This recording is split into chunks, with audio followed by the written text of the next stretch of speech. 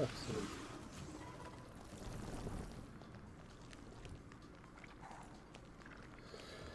Oh my god. I can't organize my notes. Oh. Okay. There we go.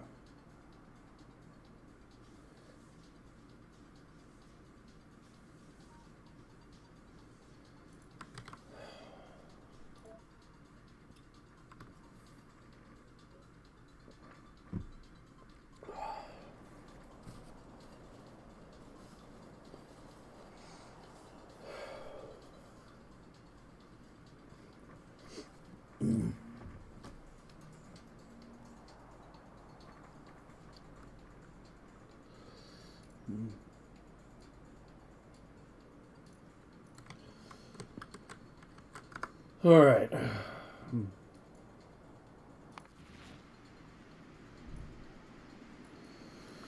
We got circles.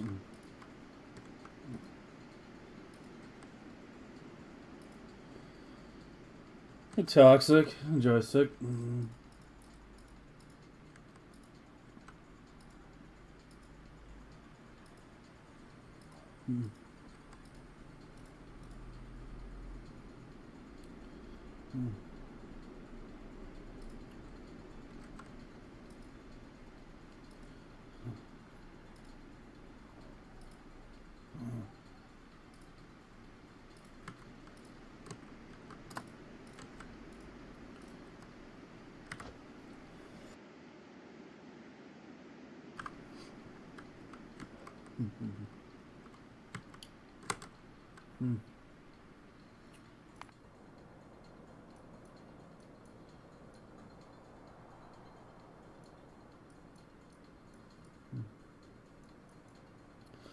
Yeah, we actually have vision over the base now.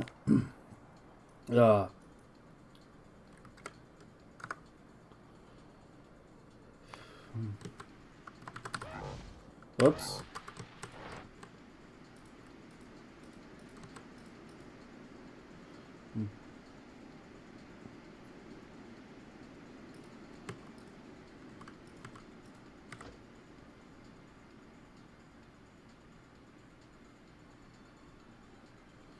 Okay, we'll figure out what's going up with that later. Let's go back to Research Prod for now. I probably need yet another Fulgora Island. How many are we up to now? 3? 3 big ones?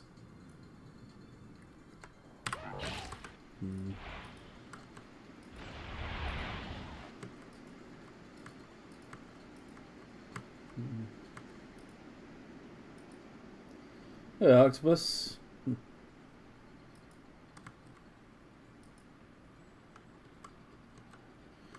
There he is. How much time do you have?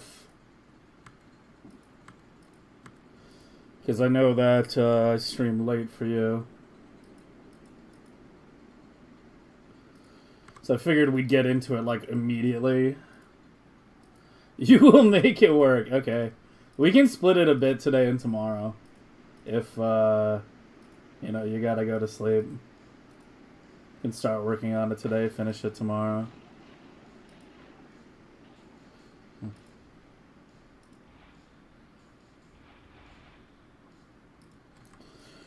Let me just get these green circles off my map. I think that was the last of them.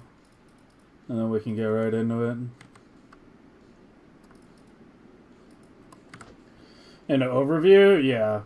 Yeah, I mean, my knowledge of clocking is basically get combinator with looping timer, you know, activate inserter every X seconds on timer, and that's basically it. So, yeah, but my knowledge is still pretty basic. And then basically slow down the timer as much as you can until the it stops working. Yeah, I'm aware that it's gonna get a little spicy. Sorry, I have a bit of a fucking not sore throat, but like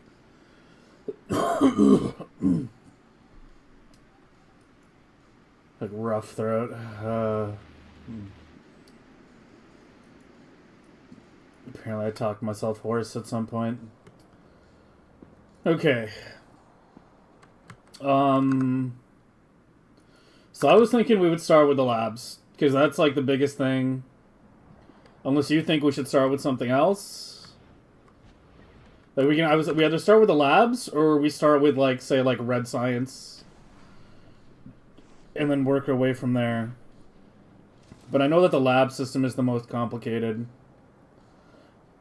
So I'll leave it up to you. You think we should start with the labs or you think we should start with something simpler? Okay, start small. Alright, okay. Alright, starting small it is.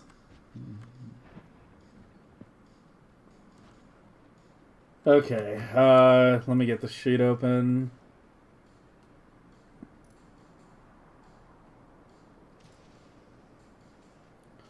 Okay, and I've got your blueprint shit right here. Leave Gleba last? Alright. Okay. So where do we begin? At what point do we begin? Or do I just begin by starting to hook up a green wire to everything?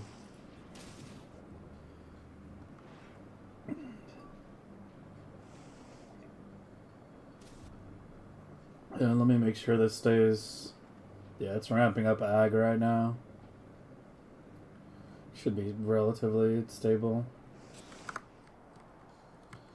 We did some nice dashboarding stuff last stream. Your old packed RGB explainer came in handy. Did some work on that. Yeah, I have it right here.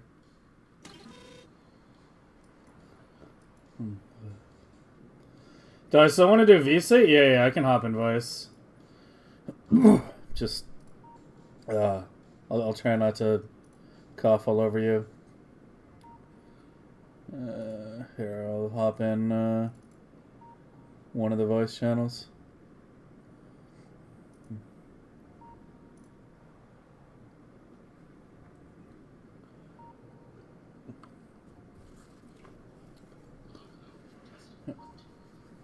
Loud and clear.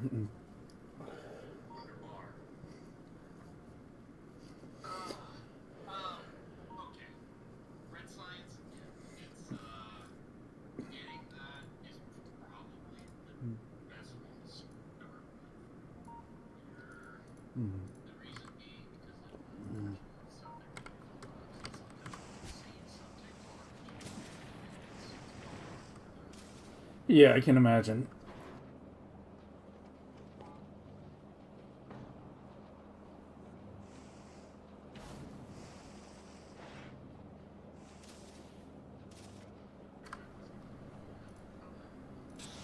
Yeah. Yeah, it should be... Yeah. 21, 322. Okay, the middle gears are a little higher, or the edge gears are a little lower, to be more precise. Yeah, it's 300 compared to 10.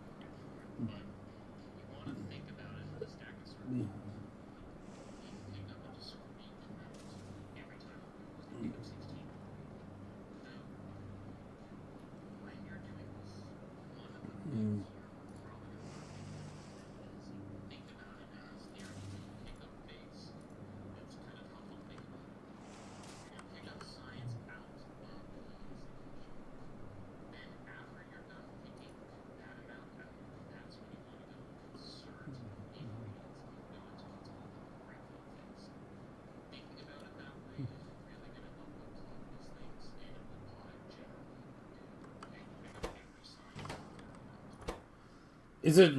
I mean, the machine store like 64 on the way out, so.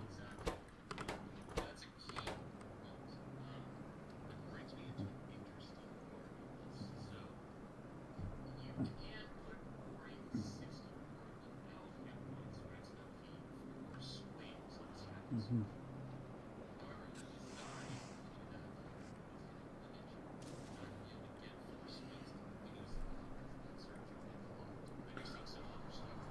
Yeah. Yeah.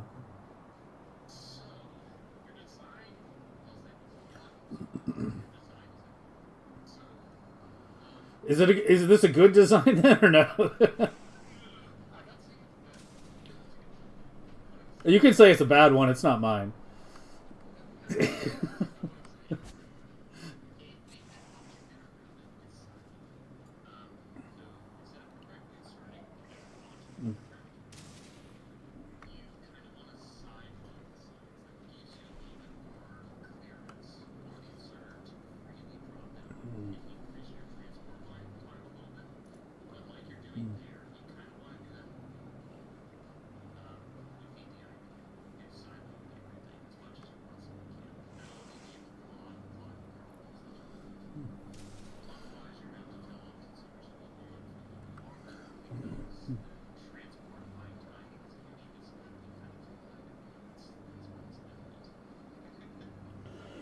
Yeah, I mean, I can sideload a half of these, but like not the first half, right? Like I can do, yeah, I can't do both.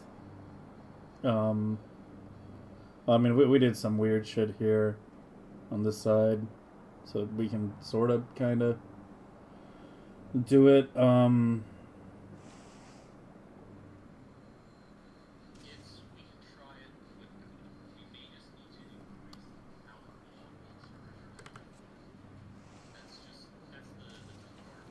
Okay.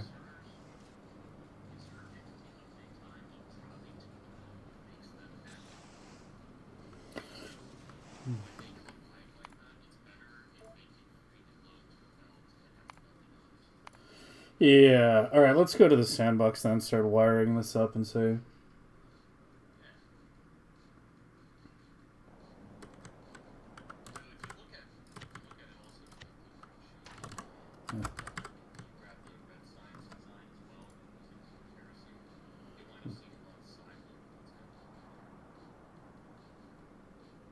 This are the regular ones, right? This one? Yeah.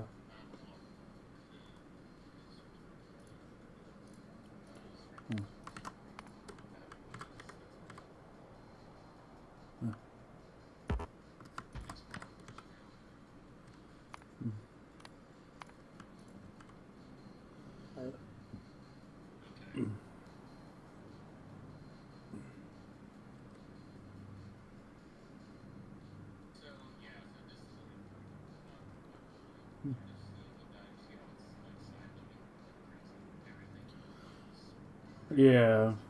Yeah, on everyone, yeah.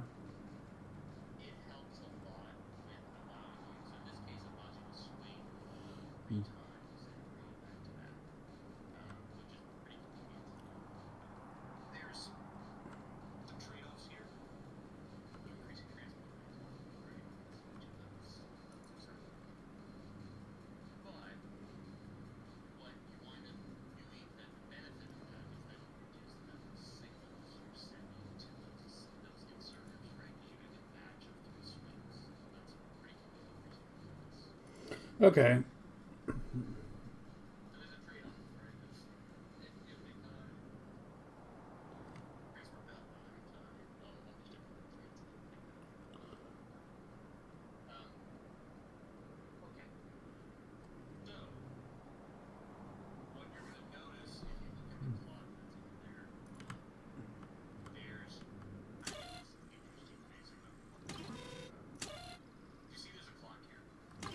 Uh huh.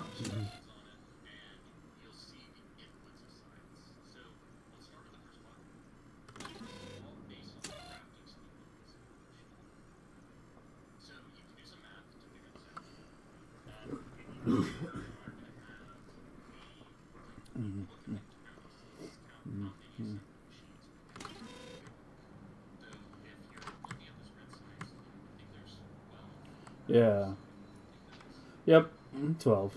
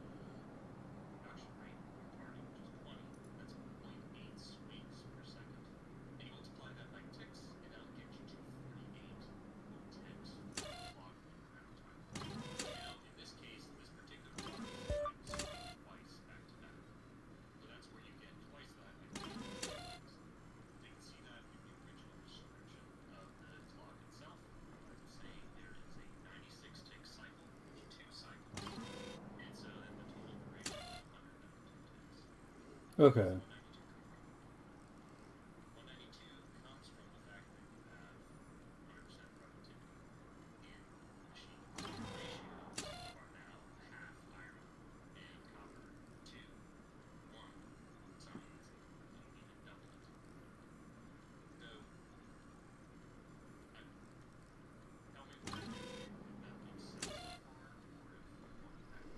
I think I'm following along more or less.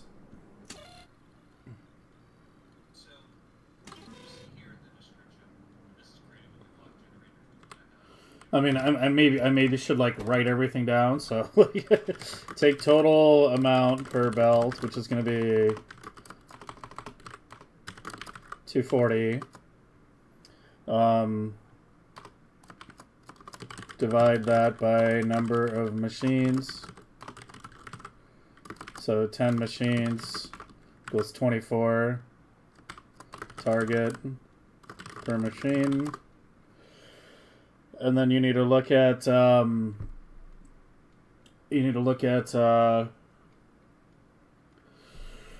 was the third part again? How fast the machine makes, and then you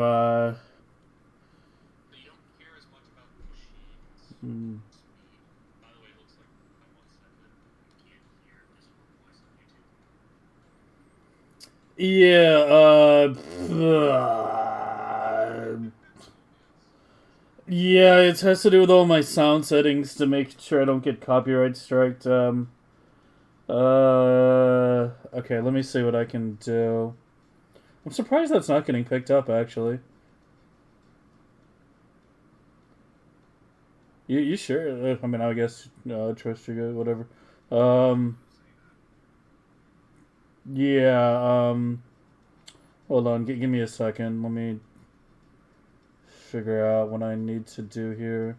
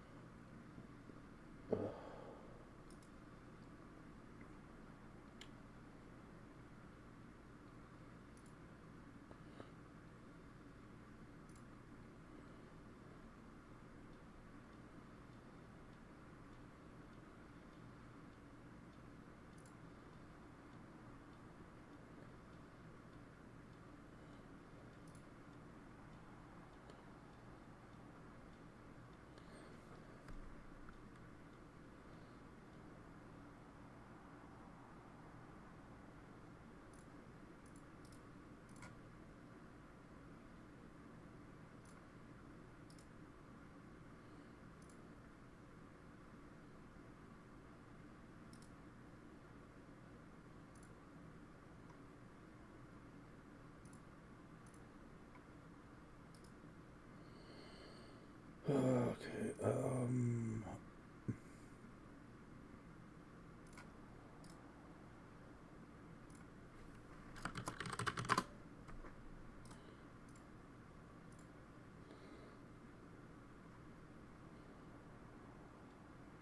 Well, that's awesome. Discord's not showing up in the fucking list. I can't select it as a source.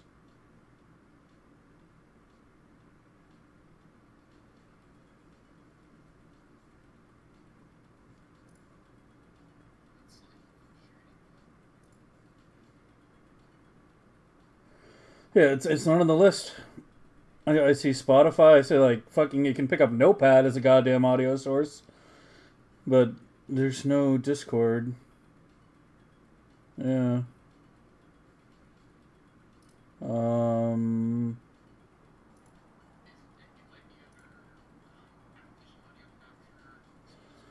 I literally just tried to copy my game audio capture and then just changed the program to Discord and it wasn't available.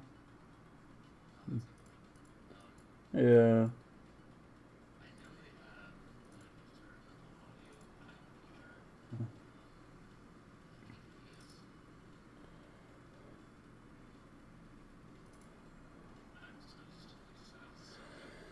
Yeah, I don't know. I tried adding. I'm trying to add.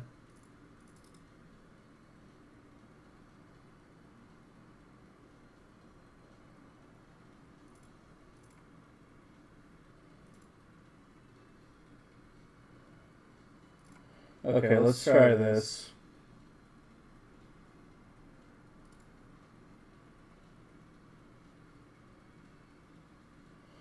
Alright, say something. I'm saying something.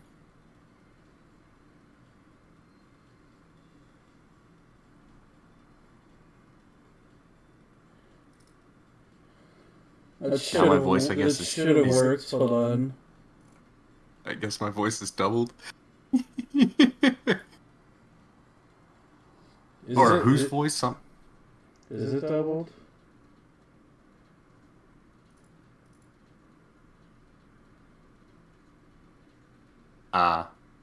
Okay, so your voice is apparently doubled. Oh my god, dude. Yeah, fuck. I don't know. Even now, like because it was when he speaks, it's. Oh wait.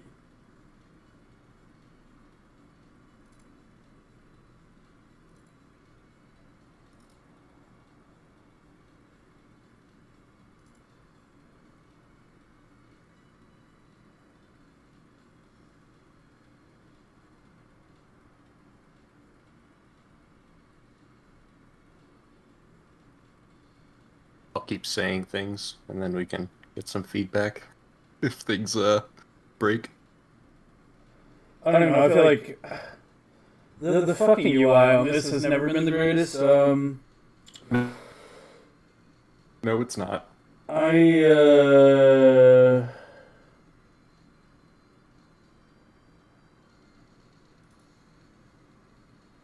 Everyone is double. It's getting worse. No.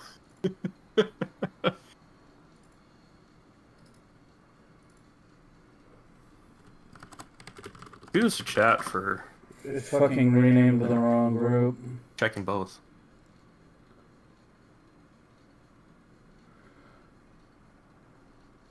Okay, one sec. Test. Test. Test. Test 2. I'm only showing mine. When I speak, I'm only seeing it. Light. Oh, wait. Maybe you have 2 channels selected or something?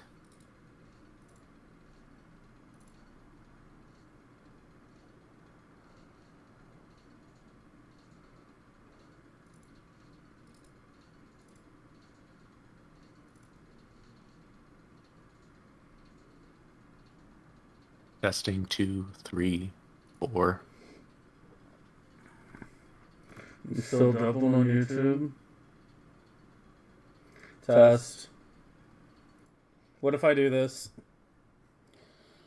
What if I do this? Let me guess. If I do that, you hear me fine on YouTube, but now you can't hear me on Twitch. I'm guessing that's just what happened, right? Okay, Twitch seems good. Twitch is good? Okay. Wah.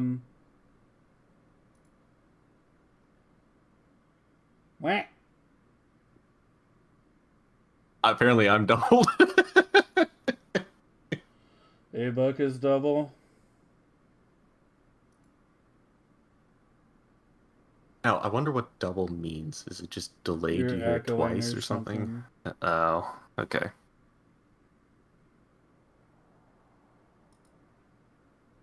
Good old reverb.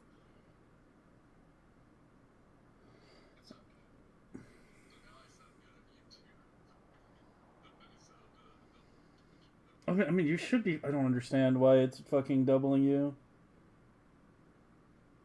Try. Both are good now?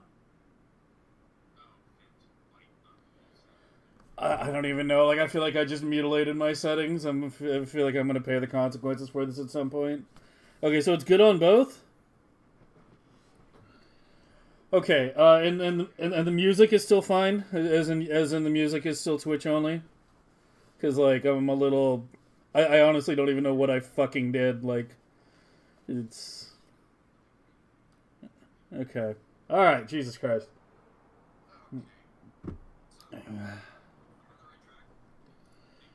Yeah.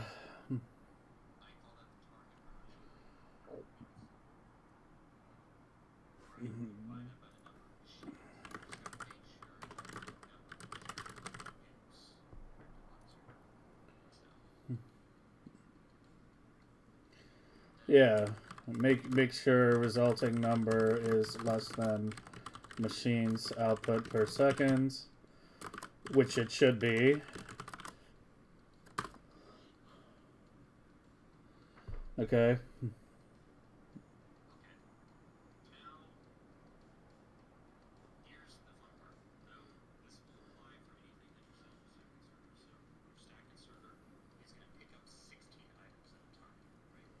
Yeah.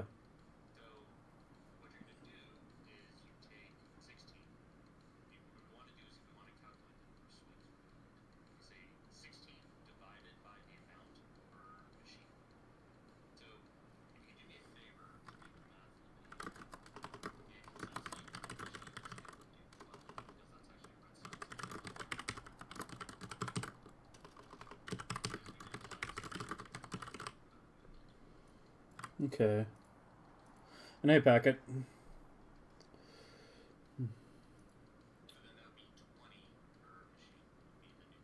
Yeah.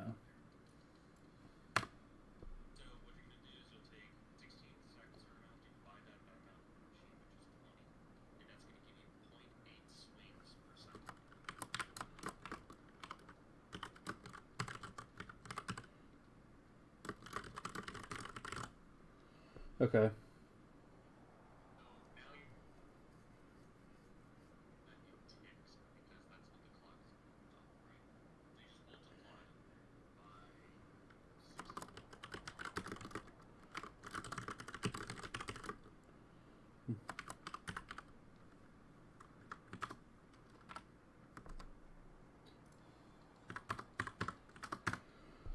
Whoops.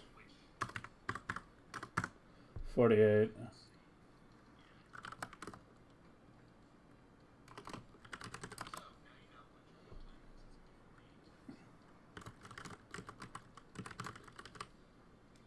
All right.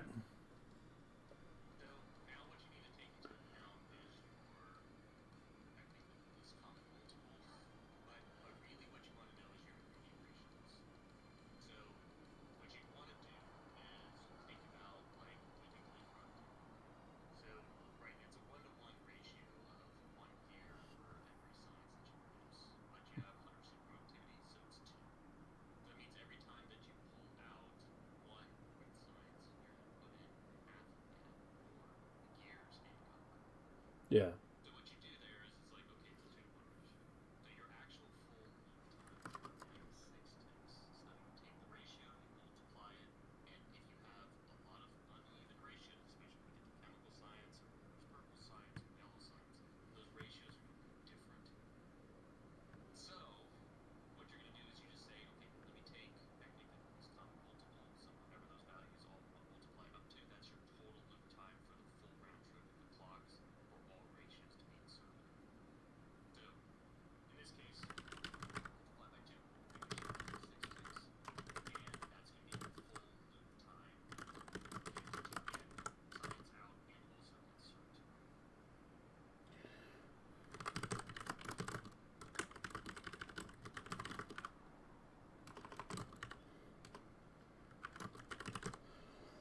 Okay, so we have 96 ticks is our full loot time.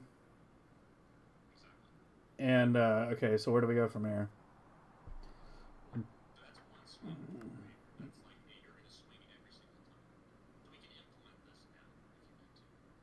Yeah. Let's actually get it like wired up so we have an actual example. Okay. Should I hook up all the inserters with the same color, or should I split like input and output to 2 different colors? I'm assuming I should split it, right?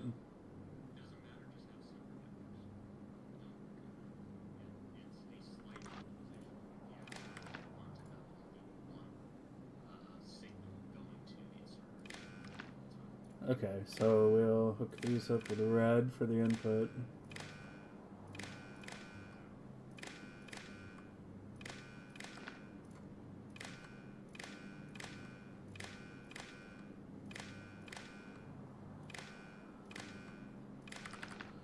And green. You gotta be fucking kidding me right now.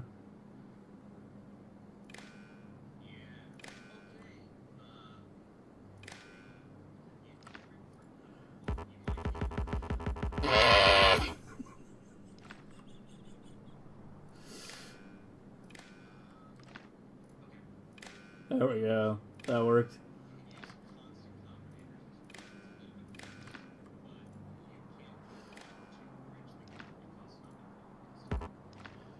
Yeah, I was expecting the suggestion to be medium power poles, but this is why I keep saying they need to fucking increase the wire distance in default. Yeah, it's like, are you fucking kidding me? Alright, I'm just gonna increase the power poles. That works too. Let's do a power pole on every block.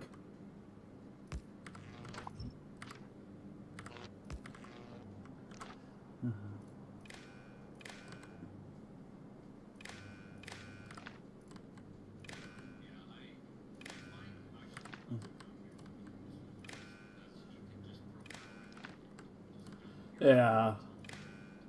Oh yeah, no, I can definitely see that.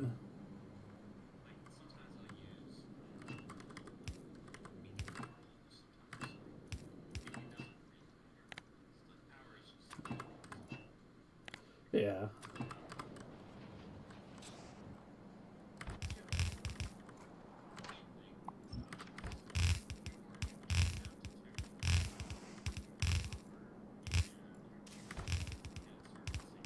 Oh, I wasn't planning on separating them. Yeah.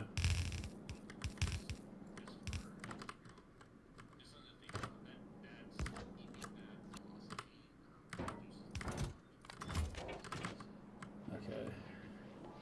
Yeah, I'm just gonna keep splitting it up to like red input, green output for now. Okay, so let's now try to apply a basic clock here. So we're gonna take our timer, and we want 92, or is it 96? 96.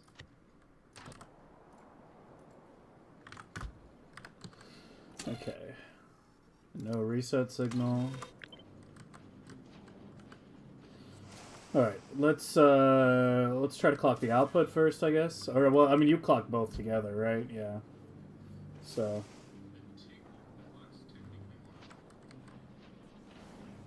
Did the clock what?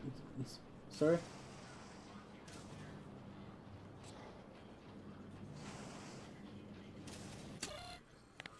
Because of the 0, yeah. Yeah, because of the 0. Okay.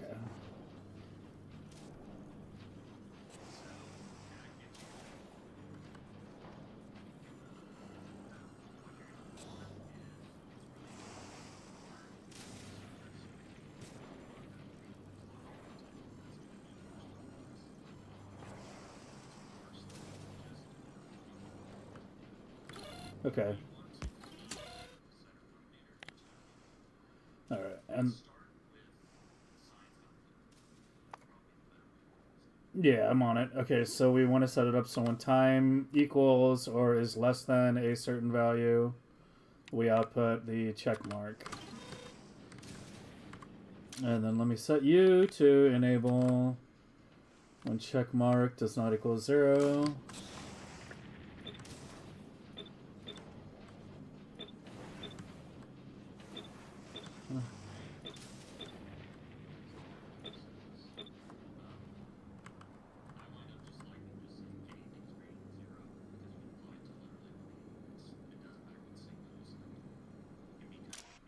Yeah, that's a good idea.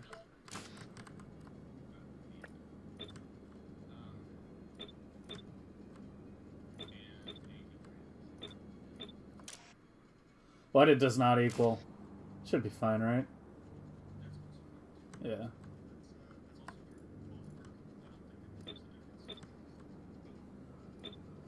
But don't worry, I'm gonna have a negative clock being hooked up here pretty soon. If I do a negative clock, does that mean we go backward in time? Does that mean the factory shrinks? Like Superman pushing the world around and going backward?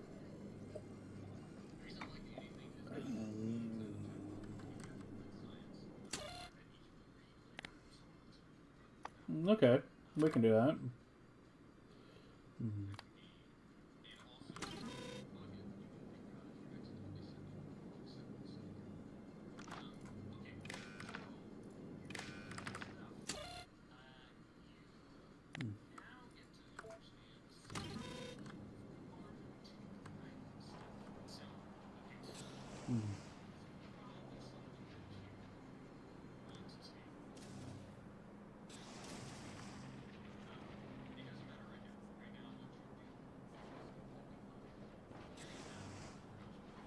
Yeah, because it's going every 96, it needs to be going twice as often as that, yeah.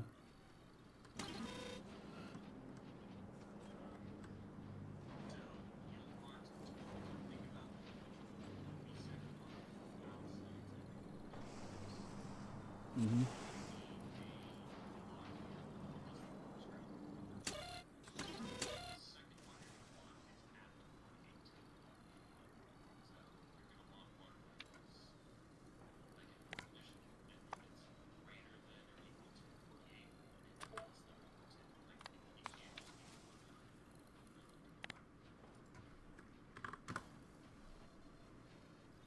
Shouldn't there be like a less than 50 as well or something? Or less than 52? Okay.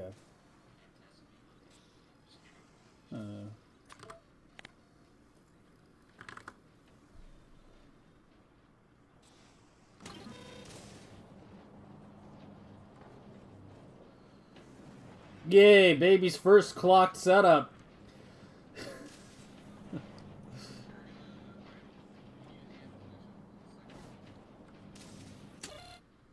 Oh, yeah. Yeah.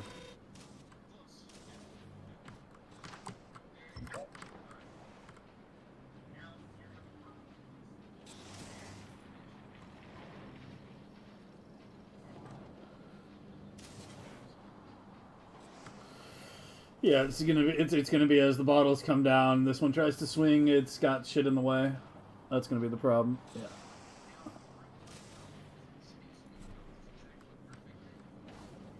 I think I might have lucked out.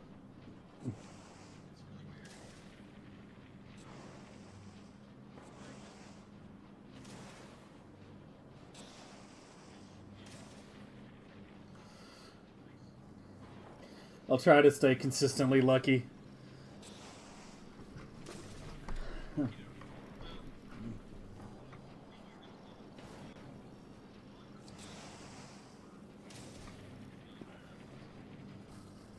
Wake lists? I think I might have heard it before, but I'm not like super familiar now.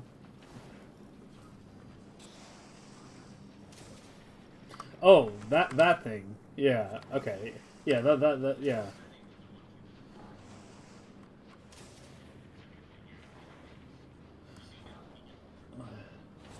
Yeah.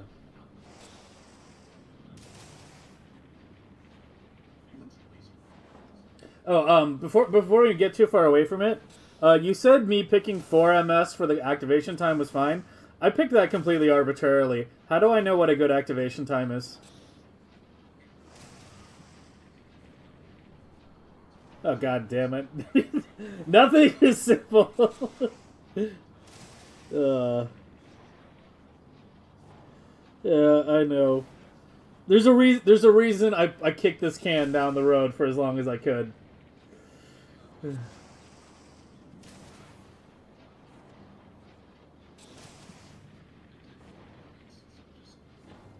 Oh, I was already expecting that. Yeah, I was already thought it was going to be like a more than 1 week thing.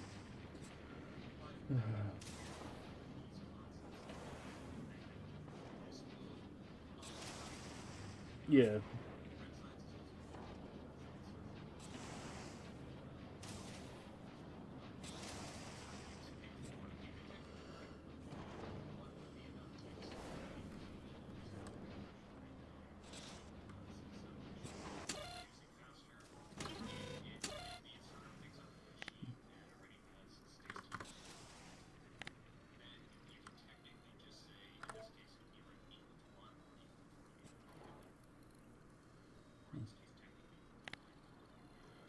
Well, this would have to be less than or equal. Yeah.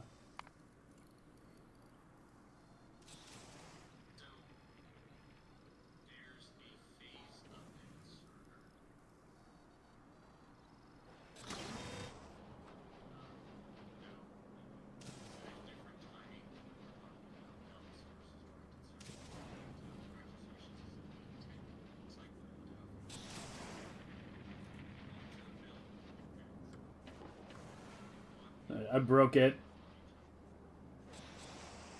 Yeah, I tried going to 1 tick and it broke.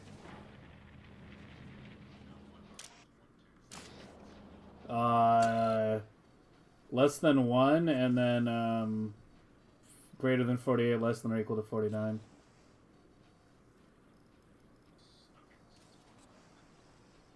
Yeah.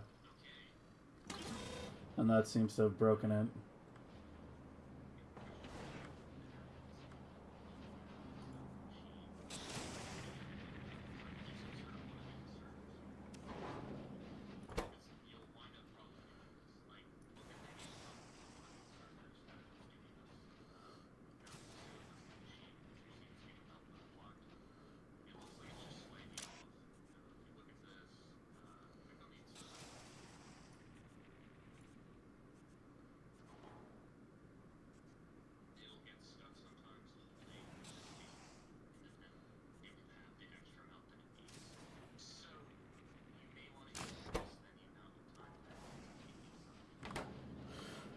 Let's just go to 4. That seemed to work, yeah.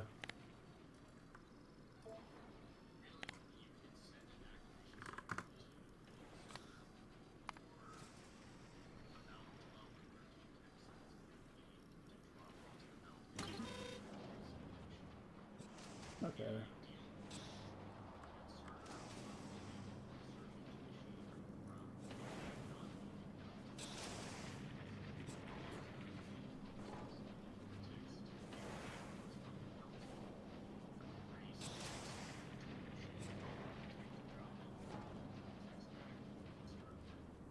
Okay, so okay, let me write those numbers down. So let me make a little thing here. Let me make a second note thing here. Okay, so for inserter picking up from belt, set activation time to 12 ticks. For machine to machine, let me write this more clearly. For belt to machine, set it to 12 ticks. So for machine to machine, I should be able to do what, 8 ticks, right?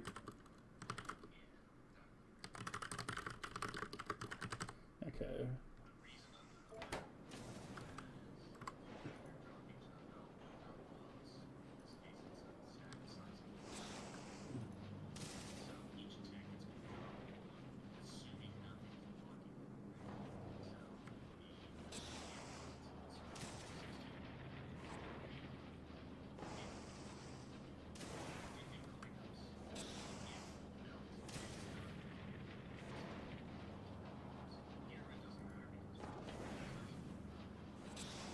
Okay, so one tick to pick up.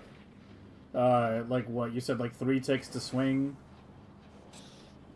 and then 4 ticks to drop, and then reset. That's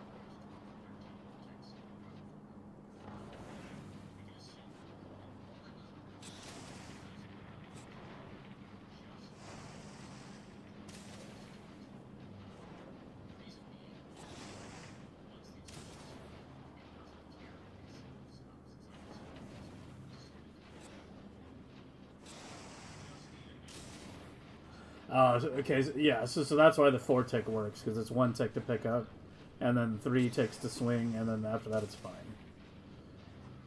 Okay.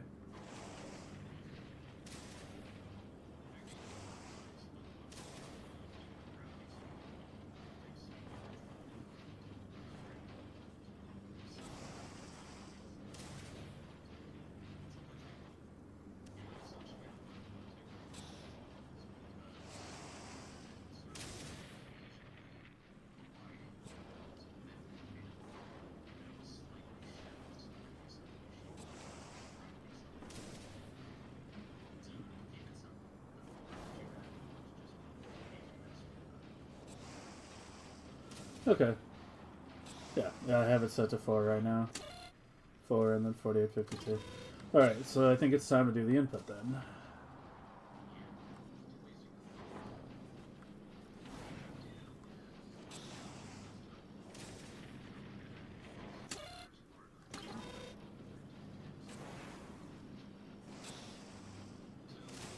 Well, these don't drop to belt. This is machine to machine. Yeah.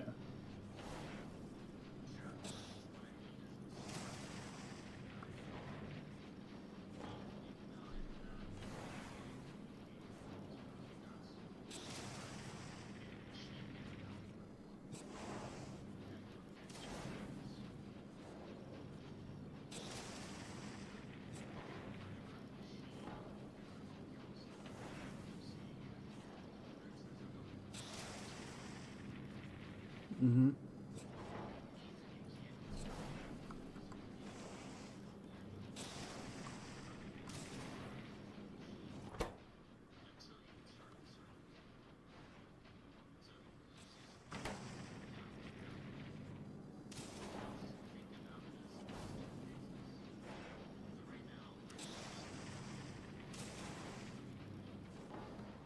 Okay.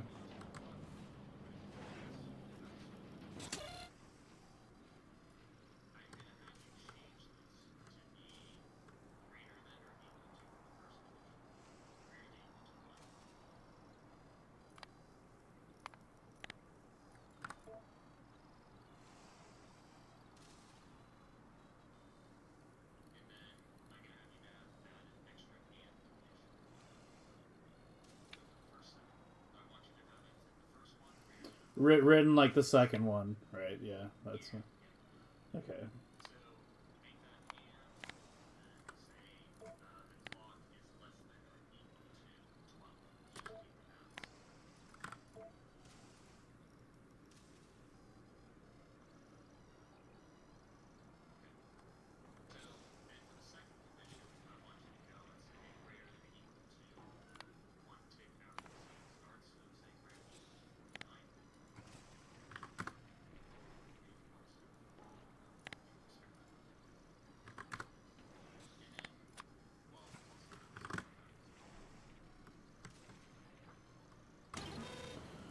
Okay.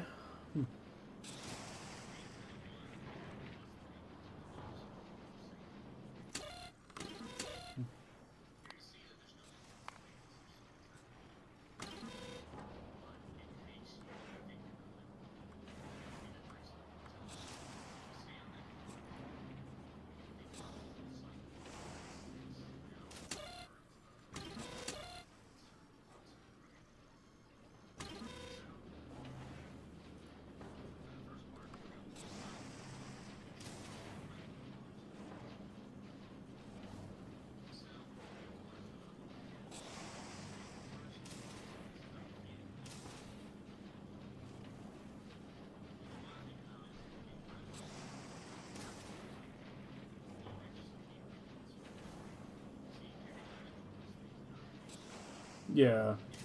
Well, after it drops twice, yeah, it's 1, 2, input, 1, 2, input, 1, 2, input, 1, 2, yeah, input, yeah.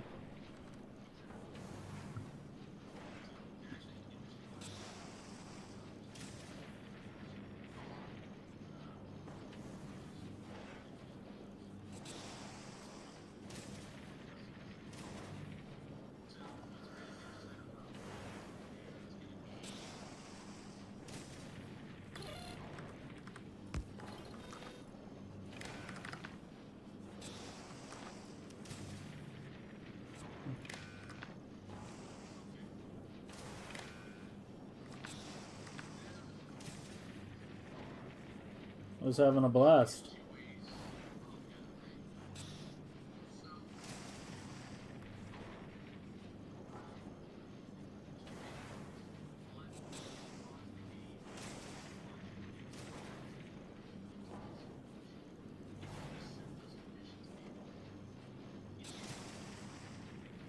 Okay. Just slightly higher, like 60 to 72 or something.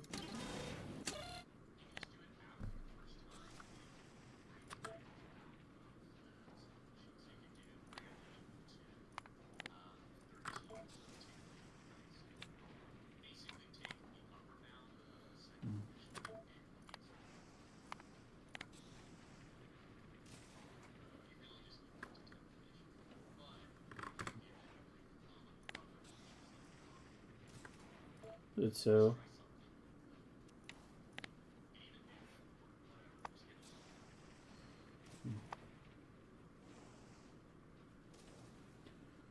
should have a different signal for input. Oh, there's even input output signals. Yeah, let's use that. Yeah. Literally input and output, yeah.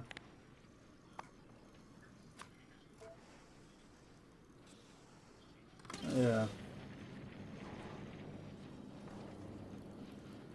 Okay, and let me reset it.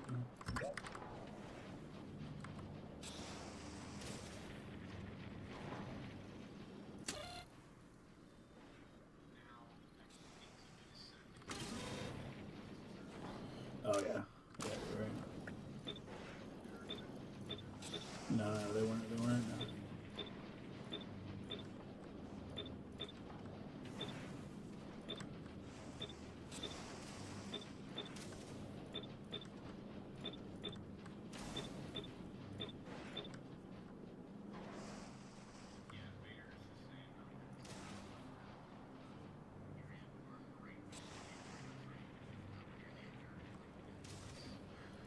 Yeah. And it did not like that.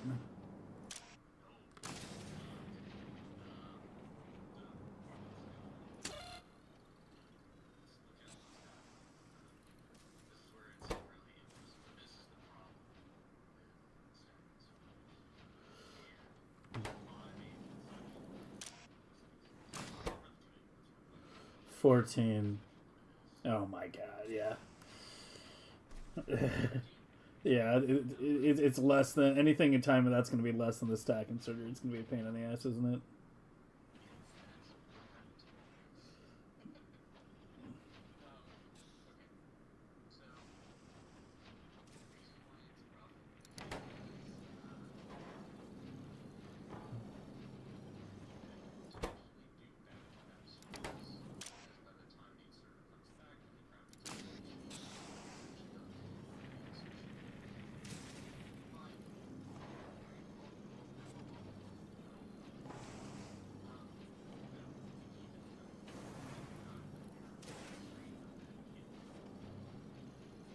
Yeah.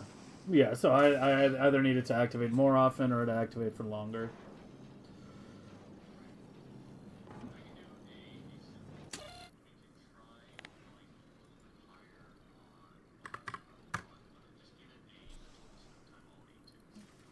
Oh, I went to 4. Yeah, I'll go to 8. Let's go to 21 then.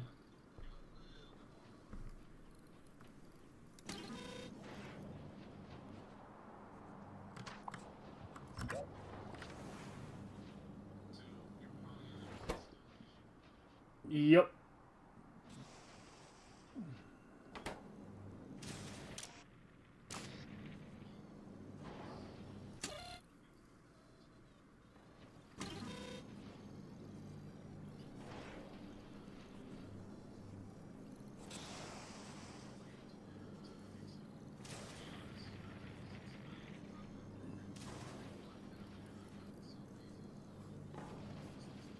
No, yeah, I don't blame you. We'll switch to using the program once we've got a grasp of this. But yeah. For those of you guys in chat, yeah, we're going over clocking right now. It's abucnasty I've got in Discord right now. He does a lot of work on clocking stuff. If you're not familiar with his YouTube channel, abuc abuc nasty nasty, you should check it out. He basically does a lot of his channel is pretty much exclusively focused on Megabase optimization. So if you're like into megabasing and you like want to learn more about that kind of thing, then yeah, like I would definitely check him out. But yeah, right now what we're going over is the basics of clocking. This is a relatively advanced circuit thing. If you're like new to the game, I wouldn't worry about too much about this. Like it's still good to like listen and learn, and you might be able to pick up a few things. But this is like basically what we're doing is we are timing our inserters on all our major builds in our factory, all our big science builds and the main labs as well. But basically, you want to be doing this on anything that's going to be running constantly, so that the inserters aren't constantly active. Because if you make a megabase, your inserter update time winds up being one of the largest percentages of your overall UPS time. And if you clock inserters so they're not always active, you can get the number of active inserters way, way, way down. It is a giant headache to do. There's a reason, we're in voice right now and going over this bit by bit, is because, yeah, the whole thing is an enormous headache and is not very intuitive. We're trying to make it as simple as we can. But yeah, if you're a new player, I wouldn't worry, like, too much about it. Clocking for UPS exclusively, yeah. This is for UPS. What about unionization? Did I miss that stream? Did I miss the reference? Can't hear abuc on YouTube anymore. Seriously, you guys told me this was fine.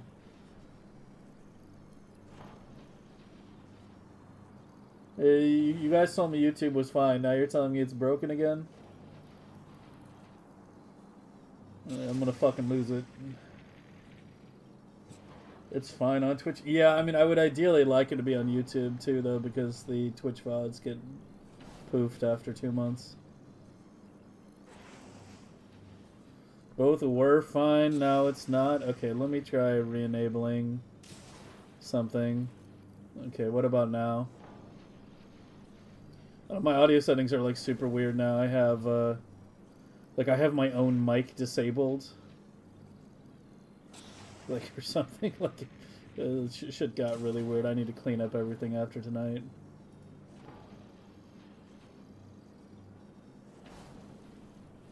I'm DMCA'd. Oh god. Like is he fine now? I can keep talking. I don't know. The feedback loop. Oh no. Now it's double, so it's either double abuc or nothing. Great.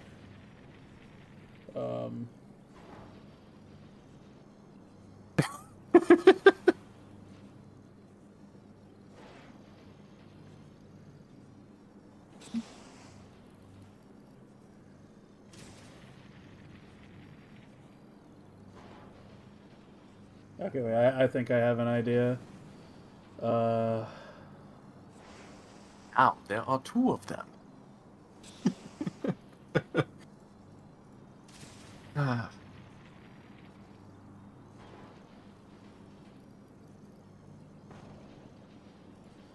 Okay, let me know if that... Let me know if that fixed anything.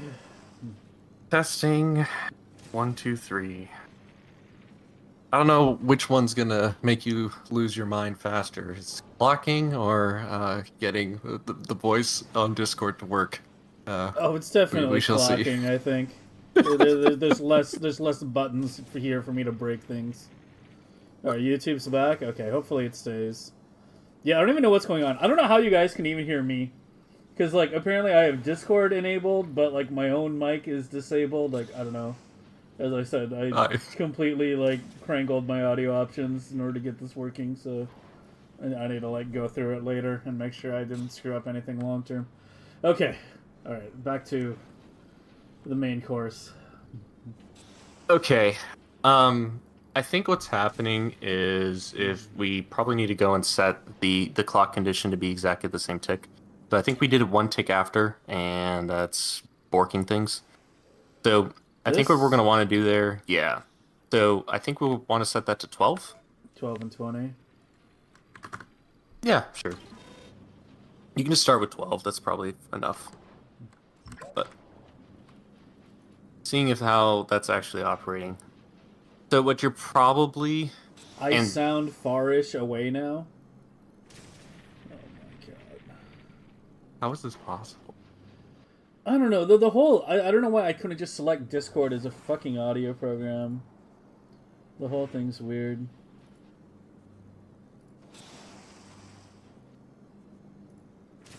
Like, is my voice really that fucked?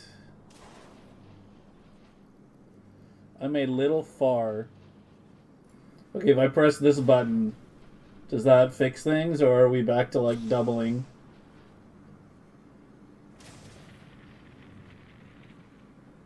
That sounds worse. I have one more idea.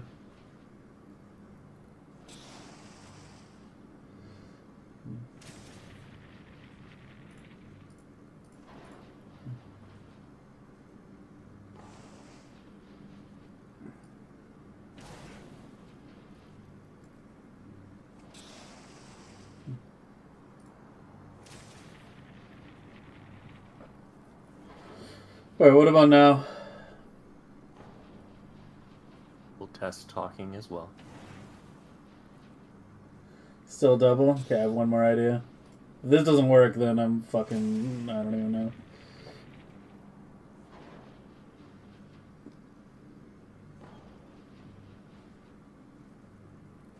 Wait, how the fuck did I wind it with two...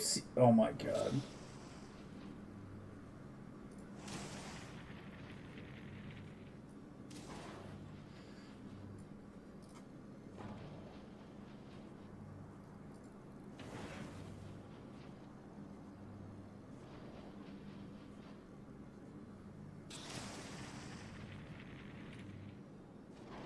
Alright, what about now? Testing 1, 2, 3.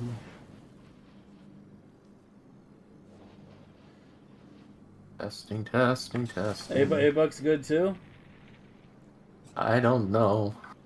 Are any of us good? Both sound good? Okay. Alright. I think we should be okay now. Alright. So, let's see. You're... Yeah, it's still not happy. I want to try just setting this, instead of 12, set it to after this. So let's try setting it to like 61 to 68 or something.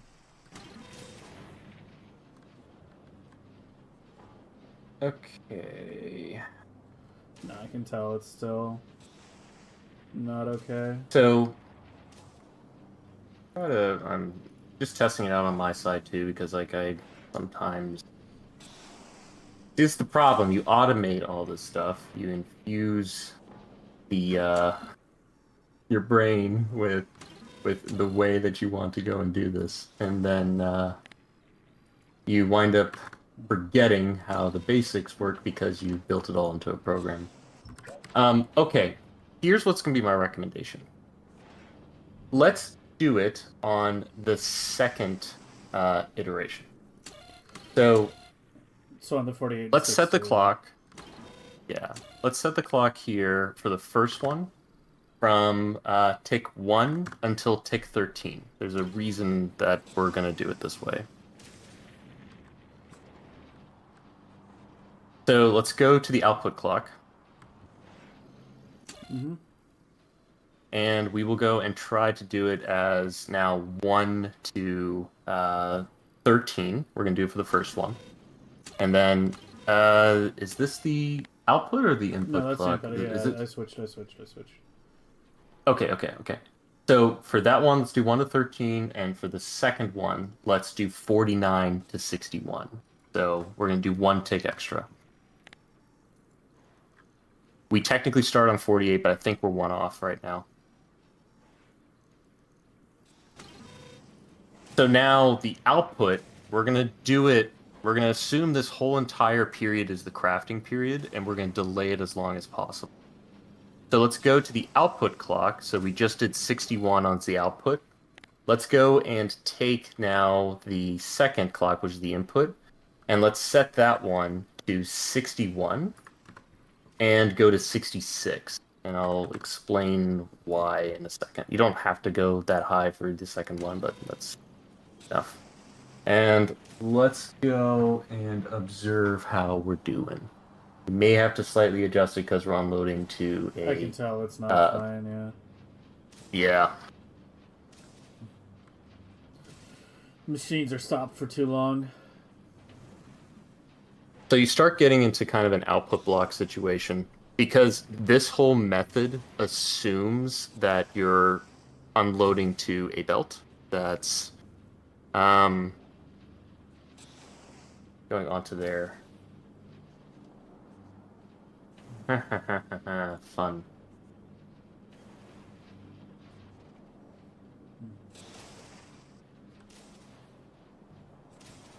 It's double swing output currently? Yeah.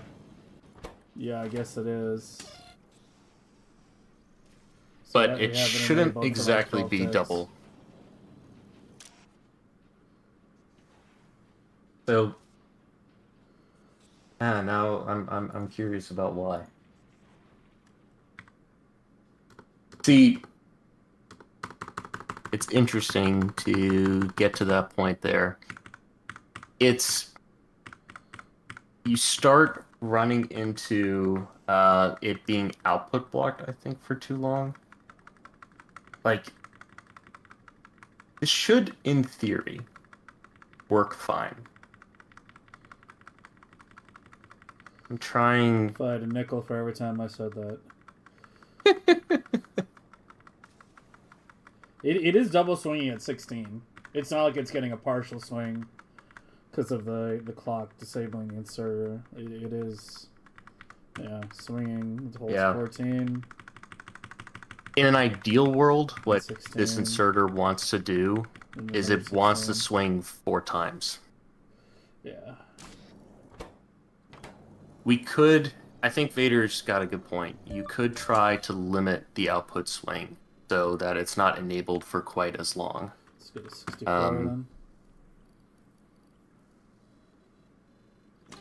For red. So yeah, I went to 64 from 66. I'm talking about the opposite, or doing it for the outserter. Yeah, output. Okay.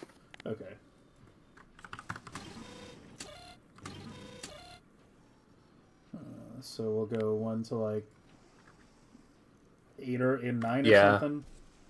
Yeah, you just reduce a little bit. Let's do 8. 1 to 8. And then you're gonna be 49 to 57 or something.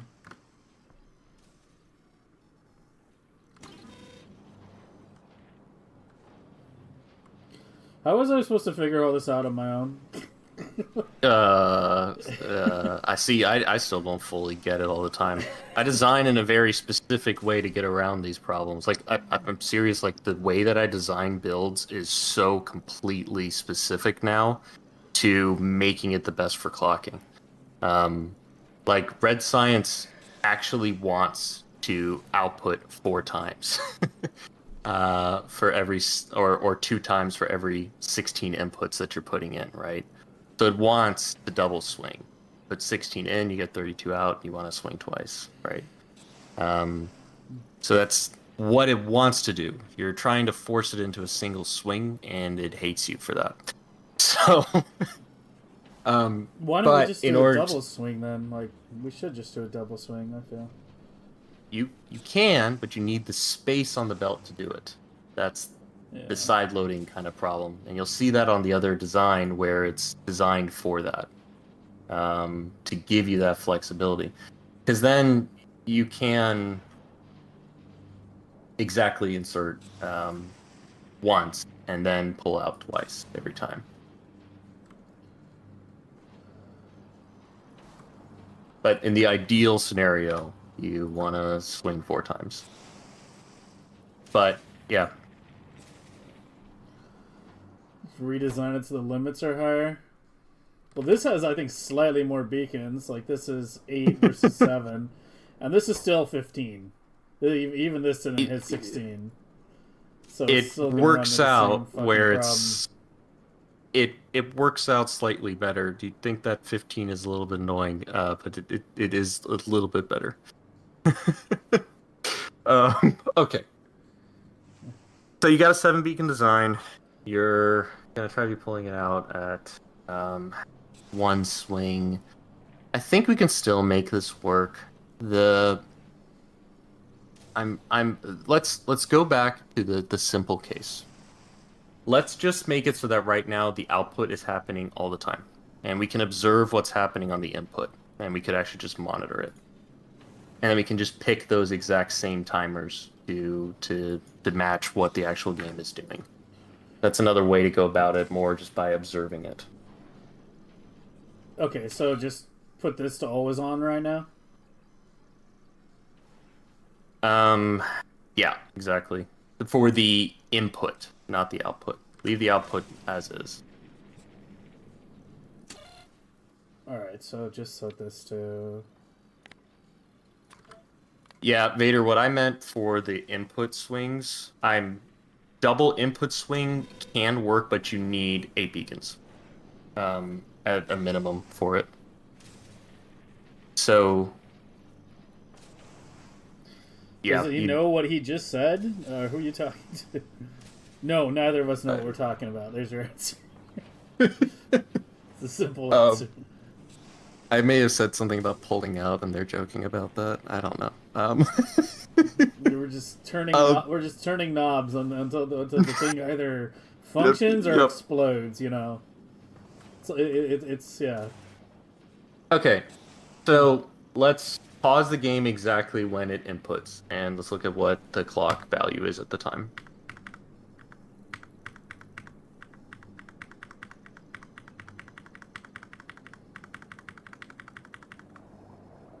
Okay, it just swung like a tick or so ago, and the clock value is at 6 right now.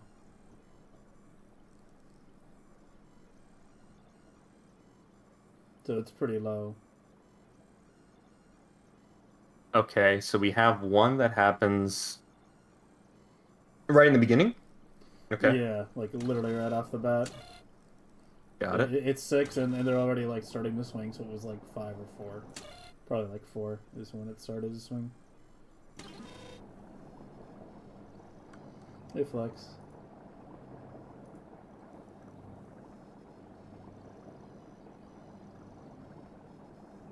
Okay, and then so we can keep that in mind. So we have one right in the beginning. So let's monitor and look at when the next one happens.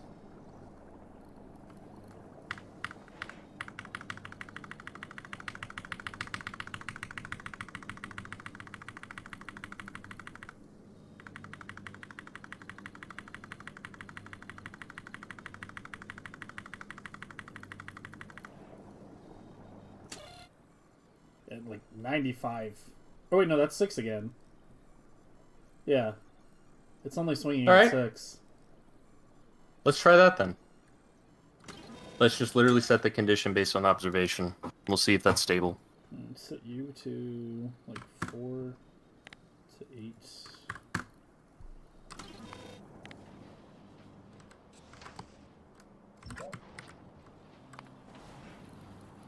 It actually does kind of look okay. We'll see.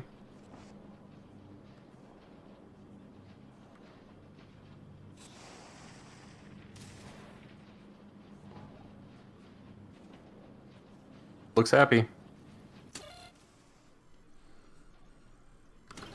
All right, now we get to stress test it. This will happen, and it's something that I find really useful with clocking like this. Go and block the output completely and let the whole thing back up and buffer. And see if it can recover. Because this can happen as you switch researches, right? And you wind up... red signs can run all the time, it doesn't matter. But, I don't know, you might do some construction, you know? Well, build a new hub, who knows it's not even run all the time. If you switch from research prod to non-research prod, your red is being consumed at half the rate versus double the rate, so... Right. Yeah, that okay. Happen no matter what. Okay, let's see if it recovers. And then let's get that output again. It can. Yeah, it needs a second. That's the question. Yeah, it's clearing right now. With 1 tick output, you're probably fine. It did gap briefly. It will. So sometimes you want to create a little bit of a buffer on the output to deal with that. But if you don't care about the small gap, it'll eventually recover. For one swing like that, that should be good. This is where, like, that observation of the inputs is a method to figure out, like, that's kind of like the input timing of the build. It may work out sometimes, it may not. But you can have it where it can get stuck. Especially if the automated insertion limits is like 8. Like, that observation pattern is not always going to work. But it will work in this case. Yeah, it does seem to have worked, fortunately. Only took us an hour and a half to do red signs. Yep. I look forward to doing yellow. You can slightly refine it if you want. Oh, yellow? God, no. No, that is hell on earth. Yeah, I have a working build, but not with stack size 16. Yeah, I can't get it to work. I have tried. I mean, the thing is, like, we've already gone through the phase, like, not even just me, but as a community. Like, we've all been working on these together, so we already have the blades designed, you know, for pretty much everything at this point. This is our yellow blade right now. But yeah, cool. In terms of things, LDS is a bitch. The exact same numbers. How would LDS be a bitch? It only has 1 input. No. Inputting it into the science assembly machine because it's a 3-to-1 input ratio, and the clocking of that is real gross. Yeah. The actual production of it's not bad. Yeah, yeah. I was gonna say. Because it's only inputs. 1 solid. How bad can it be? Yeah, but if the ratios are just mean, because you're typically going to want to belt like 2 of those ingredients together, you know, for like, but one's going to insert it every 2 times, one inserts every 3 times, and which one are you actually inserting? And yeah, it's evil. Yeah, okay. we there's built, a reason I haven't redesigned LDS, yellow science. We built the LDS and blue chips, and we DI the robo frames right now. Nice. Yeah. Okay, one thing at a time, though. Okay, so are we done-ish on red science, then? You are done-ish, yes. I feel like that ish is doing a lot of... No, I just meant you could slightly refine it. See how it still has that little wake event? You could slightly trim the clocks if you want to. Okay. So on the output. Let's try going to 6 and 55.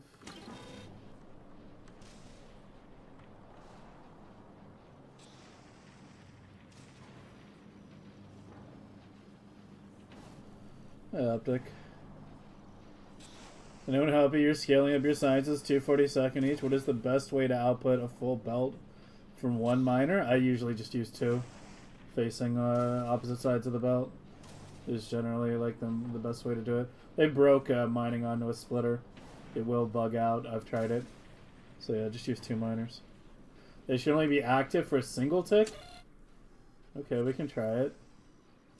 Greater than or equal to 1, less than or equal to 1. Equal to 49. I mean, I can just set it to equal if it's only active for 1 tick. Yeah, we can try it. It already looks unhappy.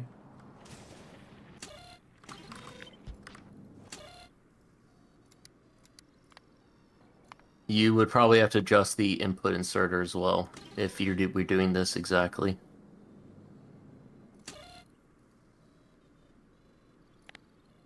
It's tough to get it exactly 1 tick.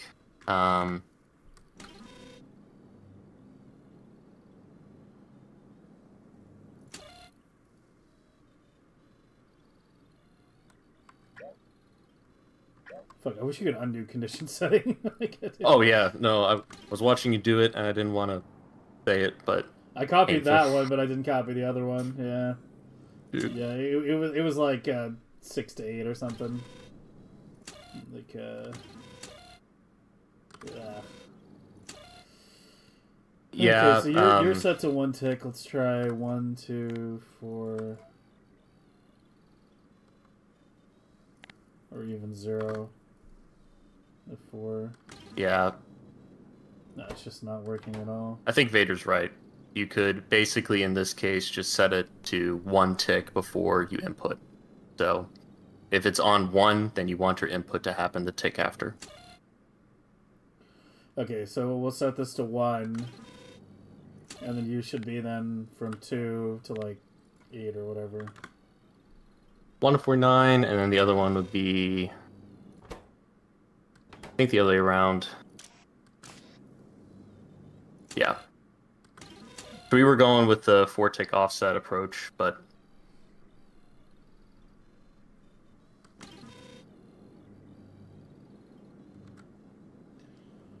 Sorry, give me 1 sec. I need to ask if your quality ship, using my quality ship 2 super design, know what happens.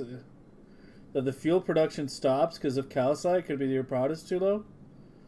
Yeah, your prod is definitely way too low if you're somehow running out of calcite. That's not an issue I ever had.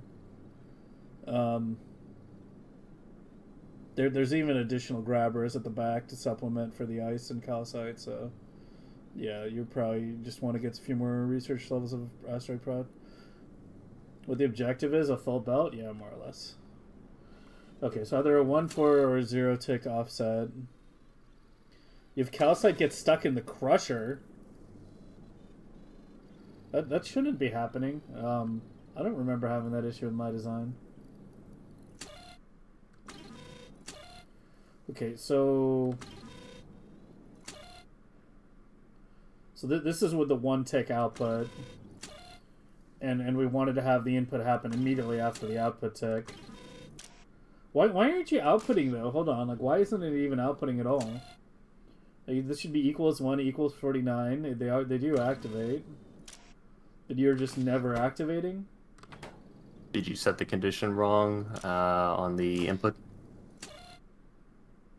What do you mean? Oh, no, the output needs to be an OR condition. Oh, fuck, my bad. Alright.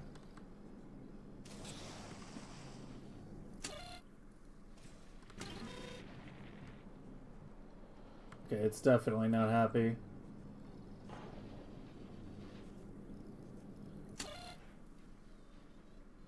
And this is what it's happening on the immediate tick after. This is equals 1. And this is greater than or equal to 2 to 8. Let me try doing 1 to 6. I actually have a little overlap there. Nope, that's not happy. Alright, any suggestions, or should I just revert to the old timings? I mean, so you're kind of, you can revert to the old timings if you want to. It does work. There's slightly another way that we could go about it, but The method that I was originally talking with you about assumes that the belt is never going to be blocked. So that's one of the assumptions. That's kind of how I've designed things. So it's a little bit, that's why some of the methods that I'm talking about don't exactly work. But,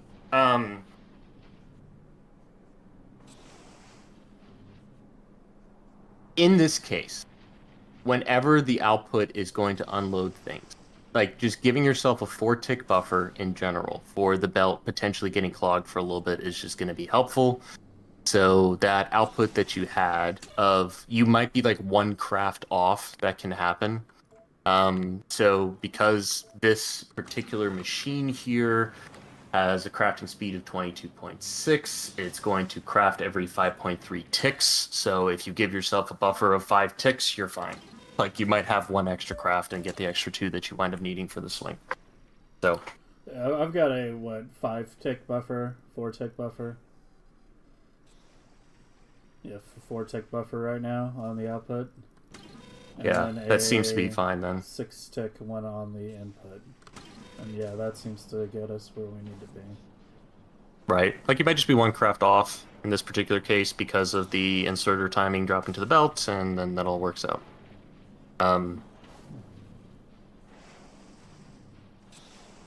Solved it with an extra design. Okay, hold on. Give me 1 sec. Let me help Optic real quick with the shed. Yeah. So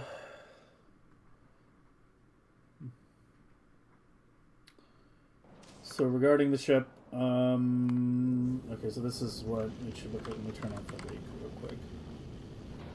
It should never be backing up on calcite, because the calcite inserter only goes to one thing. Right, like the calcite only goes to here.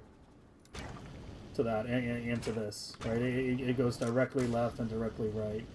Those are the only ones that pick up calcite. And then the circuitry should govern, you know, everything else in terms of what recipe it should be doing, etc., etc. I don't think I have recipe switching in here. No, I didn't. Yeah, this is where all the logic happens. But, like, when you say it's getting stuck on calcite, none of them should ever get stuck on calcite. These are only ever pulling out calcite. This is only ever pulling out ice. Like, I don't even have filters set on them because it's the only thing they can pull out with the machines they're facing. So,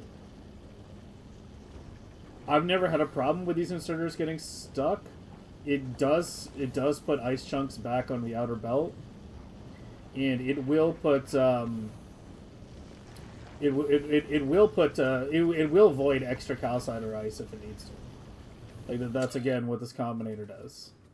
If the numbers on any get too high inside the machine, we're reading the contents, it sets the filter to whatever gets too high. Right?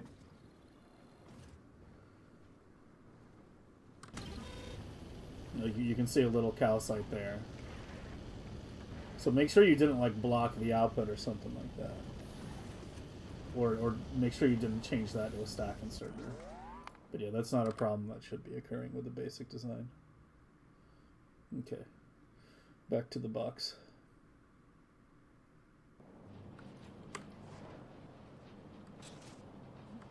Okay, so right now we are at a 4-tick activation in 2 phases. On these, and then a 6-tick activation that just happens once. I'm going to try to lower this a little bit. Let's see if we can get like 4-tick activation on that. Because obviously you want the activation to be as short as possible.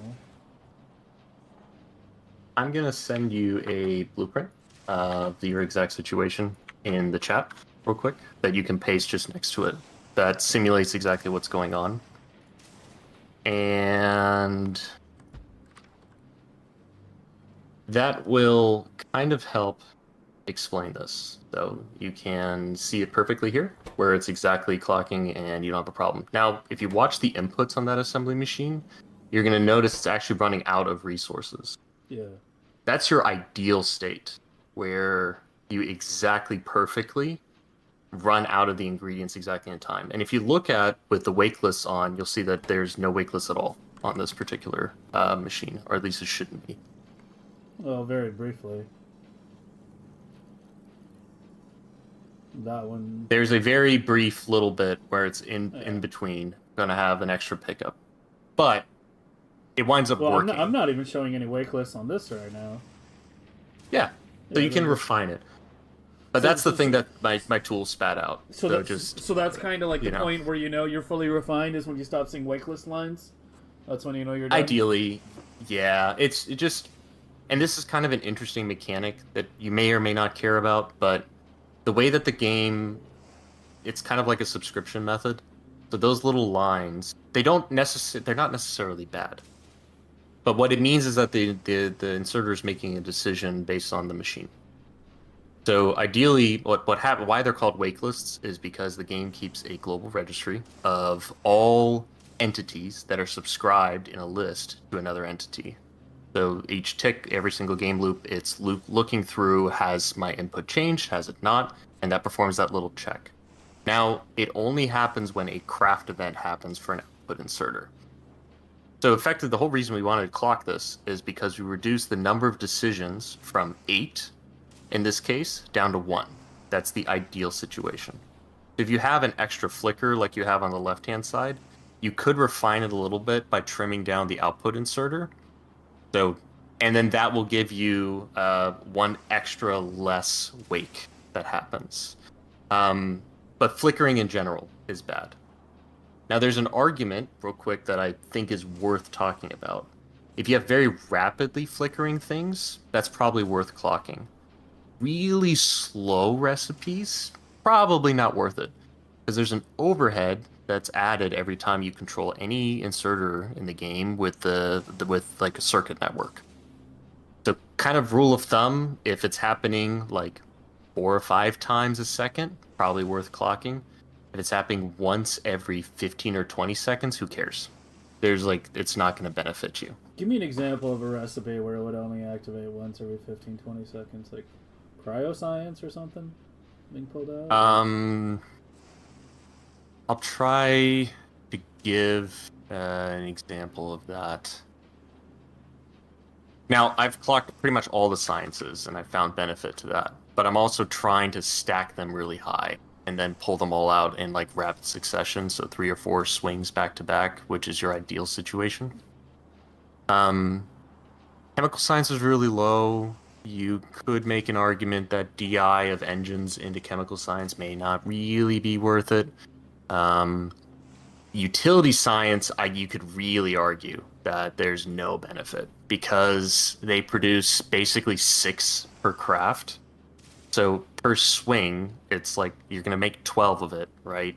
So you're eliminating 2 wake lists on the output, so 2.5 per time that you craft, which I don't know how much you're really gaining. You gain maybe 50% from that, for the insane complexity that comes from utility science. So it's like if it produces a whole bunch, then and you want it activating every time, it may not be worth doing it.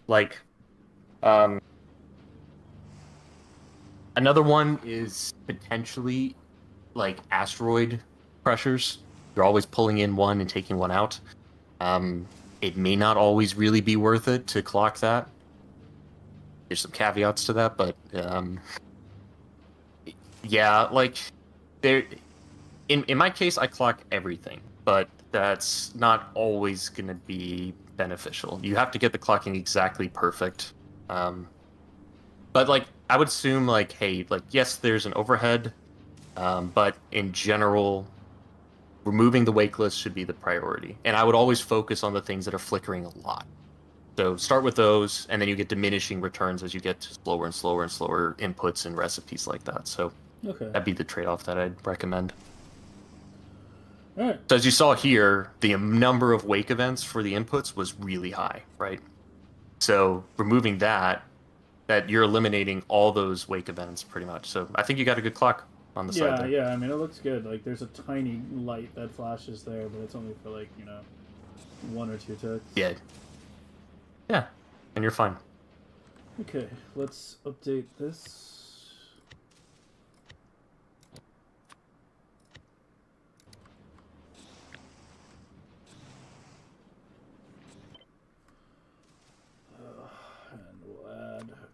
symbol to you. Nice. Well, that should be good. Okay, should we just go through the sciences one by one then? Make sure we have this down, or is there like Yeah, baby something- steps. Let's upgrade to Yeah. green science. Okay. Let me get this area labeled properly, because otherwise I will lose track of it in my giant fucking sandbox.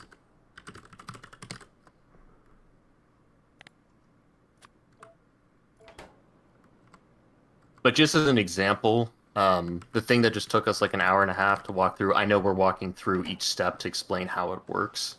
That blueprint that I just sent you was like about a minute of me messing around with my tool to get a good clock. So that's why I built it. It's just because like I cannot be bothered to do that manual observation, and that's actually how the tool works. It actually simulates the whole game, and then does the observation pattern for you. Simulates the It, like, whole game. Yeah, in the browser. Yeah. What each inserter's doing, the machine's crafting speed, what it's doing at every tick. It's kind of cool. So You auditioning for a job at Woob? No, they won't take my crappy web dev stuff. anyway, so what you can do is it helps with a lot of these things, because like it is super tedious to kind of observe what's happening. Now, you can know conceptually how it works, but your automated insertion limits really start to bite you as you move up. Chemical science is an absolute bitch. So Yeah. that's where it just gets progressively worse over time. Yeah, that one. 12, 4, and 8. Yeah, it's gonna be a nightmare. Exactly. And ideally you want to actually output twice. So side loading is your really big friend here. Okay, I mean, I'm not opposed to having to But you got redesign space, some so you're blades good. for side loading. At what point do you think I should start using the tool? Should I do the green science the normal way and then use the tool, or should we use the tool now? Let's see. Okay. Let's think about it. Let's look at your layout, and you got, it looks like 10 beacon layout, is that right? Yeah, it's 10 beacon. This is 2 green sciences together, because Okay. of the way it worked out up here. Andy just took the green science we designed and smashed 2 of them together. Nice. You can, okay, so I'll send you, mainly I'm going to send you a design that's kind of interesting for green science, because it'll kind of exemplify something that I want to talk about, which is like your multi-swing outputs, and why it can be so useful. So multi, and then we have enough space to do it here, so you slightly redesign it to sideload everything, but I think it'll help explain the concept. So this.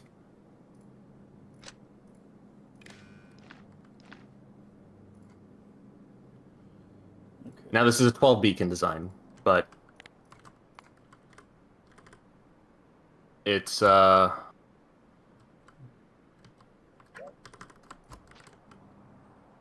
it can kind of help explain what's going on. You just got to feed it some inputs. It'll take to 120 per second per side.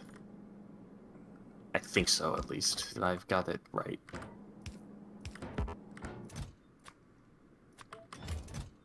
And you'll need to stack it. I don't think Yeah, I just fucking realized that. Yeah. It's a boo.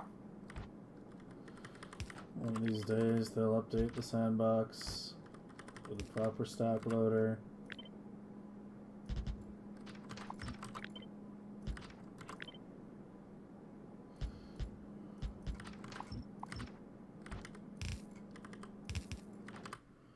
Where are you?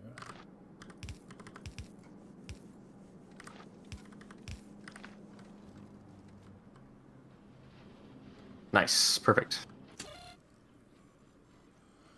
Okay, so Green it's science is really finicky. 175 total.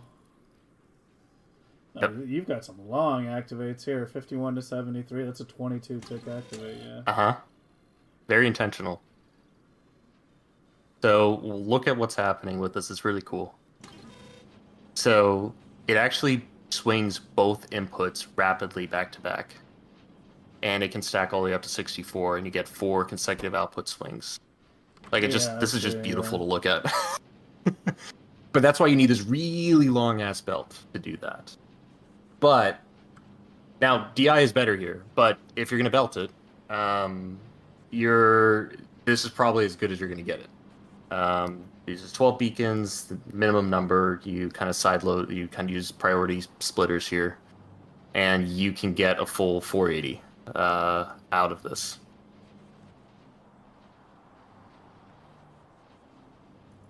And the way that this works is, and the reason that the 12 beacon layout is really nice is because it just ever so slightly pushes the automated insertion limit up to 15. You might have enough of an overload multiplier to do it at 10, which I can check real quick. Yeah, I have 14 right now. Yeah, so that one extra actually helps you out because it can make it a little bit more stable, which is weird. But that extra little bit allows you to, with a one wake list, but you can do basically 4 back-to-back swings. Okay. But what it's doing, and you can just watch the input inserter, it's kind of cool. So the input inserter is going to swing back-to-back both inputs exactly at the same time. And then it's going to do it again, but slightly later to input those. So what that allows you to do is it gives you a very specific window. And this is where insertion limits and output limits start to come into play. So let's dive into this concept real quick. The input inserter, and if we look at the assembly machine, is allowed to insert while it's under the automated insertion limit, right? Yeah. But there is a condition in which it still can't, even if it drops underneath that. And it's not what you would think, like, okay, the output gets blocked, I can't do it. But there's a hidden thing in the game that no one knows really about. It's not documented. I'm going to give you another debug setting so I can show you this. If you press F4 and turn on Show Additional Tooltips,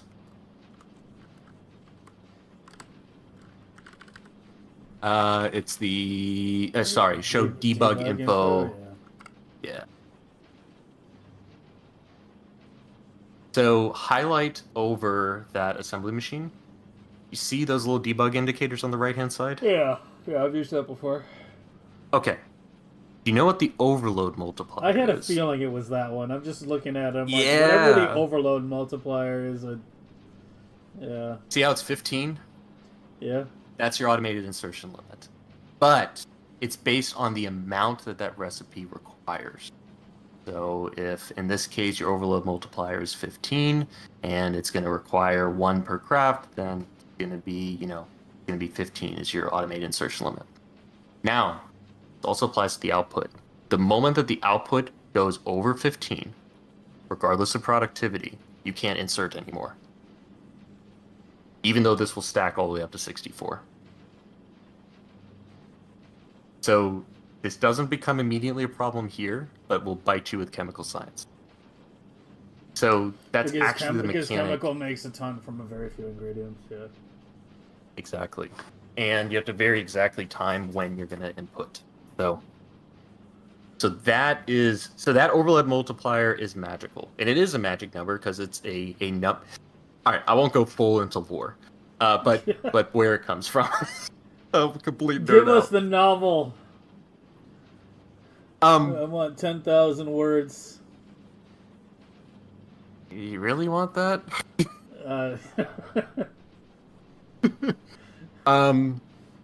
Okay, so the way that the overload multipliers and input multipliers actually work, and the reason that I absolutely hate them and detest them with all my mind, is because it's based on a yellow inserter and how fast it can insert. A what's it called? I have it written down somewhere.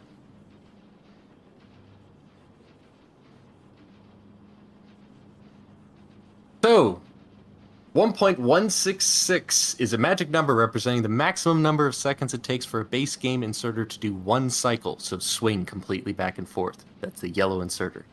So the calculated overload multiplier is the number of crafts we can complete during one inserter's full swing. That's a yellow normal quality inserter. We're dealing with way faster stuff here. So what that means is that's kind of the math on how they calculate the overload multiplier. That sets the bounds of everything. Problem is, and I think personally, I think the developers should change it to be also take into account productivity. Productivity kind of screws you here because it's going to craft 2 times as much. So that means you're going to reach the overload multiplier of 15 twice as fast. So, and it doesn't care. Like the moment you get over 15, you craft 16 inside the machine, you're done. You can't input anymore. So that's where that concept that I was talking about initially of having like an insertion phase and then a crafting phase really helps you to be pulling stuff out of the machine and only then inputting the machine. Because the ultimate goal is to starve the machine of resources and not get output blocked. That's like your ultimate goal with clocking with stack inserters. Because effectively what this design here is doing is acting in a dangerous environment. And the dangerous environment is that we are acting outside of what the game wants to do. So the game wants to naturally prevent you from inserting more because it says, hey, look, you're not using this resource anymore. You haven't pulled anything out. We're done using this. And that's really good because if they didn't have that, you put 1 million inserters into one machine and then people would get real mad in the early game. So it's a good thing. What this is doing is it's purposefully swinging twice into the machine exactly when it's still under the overload multiplier. And that allows you to swing 4 times into the machine and craft 64 completely in the assembly machine and then drop 4 at a time. That's your best scenario to have a constant activation, so one signal that gets sent to the input inserter, and then one period where it's outputting. Because the inserter is slightly better if it's constantly swinging consecutively like this. But you need to design your whole build with that concept in mind. Hopefully that's not too much stuff. Yeah, I got it. Anyway, we don't have to do 4 swings. But just so you know it's possible, and that's how the schedule on this clock is designed, is it's inputting right as you have pulled all 4 out. And it works because the crafting machine speed of the machine is so much higher than your actual target. So. Okay.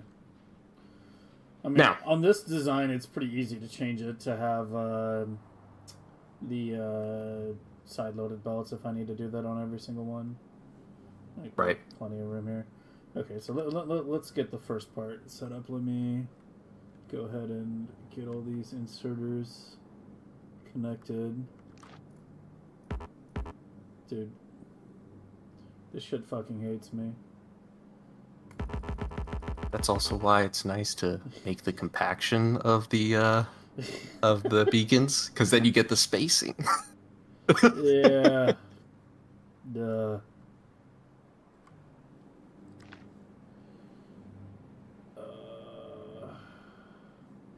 Let me move the power poles.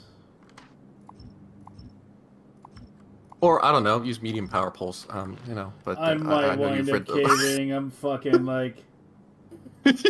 yeah, there's only so much at wit's end I can fucking take.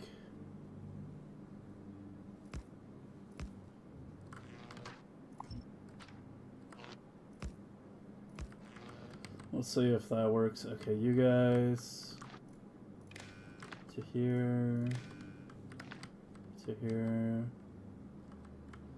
you two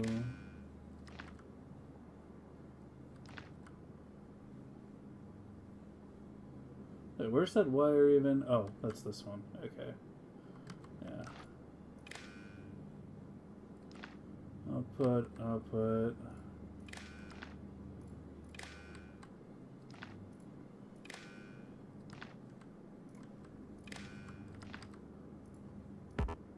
Yeah, just barely can't reach.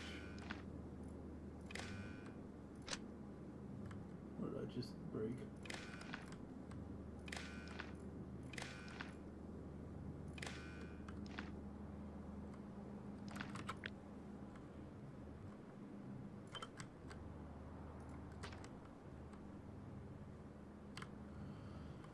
Okay, and your conditions.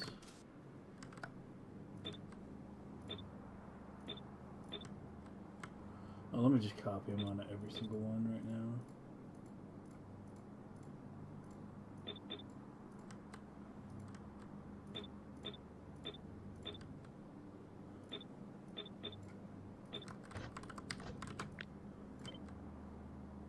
Oh, for fuck's sake.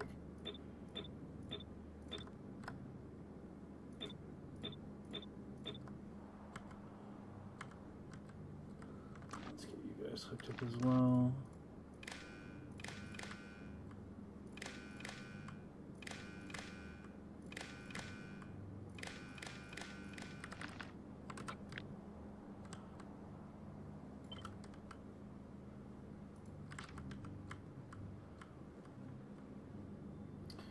Okay. Alright, some pipes.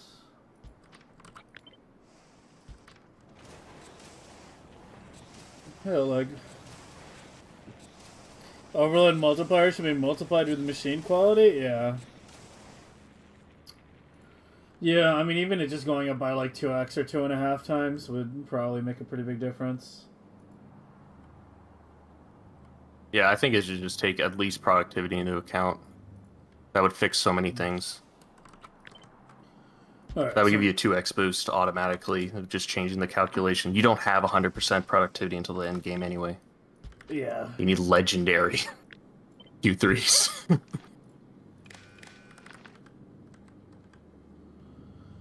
Okay, so we have our timer, our input, and our output. Our, you are the input, you're red. You're the output, you're green.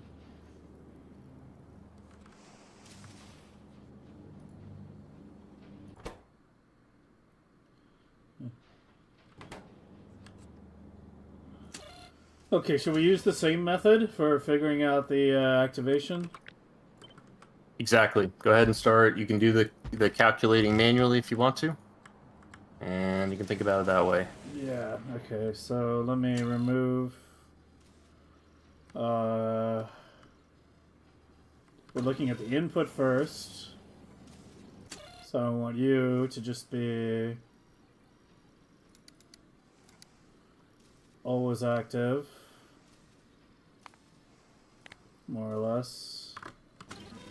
Okay, and our timer. Our timer. Okay, so we have same number of machines. 12 per belt. So that stays the same. Mm-hmm. So this is going to be the same. Stick divided by 20 is, 0.8. So it's still going to be the same 96. Because it's the same number of machines. So you're going to stay at 95. And then let's just look at it frame by frame to see. Okay, so it was right before that here. I can answer it again. See exactly where the swing is.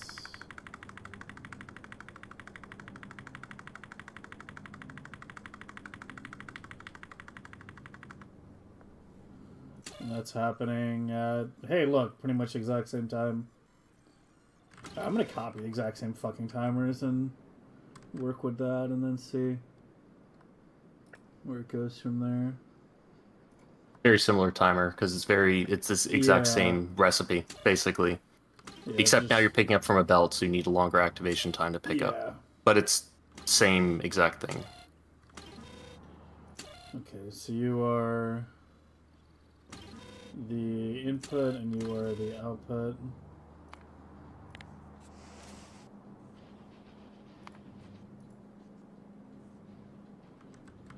Now, I have a challenge Give for you. a slightly longer activation time. I go to 8 here.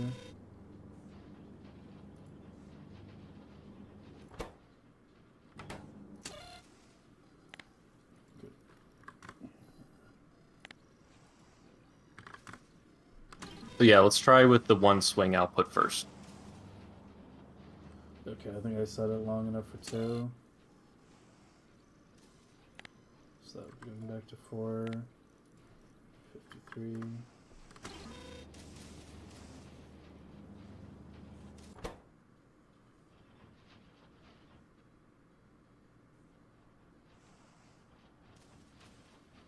It needs to be able to input for longer.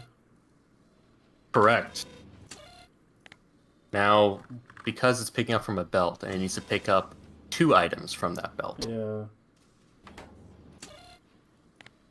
Just gonna keep slowly dialing it up till it's happy. That works. Still only swinging once. Now I can tell you right away, you're going to need at least 24 ticks. Okay. Because every time Yeah, we were talking about, 12 it picks each, up. Yeah, 12 each, yeah. The numbers Yeah, are right down up there, yeah. Exactly. Okay. So our input, it's not 24. Yeah, and we can now see it swinging twice. Yeah. But our output is chalked. Right, and you see how it's Even when getting it's output full. blocked? Yeah, even when it's full there, it's not swinging. Yeah, exactly. So it's getting prevented the moment we get over the overload multiplier, and then it'll actually get blocked once it runs out of the ingredient. That's how it works.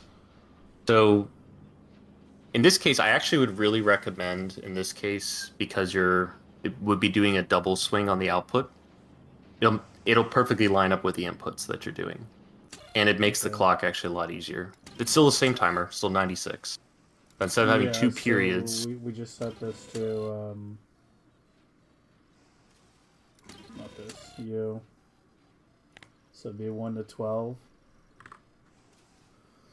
Except we just do 1 period. We go like 1 to 24 and that's it. You're actually going to have to go slightly higher, and this is because of the crafting speed of the machine. It's going to get... in order to do this, you're going to want to kind of buffer in hand. This is a little bit of a weird concept. Go 1 to 32, and I'll explain why afterwards. So for the output, I know it's a little bit high. Yeah, wrong one. But it has to do with the crafting speed of the machine. So you're going to be 1 off just because it's going to be waiting a little bit to be able to do it. But to get the 2 swings... See how it does it right there? Yeah. Now you're unloading to an underground, so that's why it's taking a little bit longer. It's 1 extra tick right there. Why is it 1 could extra fucking tick to unload on underground? Don't ask me. So, if you... okay. So you're getting into a situation where... Do you see that middle assembly machine is getting blocked from outputting?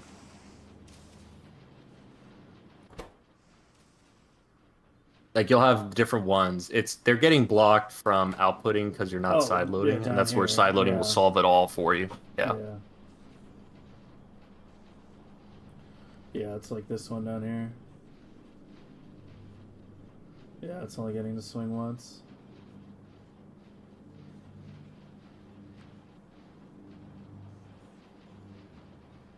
Exactly. So if you just move the belt down a little bit, and then just side load every single one of these. Now you don't need to do the first one on the top. You can keep the same transport line. But if you, just like you're doing down there on the very bottom where you're side loading like that, if you do that on all of them, just simply make that same change. Yeah. Then you'll be perfect.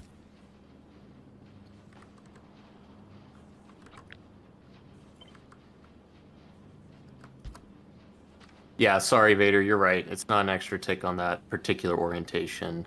It's if you're... Yep. outputting straight into an underground, the deeper side.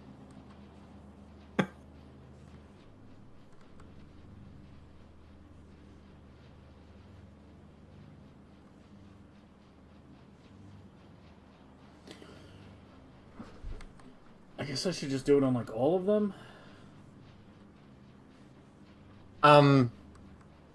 I would do it. Like, it'll just get you around so many clocking problems by just sideloading everything. It's slightly worse for transport line time, but you just solve like a million headaches by just doing it this way. Okay. You could make it slightly neater if you wanted to, and you could wrap it around the underground instead of having it all the way on the left side on the outside. You could have it right next to the assembly machine, and then you could side load it that way. It lines up pretty nicely with the undergrounds that way, but up to you. It's all purely aesthetics at that point. It functionally doesn't matter. Yeah, we could just do it like that. Well, it would have to be like that.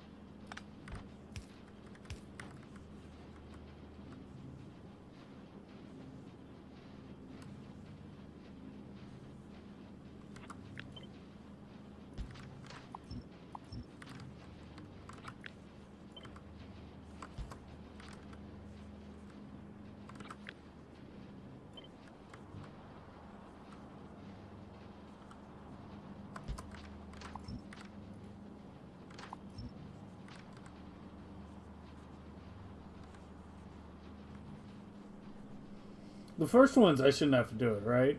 Like, for the first exactly. couple, it should be okay. Like, just doing it for the second half should be And I think good. objectively it's better not to do it for the first ones, because you eliminate an extra transport line that way.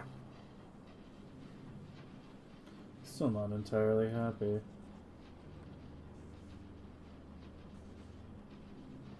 It's probably your input condition, I would have to kind of guess, but we can look at it here.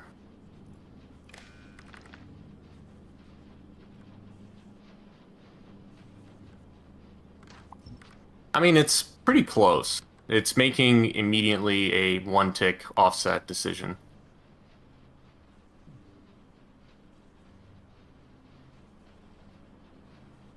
I think you could adjust your input to be 2 to 24 instead of 1, starting at 1. It'd be one tick after you start inserting, which might be slightly cleaner.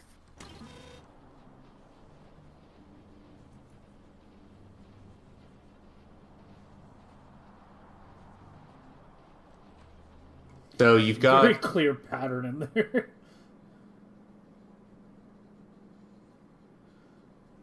It's like gapping. So you still have a couple that are not side loaded, I think, right? Just the top 3. I think just the top one is the only one really that you can get away with right now without side loading. All right.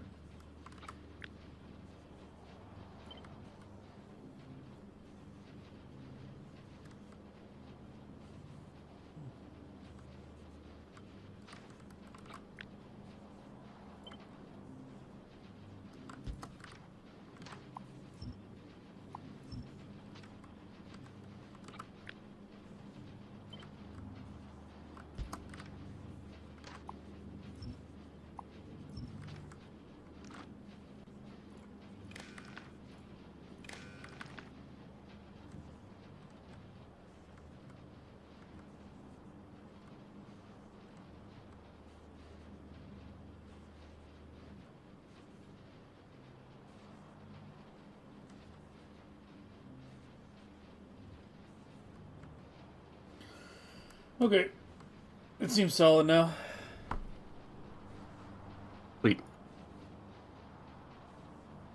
There you go.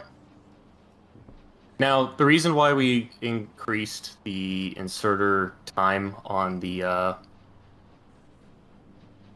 like 1 to 32 is just because of the crafting speed of the machine. It's just not going to be able to craft immediately the amount that you want. So that's why instead of doing exactly 24 ticks, it has to be slightly longer than that, and then you get that little wake list event there. Okay. Now you can eliminate it completely by dropping 4, but then you got to double your timer. And it's a little bit more complicated, but you can do it. So.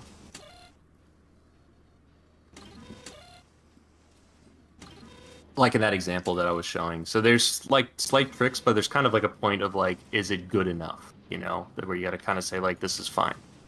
Like it's already pretty good that you got like 2 swings there. So that's where it just kind of depends on how much pain is it worth it, you know, to get that done.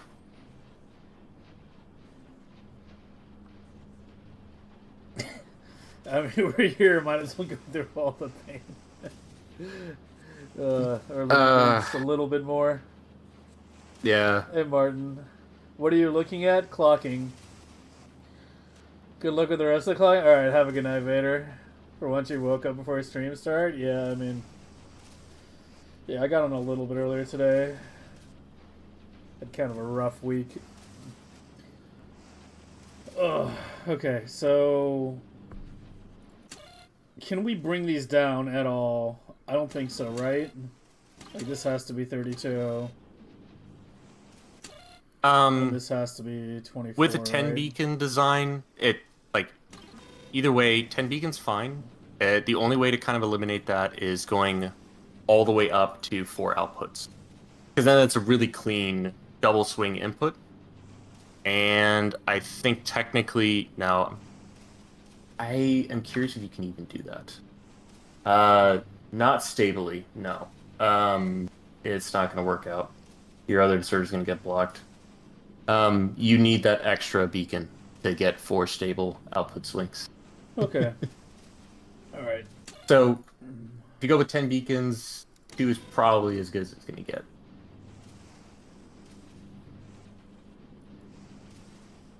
I think so, at least. I can try one. Let me see if we can get a stable clock at 4.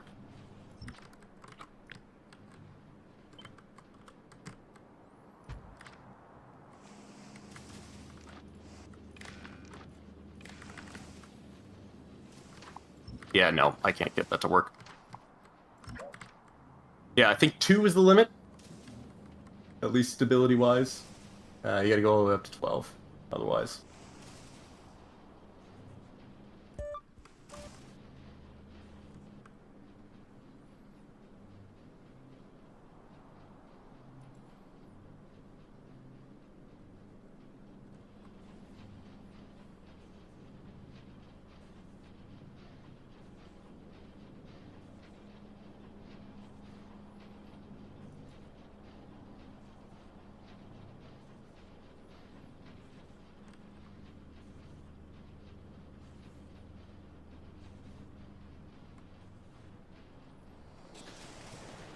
Wait, don't we have to clock the top half too?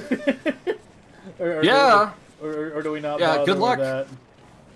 Good luck. Do you even bother with that, or like? Is that? I have my tool do it, but no, I don't clock that. No one clocked it in the competition series we had. No one tried. Everyone was like, "Forget it." Then the tool figured it out somehow, and I don't know how the tool figured it out. That still completely blows my mind that the tool like perfectly clocked one of them for me. So, it's just really rough. The main one to clock is just the output.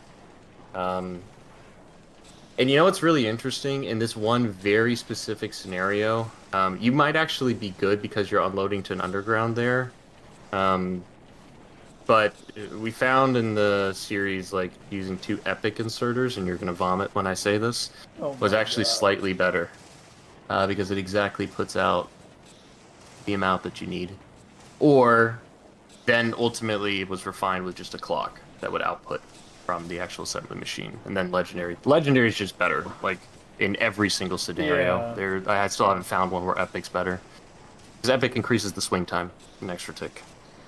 Yeah. So it's just like fundamentally active longer. It's just there's like a couple edge cases, and this is one edge case where it can be slightly better because it keeps a really consistent output from everything. Yeah, But we had a conversation like last week about potentially using like a mix of like epic and lower quality lasers on the laser ships to potentially increase UPS, and I was like, this has to be significantly better for me to even consider it. Like, yeah, I'm not gonna fuck around with that shit for a tiny jump. There has to be a significant impact. Okay. no, I have not found it to be any sort of beneficial. So I still there is like a kind of I don't even know if it's really true or not. So Okay. anyway, I think what we do now is we take this, blueprint it, and I think we do blue science, and I think for that we should try using your tool. that'll probably be helpful. Yeah. Okay, so let's grab our clocks one more time. A little clocking block. And let's go to blue. Alright, so here's blue. This is where the nightmares start. Yeah, I can imagine. Got a lot of inputs going on here. Your copper. Yeah. One thing right off the bat, red circuits are terrible. The clock. The 175% prod is it creates these fractions of 1/11 everywhere. Every single 175% prod adder. So you do green circuits, 1/11. You go and add it to red, that's the next one. So now you're over 33. It's like just really gross. I mean, you were So saying don't even bother clocking the upper stuff, just focus on the science. No. You most certainly want to clock it, but Or did you mean because clocking the red circuits into the blue science? I mean the whole thing you want to clock, like everything, except for maybe unloading gears and steel. So, but I'll take the design like currently as is, and we can talk about. So I'll tell you right off, you're going to want to at least do a little bit of side loading for the chemical science because it's going to want to swing twice. And I just know that from experience. But you can also look at that at like the ratios of what it's going to craft. I think chemical science does one.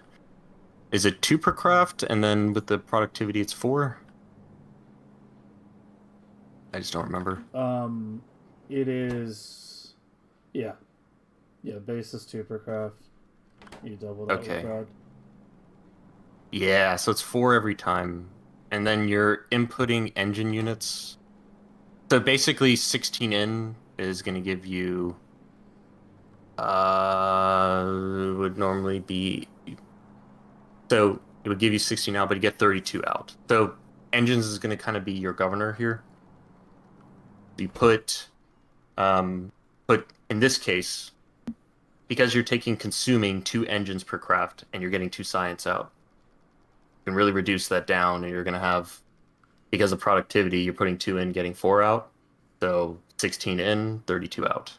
So 2 swings is going to be your stable place here. Okay. It can't really craft higher than that because of the automated insertion limits are going to just stop you from doing that. All right.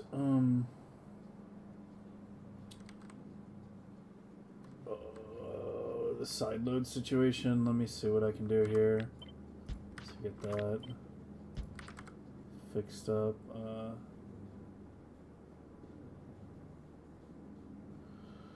Fuck, I'm gonna have to change a bunch of your shit. So you need to go down.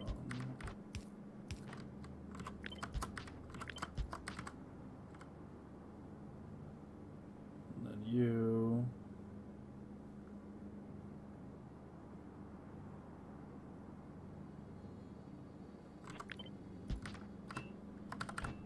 One thing you could do is you can flip the belts around. Yeah, that could work too. Yeah. That's actually probably better because you have more spacing.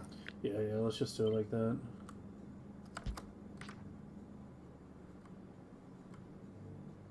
Nice. Oh, do these all reach? It should. Okay, let me make sure.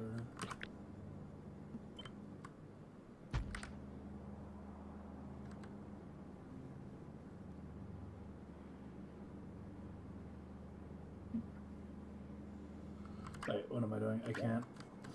This one terminates. Fuck. Here, let me just do them all.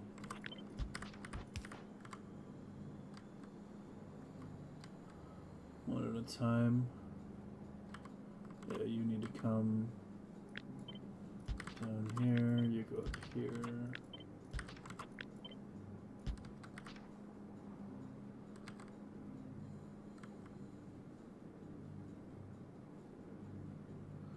Uh-oh.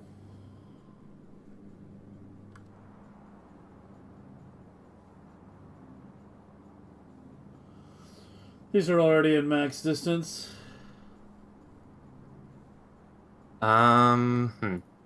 Okay. Yeah. One technique you can do that kind of helps with this, that compresses it a lot more, the design, to make it more compact to get around some of those issues. If the output belt is literally one tile away from the assembly machine, and then you side load it, give you a quick example of that. Help a lot.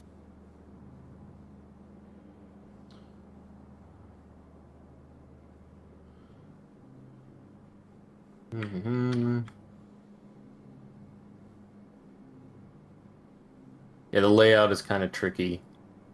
This is what I meant with, like, you get into a point where you start changing the way you design builds to make clocking better, which is really a weird concept. I mean, yeah, like when I was originally designing these, we weren't doing side-loaded belts, except for the very last block, so it wasn't an issue to like not have it all the way up.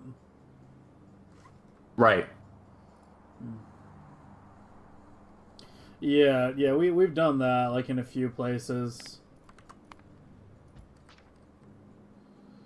Like, it's objectively worse for transport time, but it makes all the clocking so much easier.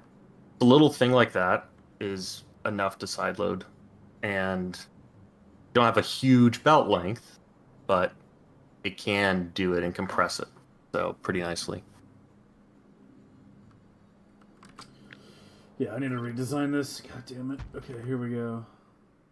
Yeah, because right now, if I just do it like this,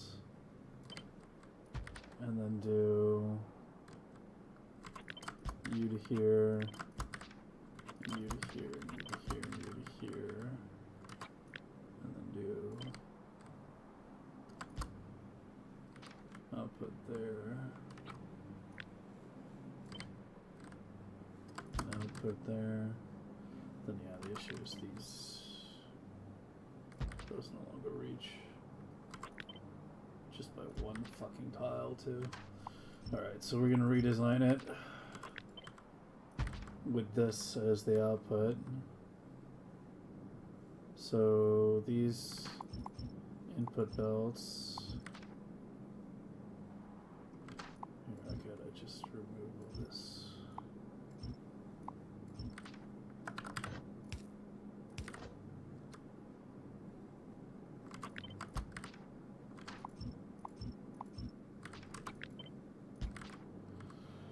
And then we'll do this, where your outputs were on the inside.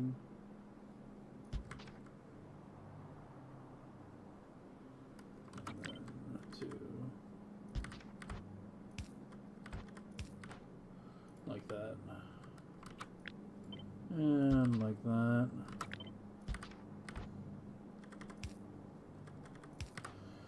Okay. That should do it.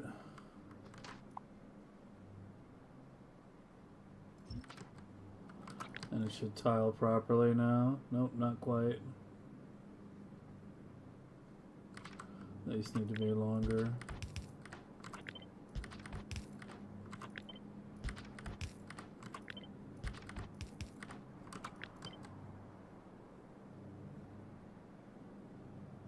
Alright, that gets us there.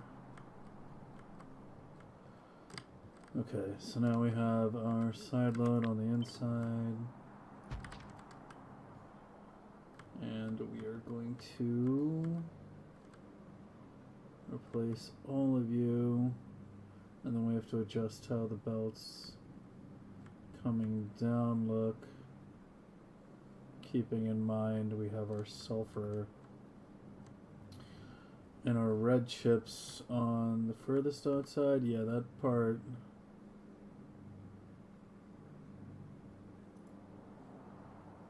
Hasn't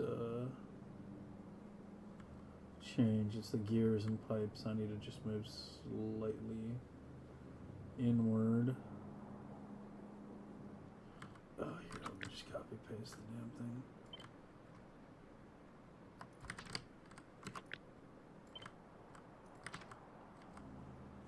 Okay, let's see.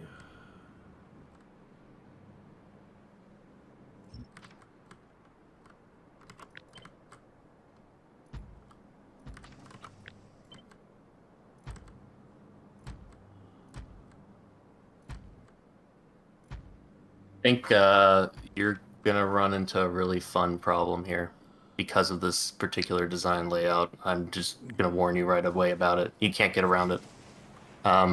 You can't get around the automated insertion limits of the engines. So you're gonna notice, even if you don't clock it, that the engines are gonna put it into the first assembly machine and then into the second. It's gonna do this tick-tock pattern. One, then the next, then the next, then the next.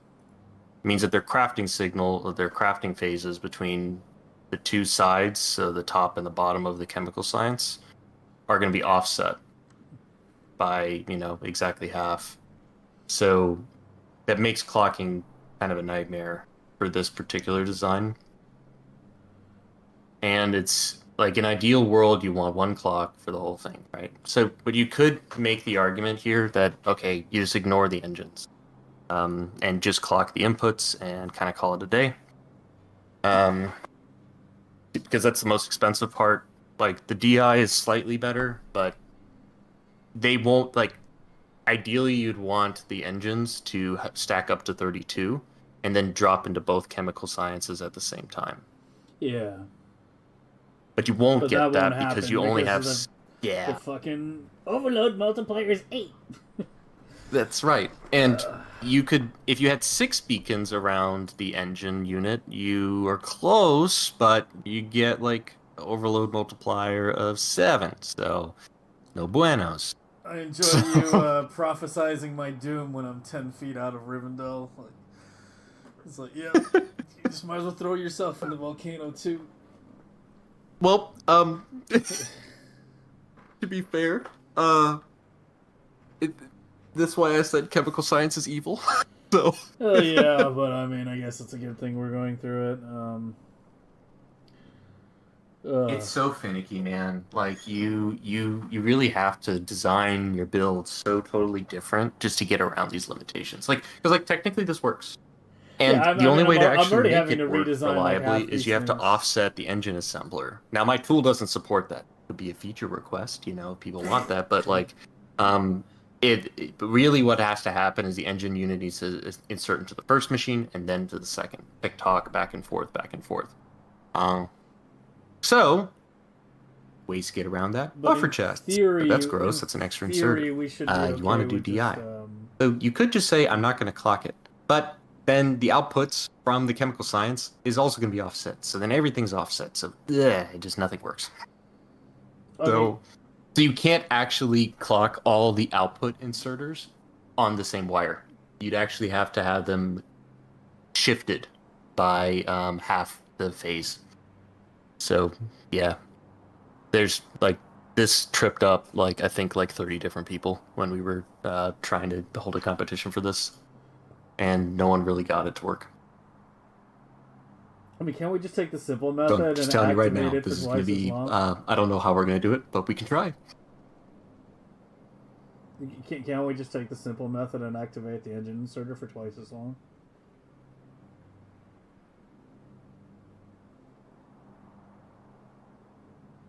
Am I muted or something? Can you not hear me? Hello? Test? I think we lost A-Buck or something, or he lost me.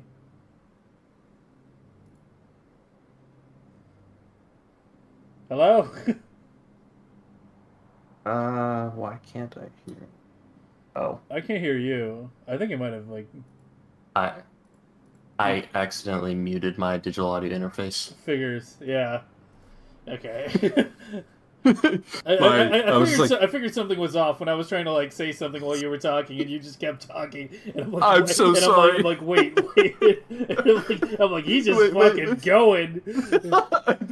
Yeah, I'm just steamrolling you, man. No, I'm sorry. I didn't mean to. I rotated my chair, and there's the volume on my DAC, and it just muted it. So Yeah. yeah.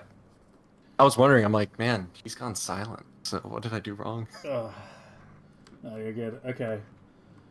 All right. So.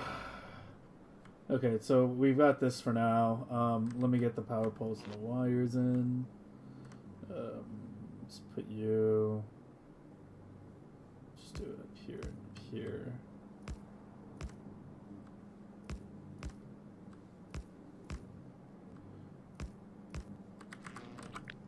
I don't know why I'm fucking not copy pasting.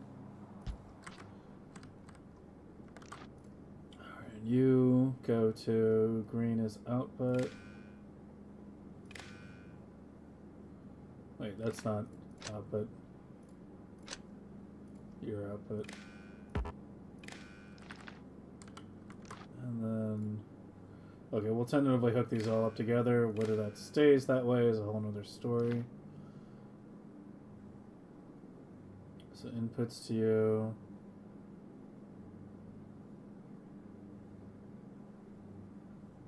Wait, what did I do?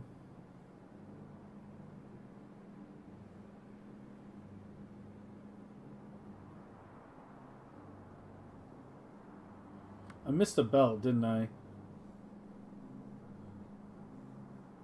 There's 4 belts, not 3. I only did 3. Yeah, I missed a belt. There needs to be sulfur, red circuits on the outermost belt. Science output belt. GC, or not GC, sorry, pipe and gears, and then steel. So I screwed up slightly.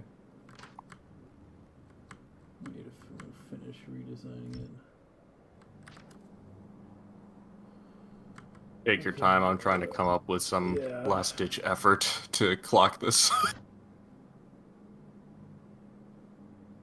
I spent quite a long time trying to get the clocking to work, and I couldn't. For this style of build. Oh, I went with. DI? Yeah, I had to go to single assembler engine unit directly into chemical science, and I had a 11 beacon chemical science built that way.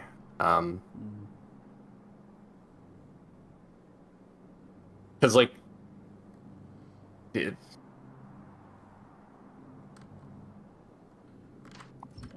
you can create one where you DI the pipes for the engine units, which I kind of argue that that's a good thing to do because it's twice the consumption rate, as opposed to picking it up from a belt. But that's kind of semantics. It's more about like how you're designing it. But what you're working around is the constraints that you're getting with your automated insertion inputs. That's the big problem. Yeah. Yeah, I mean, it just seems honestly like if the automated insertion inputs were just a bit fucking higher, like this would be just piece of cake. 1/10 the effort. Yeah. That's correct. Yeah, it's just evil.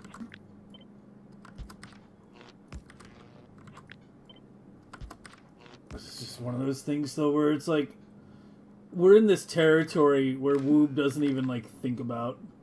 Like we're not even on their fucking radar. Like this is just like yeah, they're like they see stuff like this. They're like yeah, there's like 5 people on the planet that actually care about this shit. So yeah, so they're never gonna change anything. Okay. Is I think I got it. chemical now. science an 8? Okay, it's 8 beacon design. Yeah, it's 8 right now with the direct. Okay, no. Just curious. I still gotta fix these belts up here. This is one thing I was not expecting today, I'll tell you that. Actually having to fucking redesign some of my layouts. No, that was not on my bingo card. I thought, it would just be... I literally thought it was just going to be taking the layouts, hooking up combinators, and then doing the fancy circuitry. I didn't think... I mean... We didn't redesign red much, but I redesigned green a bit, and now blue is actually getting some major work. So... I was trying to warn you a little bit, because I'm like, yeah, it's real evil. Yeah, I mean, I don't know. As I said, like, I wasn't completely blind as to what I was getting myself into. Like, I basically roughly knew. But, yeah, I mean, I don't know. Are the off-world sciences a bit better, or are they gonna... No, they get worse. They get worse. Great. Yeah. Pink science, 175% prod. Have fun. Real fun. It's just as bad as red circuits. Now, there's some concepts you can use to make some of those things better, which we could probably talk about at a different time. There's a concept called lead follower, which is really good. You kind of monitor one of the assembly machines, and you tell all the other machines to do the same thing. So it's kind of like a that's the concept of like one of the assembly machines acts as the lead. You have you read the contents of the assembly machine and you exactly insert things when it needs to. It's not as great because it's not as high of a resolution as you get with tick timing. So it can make some things worse. So low insertion limits is not great for it, but for really high insertion limits, or it can actually work out really good for red circuits. I use that all the time for just making advanced circuits. Like that works great. There's ways to get around it so you don't have to do all the annoying sub-tick clocks, which we haven't even gotten into, and that's a whole nother can of worms.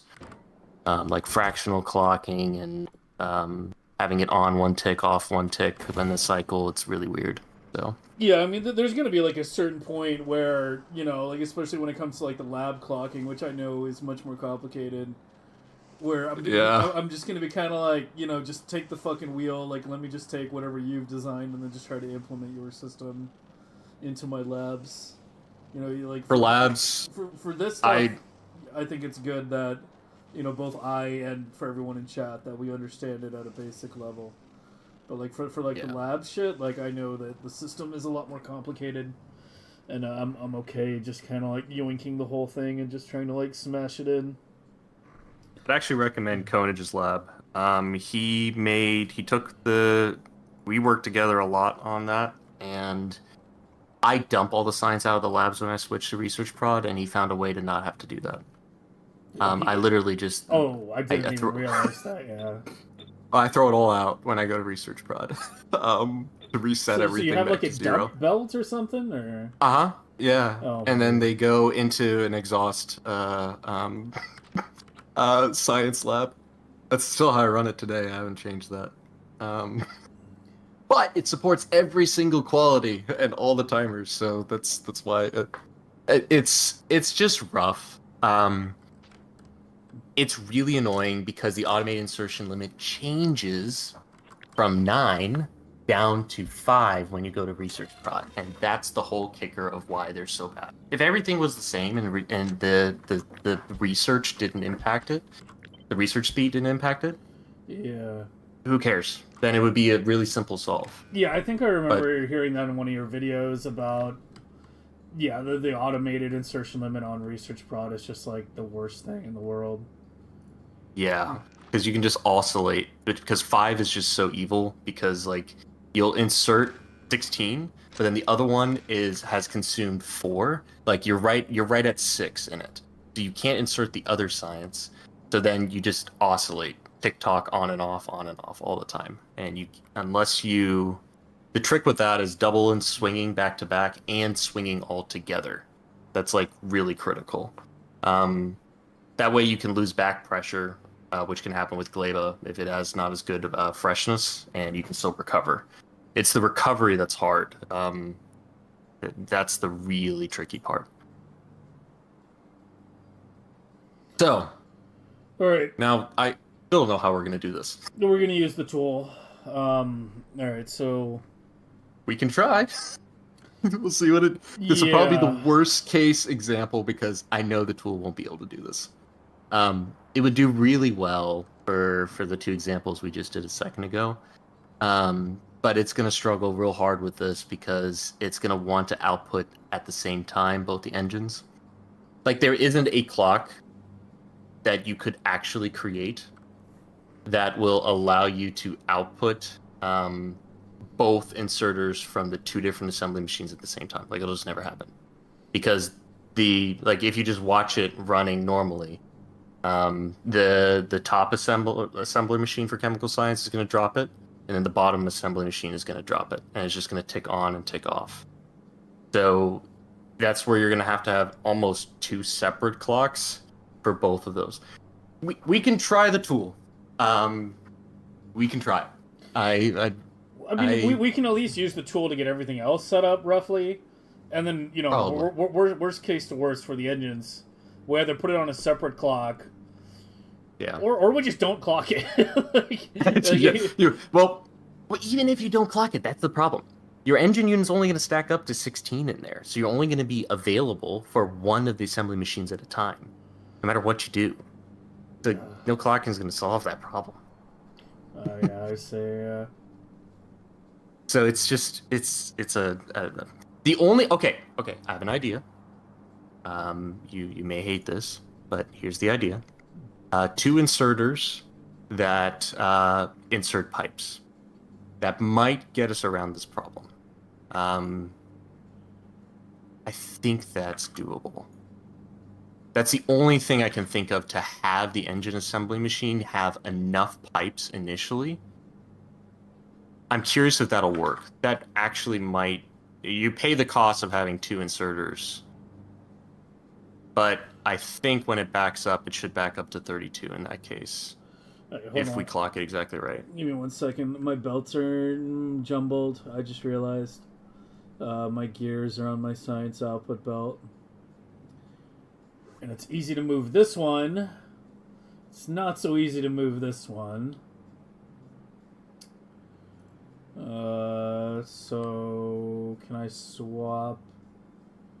It's kind of hard to swap the science output, isn't it? I need you here. Can I shift you over?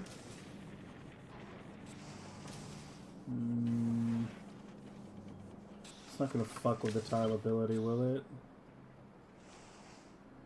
No, it should be okay. Yeah, I need to shift you over by 1 tile. You need to be here. You need to go here. Oh, I think that's gonna work, man. I think we might be cooking with sauce here. Hot sauce? I mean, whatever sauce, you know.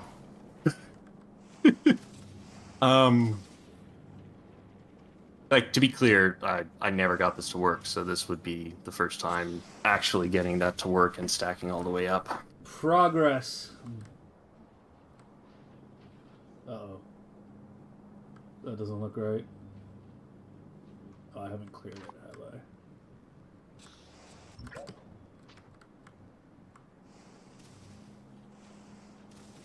And you here.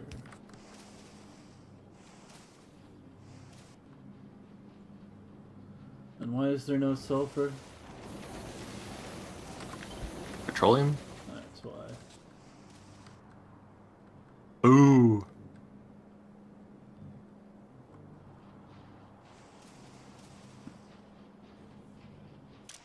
Give me a second, because I'm actually gonna try to somehow figure out a way to get this to actually work.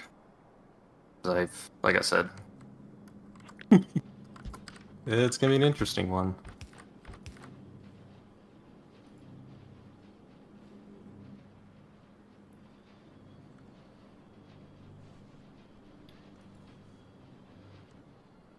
Syncing servers to one is impossible. What do you call the lead follower?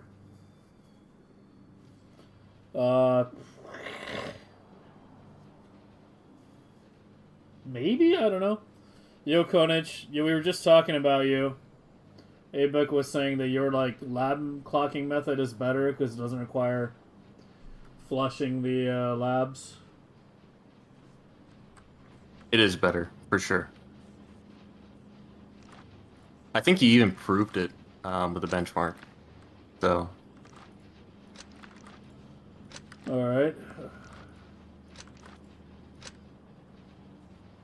I'm doing some wild shenanigans over here. I'm trying to create a layout where I think the clocking is even possible. I'll take your time. I'm still working on shit over here.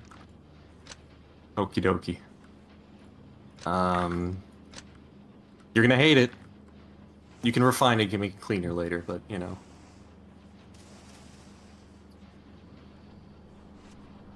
Never finished the video? Your video? Dude, I'm like behind on everyone's videos. Like, I'm behind at making my own fucking videos. I think I watched yours in part. I think I watched like the first half. I can't remember. But no, I need to watch it again for sure. Let's try to do it sometime this weekend.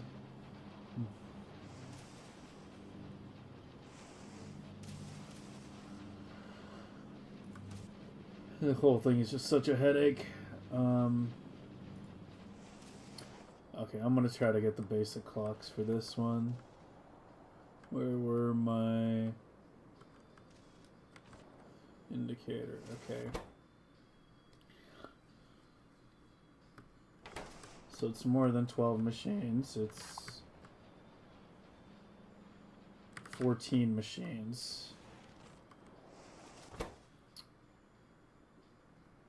Conant, you can't be giving up our secrets already. Come on, man. So we're doing 240 over 14.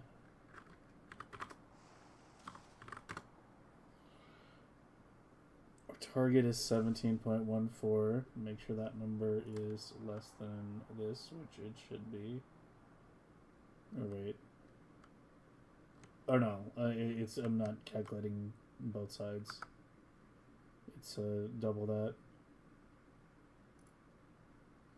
Or half that, to be precise. I need 8.5 per machine. Machines make it 9.41. So 16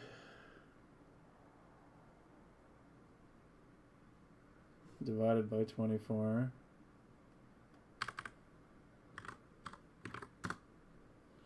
So 0.66 times 60.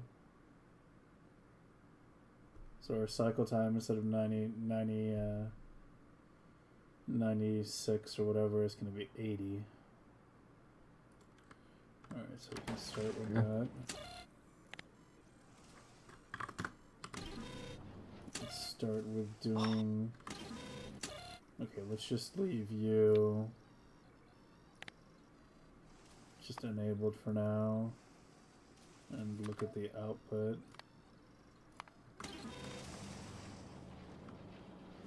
Only.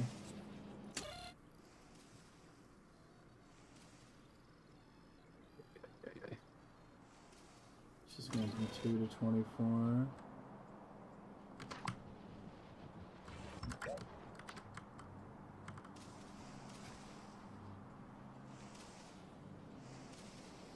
Q3 space science? Wait, what? I just finished a study on it.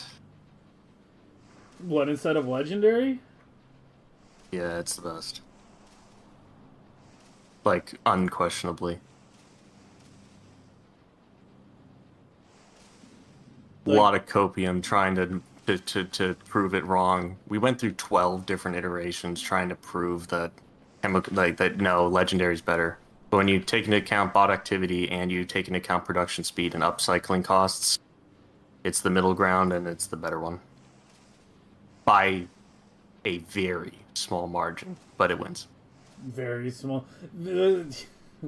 I when you said very, I was expecting to hear very large margin, not very. Oh, I mean, small. like Q1 garbage. Don't use Q1. So you were right with like the Q1 thing, but like so Yeah, I mean when but- I tested it last year, I only focused on legendary versus normal. I wasn't really looking at the intermediary ones as much. right. So like, the whole thing started with me like just like, all right, which one is actually better? Because it like legendary actually makes, like to Konage's point, like it makes it worse for clocking, like the labs, because you have to wait longer to transition between to research prod, because it's like 6 times as long for the full loop to sequence to happen. So it actually simplifies a lot of things having a lower quality, with the cost of your hub having to have, you know, a little bit more bot activity, so twice the amount. But I've already released a benchmark on it where it has all the designs in there. But yeah, like Q4, Q2 equal. Q1's the worst. Q5 is slightly behind Q3, and then Q3 wins. As weird as all that is. You've tested it with an actual ship? Yes, I designed 5 different ships You're not gonna with much pain. You're not gonna test mine, did you? I mean, mine's not clocked though. I specifically designed them in a way that would so that they were very comparable. I wanted to use the very similar methodologies to them. But man, your ship's got power problems, man. I can't get yours to run.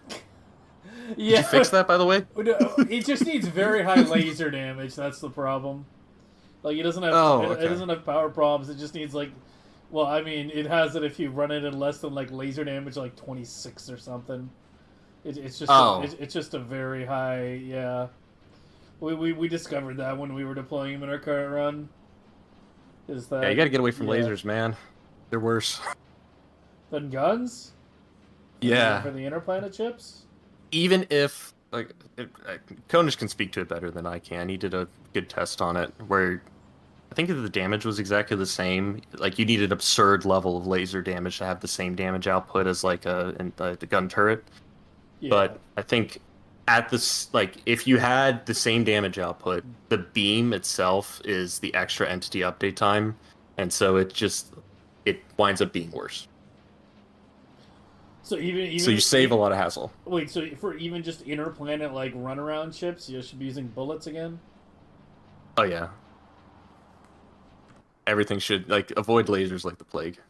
So you're trying to tell me this thing sucks now? I'm not saying it sucks. I'm just saying go slap a couple, 2 or 3 turrets on the top with a little bit of, production, and you'll be okay. Ugh, so much for my beltless laser-only designs. I don't want to burst the bubble, but yeah, the one thing I remember from like a couple months ago when you did like a short stream was with the ships we need to start disabling the collectors, right? If they're not grabbing asteroids, if you don't actively need, you need to disable the collectors or something. Blocking them actually. Yeah, you wanna clock them. This is, I mean, I know this is a huge derailment from what we're talking about now, but yeah, you wanna clock the asteroid collectors because they're constantly trying to find a path to which other chunk it's going to need, and you don't need to be doing it constantly. So reducing the scan time helps. It helps a bit. Like it really is helpful for like Prometheum science. Conan's just done the most work on that, so just credit to him on that. But that's where it helps the most. I found it was a little bit better for space science, but the clock is much slower because you're picking up asteroids a lot less often.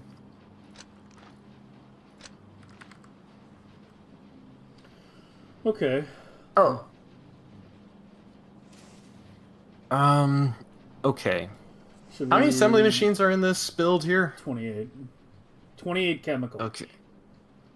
28 Okay, chemical, 14 per side. So yeah, 14 14 engines. Okay.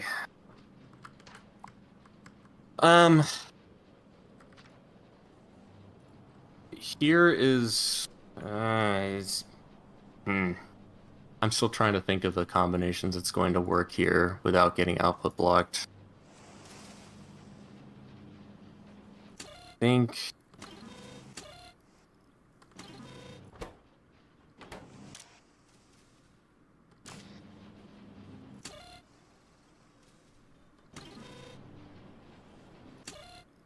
I think theoretically it's possible. Like I said, I spent a long time on it and it never got to work, so it's gonna be interesting. Well, I meant to clock the output inserters, but I accidentally clocked the input ones. And it's working right now, but obviously there's still a lot of wake list shit going on. But I've got it, it's what, clocked for 24 ticks every 80 right now? For the inputs.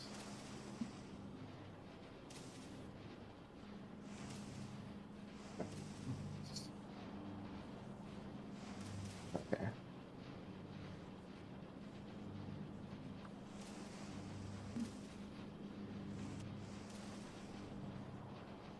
Yeah, chemical science is so tricky.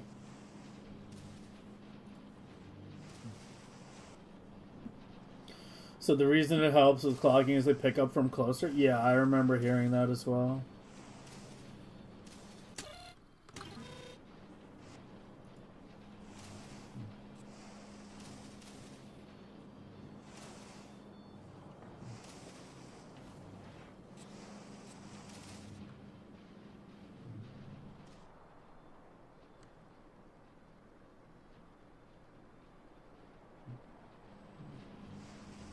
I think yellow and red is gonna screw us here.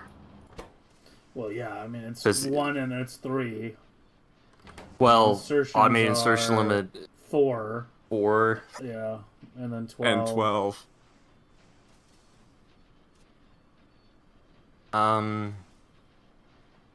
Yeah, it's gonna be rough.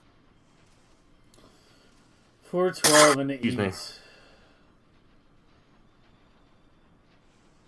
And then that one gets additionally complicated. Because, yeah, this will never hold more than 16. Just stops at 16.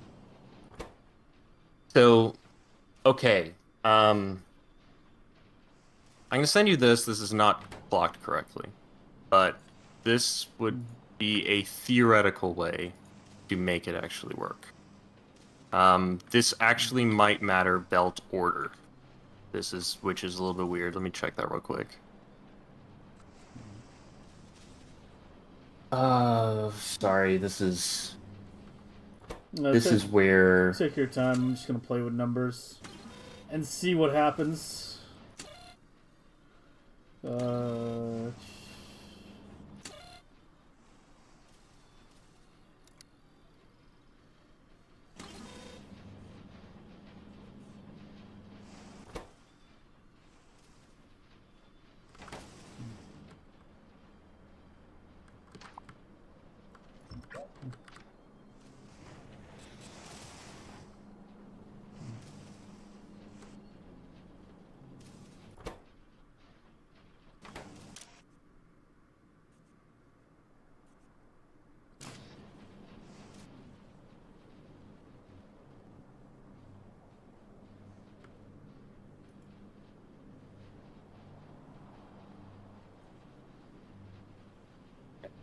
think.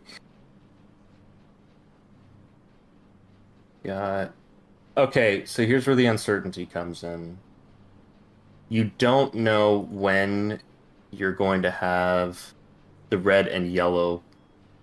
So red circuit, sulfur getting inserted. They're going to want to swing back to back once.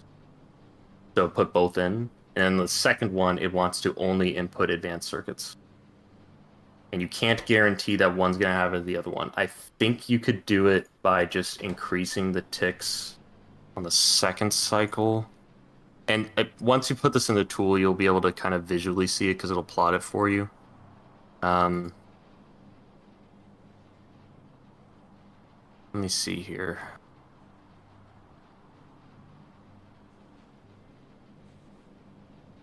7 plus 35 minus 13.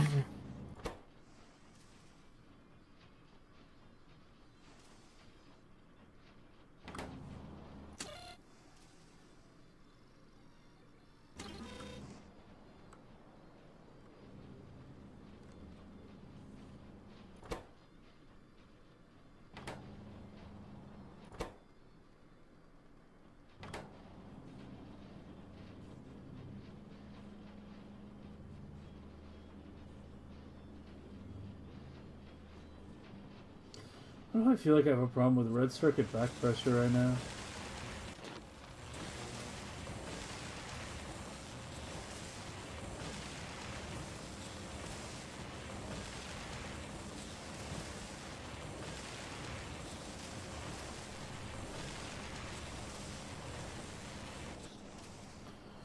Use filters, like use dynamic filters to tell like sulfur and red circuits.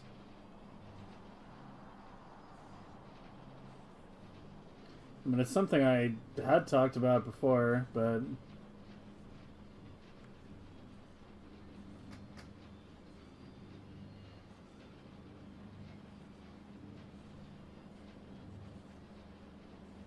won't it always just try to insert whatever's lower of the two? It prioritizes the inside lane first and then the outside, and that's always what it does. Regardless of which one's actually lower in the machine? Doesn't give a crap, no. Oh, for fuck's sake. Yep, the belt orientation kind of matters. Well, I do have red circuits on the inside. That's good. You sure? I think. Good? Shouldn't I don't know. Wouldn't it be better if I don't know. sulfur? Wouldn't it be better if I don't know, I sulfur's think- on the inside, because then it'll only put in sulfur if it absolutely has to, and then otherwise it'll just grab red circuits? I don't know. Because what you want to avoid is grabbing red circuits when it needs to do sulfur, right?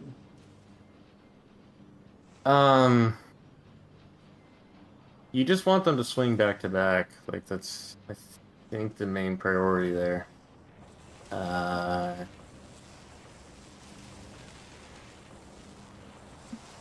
Getting this to functionally work. Actually, it would be kind of rough to try to change which lane was on which side.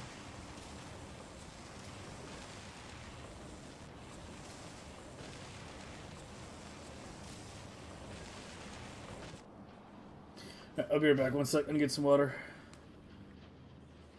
Sounds good.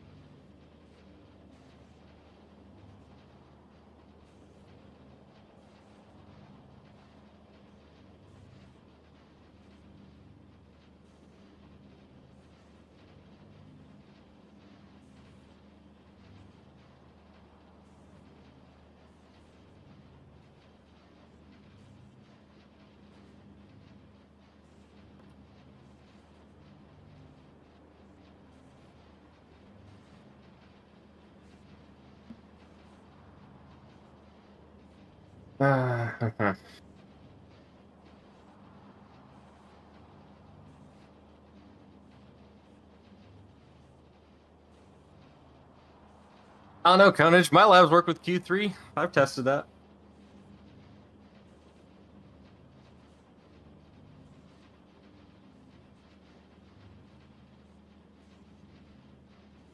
It's funny how the meta will shift, and then you'll go, okay, I gotta go and switch those things out.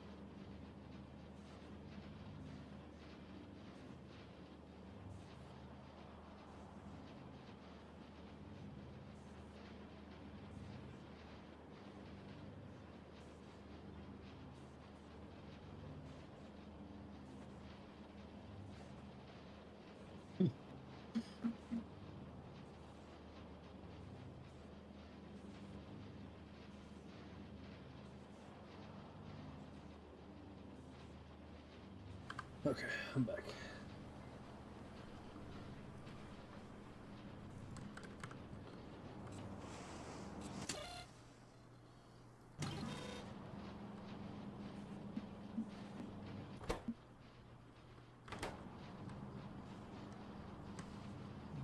I'm still over here experimenting. It's rough out here. You're good. I thought I might have had a back pressure issue with. It just needs time to saturate. Yeah, some of these designs need like a while to saturate before they run properly. I had the same problem when I think it was yellow. Or was it purple? I can't remember.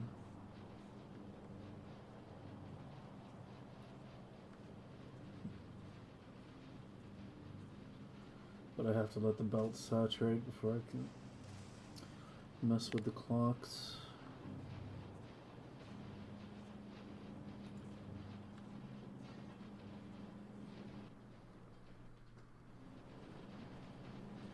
So then Q5 might win if you outscale the ships, will be a while. I'm just hooked on copium, man. I think we all are. I mean, even a basic clocking setup is better than no clocking setup. Like even if it's not perfect, it's still. Yeah. I'm just trying to figure out right now. Like, the only way I think this can work is you have to have pipes on a dedicated belt. You need to have 2 inserters that bring 32 pipes at once into the engine unit assembly machine, so it can actually stack up to 32. You can double swing the other 2 inputs because you only need 1 of each to get to 32, so that's fine. And then you can output together both of them into the chemical science pack machine. So you need the single ratio of steel and gears on one belt, bring that in with 1 inserter, and then you need 2 inserters to bring pipes into the 1 engine assembly unit, which at that point, what's the benefit of removing the 1 assembly machine for engine units? I think that's the conclusion that we got to with chemical science. Well, I mean, that's not that hard of a change to make. You know, it's just changing these buildings around up top. If I want to Right. put pipes on its own belt.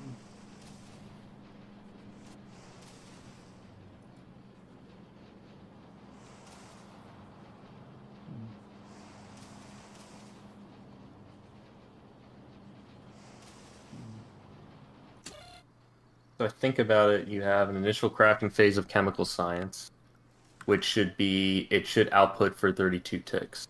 However, because they're so closely ratioed, you have to start early, because this is almost an exact ratio. By the time the chemical science machine starts picking up the first one, the engine unit already needs to start crafting and also be able to insert during that time to free itself. And I don't know if the timing is going to work out for you to be actually able to do it. You know, because you have to clear 2 slots of chemical science, you need to start kind of early in the process, start clearing them out. and it's going to take 25 ticks per craft, and it's going to produce 4. So that's the rough part of this. Like, sure, you're crafting 4 items, but it takes 25 ticks to actually go and create it. So you don't have enough of a buffer for engine units to wait for 25 ticks. Like, that's just not going to happen. It needs to be crafting almost the whole time.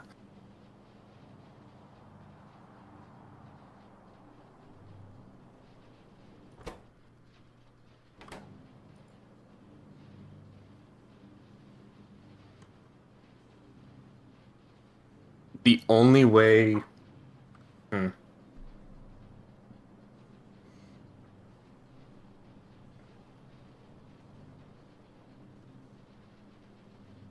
You may have to lower stack sizes to get this to work. But I don't like that answer. Yeah, not at Because all. you can do it with stack size 8, but it's kind of defeating the point. Because that way you're clearing the buffer constantly of chemical. And that'll be at least semi more consistent, but...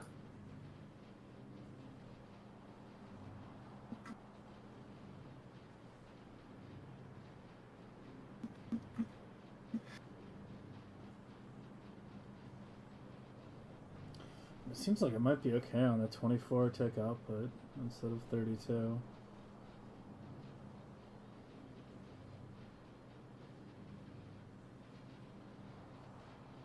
So that's what I've got it right now.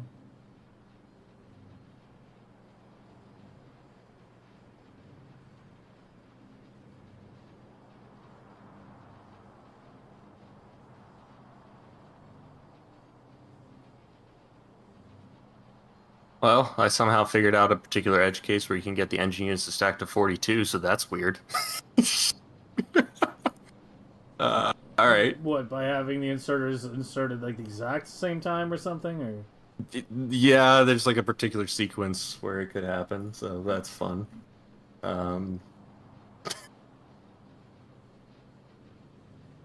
Not exactly what I wanted. I'm just sitting here messing with my tool. It's... Yeah, I'm just sitting here screwing with clock numbers. I mean, Let's see. I'm getting an occasional tiny gap right now, but they seem to be going away. Let's bring the output down to 24.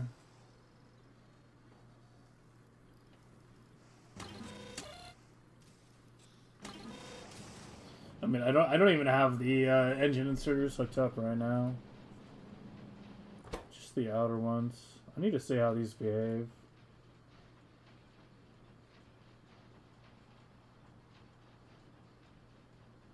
One red chip.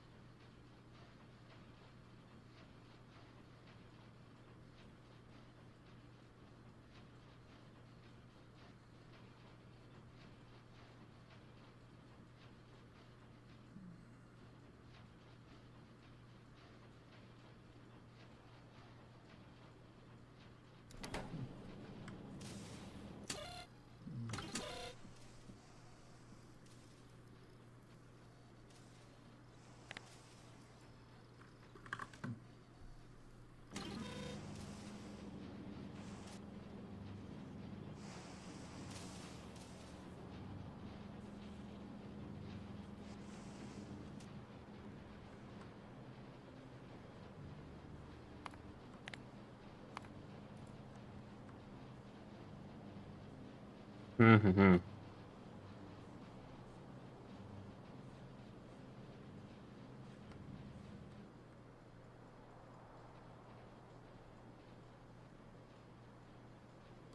Are you having fun yet? Tons.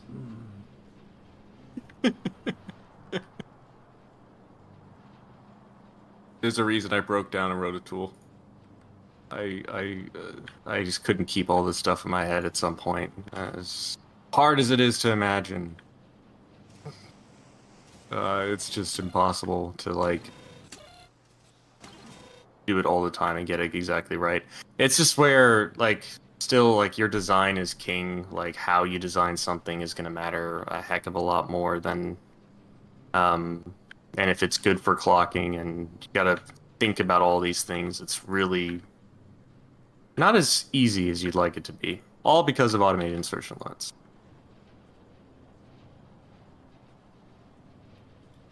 Yeah, link the tool in Twitch chat, by the way, so others can see it. And Sure. There's a mod technically that's a companion for it that is pretty good, and it just automates a lot of the like annoying like manual data entry that you have to do. okay. It allows you to hover over the items. It figures out the crafting speeds and where the inserter's dropping to and picking up from. And then you can use that and it'll set up all the inserter relationships for you. So that saves you a lot of headache from just having to type in and punch in crafting speed numbers and all kinds of stuff. That's just no one wants to do. Alright, now I'm just dialing these tighter and tighter and tighter until it breaks, and I haven't broken it yet. So I think I might have just finally done it. Yeah, and engine units still just go unstable all the time. Engine units, I'm not even clocking it at the moment. Like, I'm just looking at the other things. But yeah, I mean, I don't know. Oh, I'm so close to having a working clock, but Jesus, it's still rough. But it seems that for input, I can do an 18-tick clock for both the engine gear, the engine inserts, and the sulfur and red chip inserts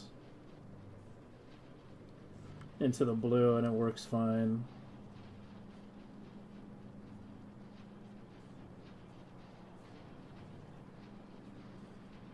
Offset the science? What do you mean? Force flip-flop? Well, that's the problem, though, is the automation insertion limit.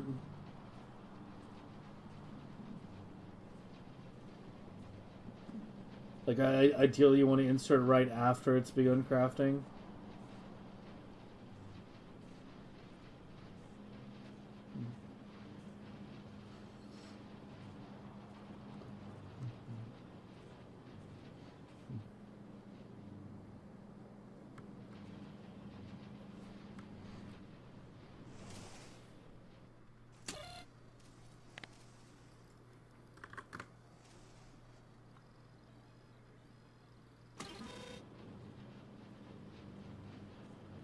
I think I spent like 4 days trying to figure this out, by the way. So Yeah, I can imagine.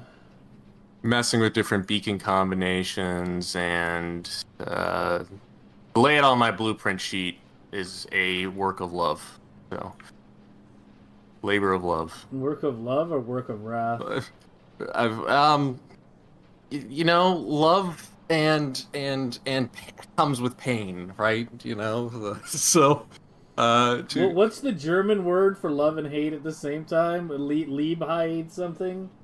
Liebe und Hass, I think. Sorry. Liebhast or something? Du hast, genau. Liebe und Hass. Come on, there's like 50 Germans in chat. Someone's got to fucking know it. It's Lieb something. It's Liebe is to love, and then Hast is hate. Yeah. Hast Lieb Hast. Hast Lieb, there you go.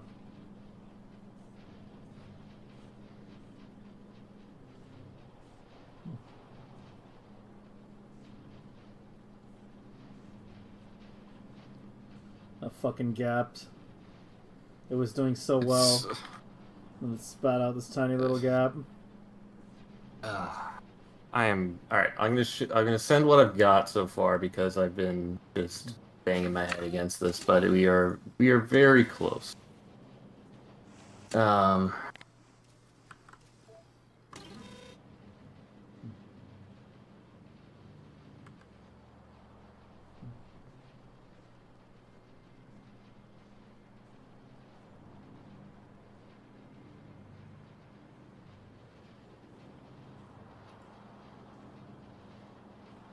there's some gaps, so we're not perfect yet, but we're at least not absolute terrible.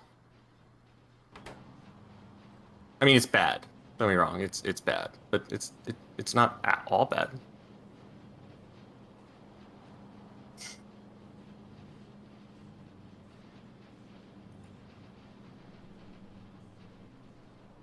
I bet it's sulfur. Issue, yeah, sulfur gets inserted, and then we run it. Oh, hold on. What if I just increase the timer? So don't assume. That might be the way to do this. I have to adjust this clock manually.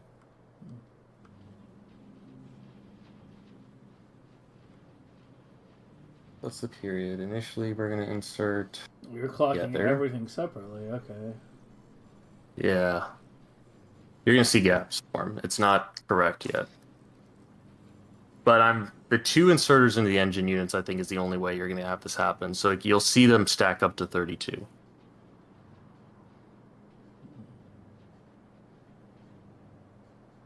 This is a fun puzzle to solve because like this is actually really hard to make this particular configuration work. But you will eventually see them all stack up to 32. We're close, but we're not quite there. And I think it's red, it's sulfur, and advanced circuits that are screwing us up.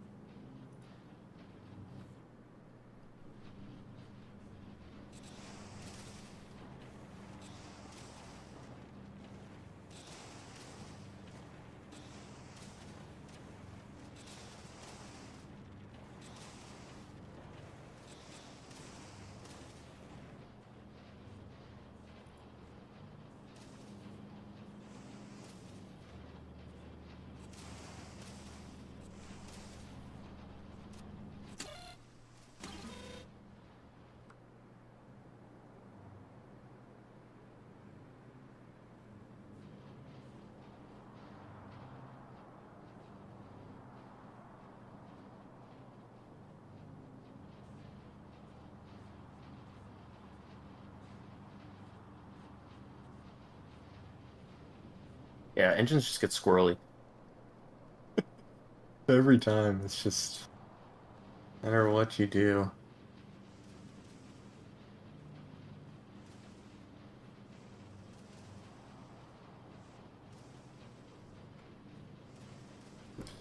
I mean, if we just hooked up the inserter to the engine machine, said read contents, and only activate if there's 16 engines, like, how much worse for that would that be? Like, does that scan constantly? That would scan constantly, wouldn't it? Or would it only You can send do an it. activation message at 16?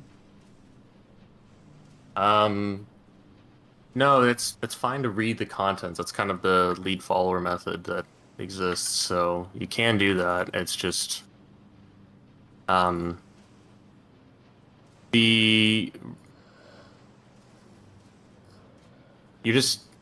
you're not going to guarantee that all the assembly machines are in the same crafting cycle. So like one might have 16 in the engine assembly unit and the other one has 0. And if that ever happens, that tick-tock, it'll never recover from that. So that's the issue with that style of clocking with low insertion limits, is you won't be able to get out of that error when it happens. So in theory, so what you kind of want to happen is you want it to swing twice, and then on the swing back have one extra tick activated so it holds in hand some of the science to clear the buffer. That's your best case scenario. And you're kind of already seeing that naturally happening with your inserters there, where it'll hold a little bit in its hand. And that's kind of what you want, because it clears out the output block, holds it for a little bit, and then dumps it later. That will make it stable. I thought that's what we didn't want, but I guess that's good to hear. In this case, you do. I thought we wanted like a clean pickup, like, you know, it grabs 16 every time. It just depends on the particular recipe, how much it crafts every single time, and, you know, all the other timings related to the crafting speed of the machines that are the sources for the end science that it's syncing into. So it kind of will be a situation where you might want it to clear and hold a buffer in its hand if the timing's a little bit off. So I've got some rules in the clock generator to try to make a decision on when it should hold a buffer in hand and when it shouldn't. So kind of interesting. Like, the decision factor kind of comes down to, like, okay, what are the ratios and what is the crafting speed? So the crafting speed is very slow, like it is in the case of chemical science. It winds up going and saying, all right, I got a buffer in hand. So it's based on how long in ticks it takes. So if the one individual craft takes, I think the rule that I have is that the individual craft, so in this particular machine, is going to take 25.5 ticks to craft one time. If it's longer than the swing time, then I need to buffer in hand in order for it to be stable. I think that's the logic in the clock generator. So it will analyze, look at what the amount of time it takes to craft one time, and then if it's over the full swing, it will buffer in hand on the way back. That way you can guarantee that even if you're a little bit out of phase, it'll clear it and get it back into a normal state. Yeah, it doesn't even buffer the same amount every time. Like, it's buffering here. It's going 12, then 8, then 4. Yeah, Yep. It seems to be going in a cycle of 12, then 8, then 4, roughly. Yep.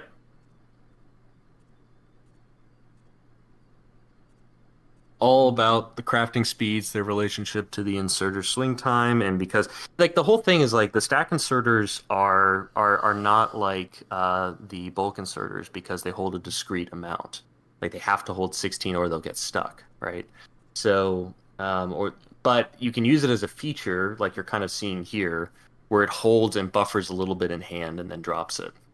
So it's a good thing because you can clear the buffer. You just have to be really precise with your tick timing. Like right there where in the engine unit it swings twice back to back, that's the ideal scenario. Where it does it twice. But you don't want the two different inserters that are picking up items out of the engine unit to be picking up every single craft. You'll see the top one holds it, and then the bottom one holds it, and they pick up every single time. So it may not matter. It's I don't know. I might be getting to a point where Deep fried. this is just a really tough recipe. Yeah. Yeah. Okay. But if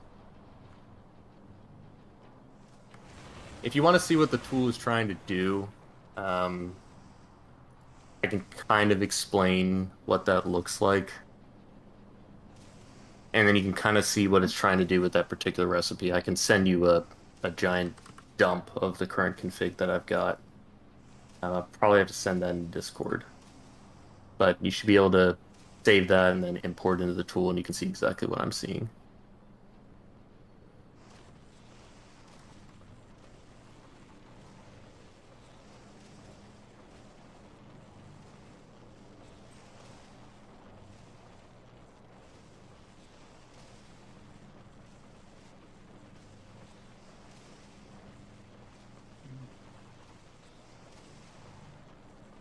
That's for that layout that I've got. So just sent that in Discord, and you can press the import button on the clock generator to import the configuration, and then you can pick up exactly where I'm at.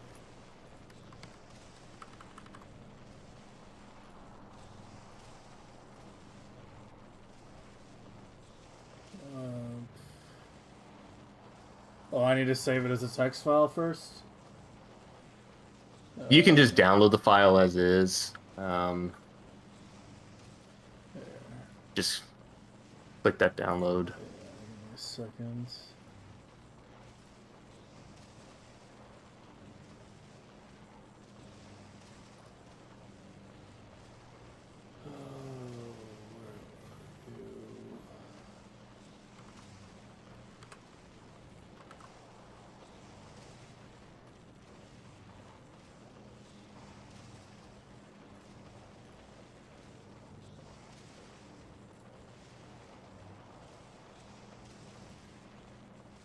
Okay. I have it imported.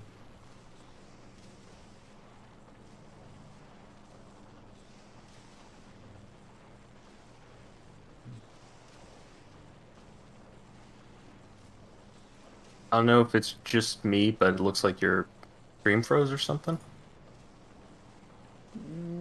Should be good. Hello?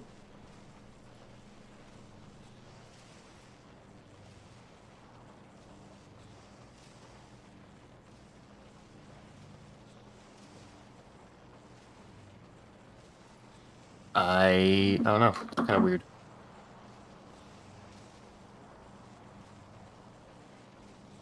It's just my... Okay.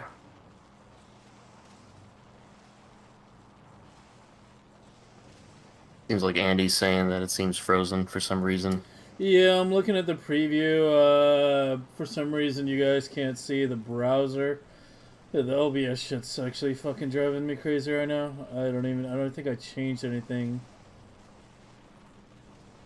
regarding that. I'm still just showing primary monitor. Yeah, Factorio, I can grab the water. Be right back. Yeah, sure. Factorio shows fine.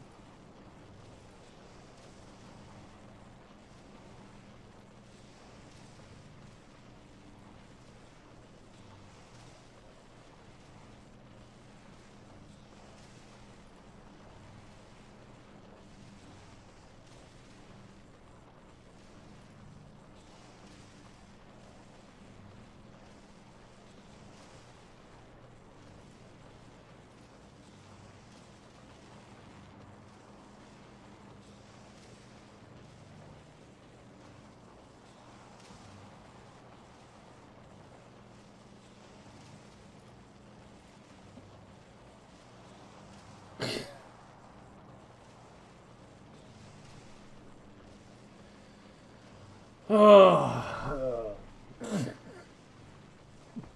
I want to go to sleep. I don't even know what's going on anymore. I don't know. I have this set up the exact same way. I have not fucking touched anything. It's set to monitor capture. Yet for some reason, it's not capturing... It's not capturing the monitor anymore. It's only capturing the game.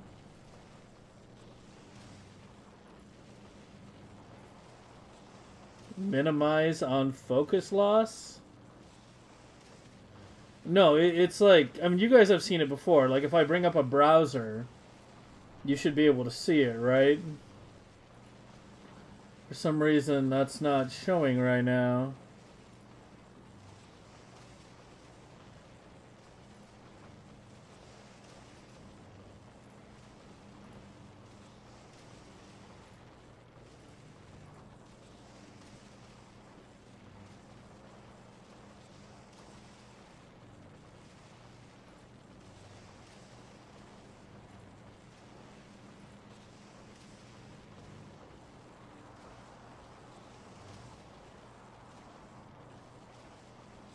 Can you guys still see the game, or are you on a black screen? I can see the game. Okay, that doesn't even make sense. It just seems like when you alt-tab, it just pauses. That doesn't even make sense. You should be on a black screen right now. I literally disabled the output and you can still see it. Ghosts in the machine, man. I don't even know. I didn't fuck with any of the video settings for the when we were fixing the audio shit. Like, it's just one source called main, set to monitor capture.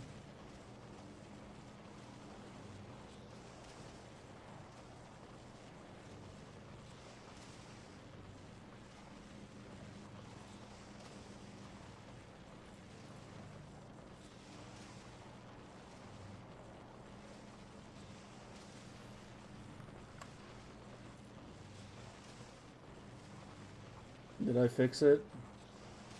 Nailed it.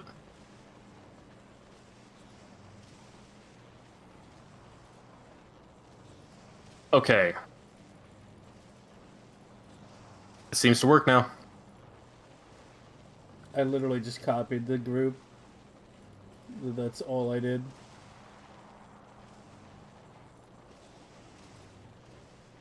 Okay, so what this is, you can configure this all manually, which you don't actually have to. I have a mod which is called a clock generator sidecar, which you can download. You have to, I mean, I know your feelings on mods, but it's useful for the editor. So you can just kind of hover over a portion of your build, and then you can get this layout. Yeah, Now, I'll get it. Just give me a second.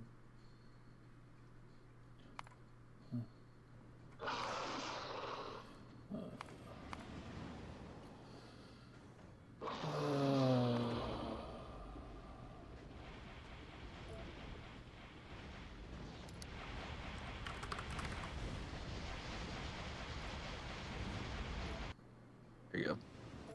That's it. Great. No logo. Really, fantastic. Alright. Did you actually install it? I don't know, did I? I think you have to restart your game when you install the mod, usually. Yeah. You gotta go there, sidecar, boom, and then click install, and then click confirm. There you go.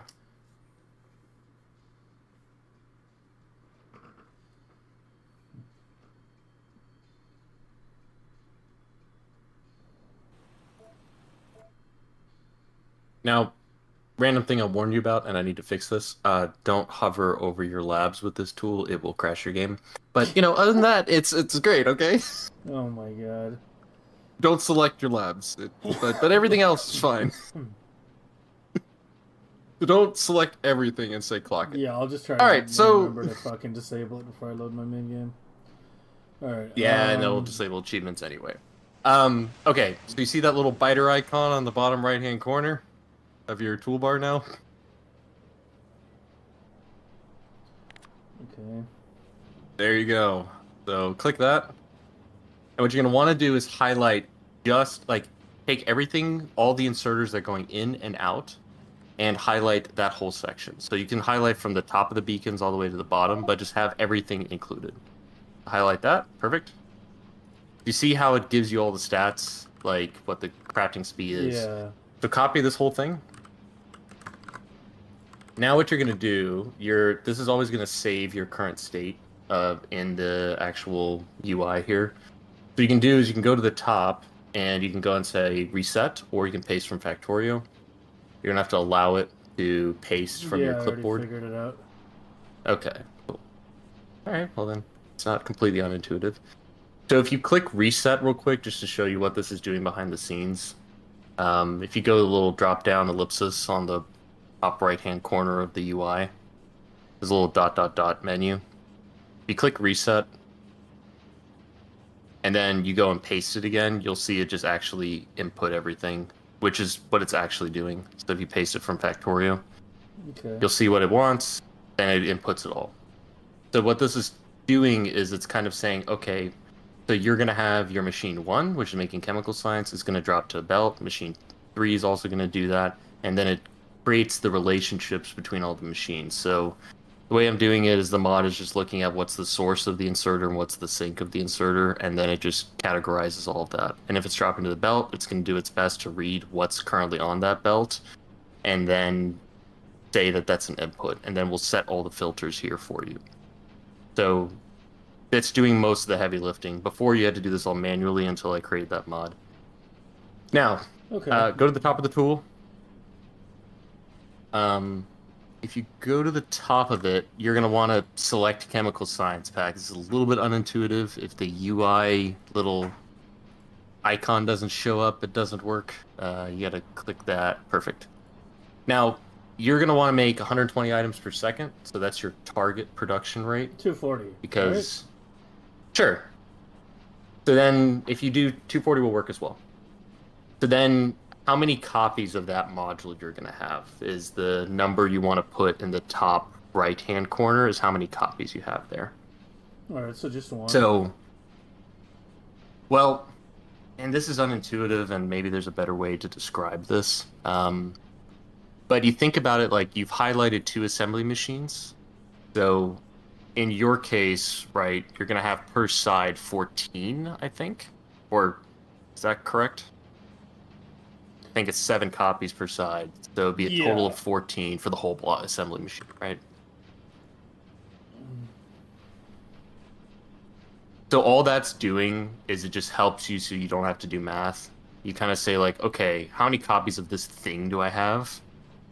And then it winds up going calculating what it is. Now, they all have to have same crafting speed. That's like really critical for this. So creating the same design over and over again. Yeah, they're all 8-beacon designs. So you're good. Yep, yeah, these are all correct. Mojo, thanks for the raid, man. Appreciate it. You got you're here during a bit of a clocking nightmare. We're currently working on clocking things, one at a time. We did red and green. We're now working on blue, which is just a wee bit more complicated. That goes the megabasing. We're stuck in the sandbox, working on clocking builds. With clocking apps and clocking mods.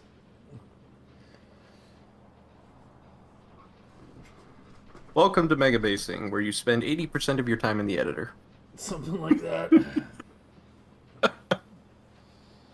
All right, Yeah. So you're now in a good spot. Everything's kind of set up for you. There's more advanced stuff, but we can get into that later. The most critical things for this thing is to know the crafting speed of the machine. And if you click that little drop down next to the crafting machine, it tells you a whole bunch of really cool stats that you can know. If you look at that little kind of carousel card that's there, that tells you how long it takes to make a single craft, how many ticks it is, what the automated insertion limits are, and all that good stuff. So it's helpful if you don't look at that in the game. It'll tell you all the crafting speeds and how often it needs to insert everything and all those things. So anyway, so it can help if you're just curious about some of the stats, but you don't need it. So that's why I don't show by default. Okie dokie. So where I was at with this is if you scroll down and you get to the point where you want to go and generate a clock, you can go ahead and just press the generate button if you want to, and you'll see what it tries to do with it. So there's some advanced settings, but we can get into those later. Click this. You'll see it'll print out a timeline graph of what each inserter is trying to do and what the recipe is trying to, what it's trying to insert at that time. So the top is the transfer activity timeline. That's what it's building the clock off of. That's what it's going to set all the conditions for the decider combinator on. And you can see that the engine assembly unit goes squirrely in the second phase there. It's just, that's basically the inserter for the engine unit is picking up every single tick, trying to pick something up, but just can't. Wait, when you say squirrely in the second phase, you mean like down here, or? I mean, what you wind up seeing, you see how the engine unit... Yeah, exactly. Okay. That's kind of an indicator that something's unstable. Like, what you'd like to have is a very fixed we are inserting right now, putting both things in.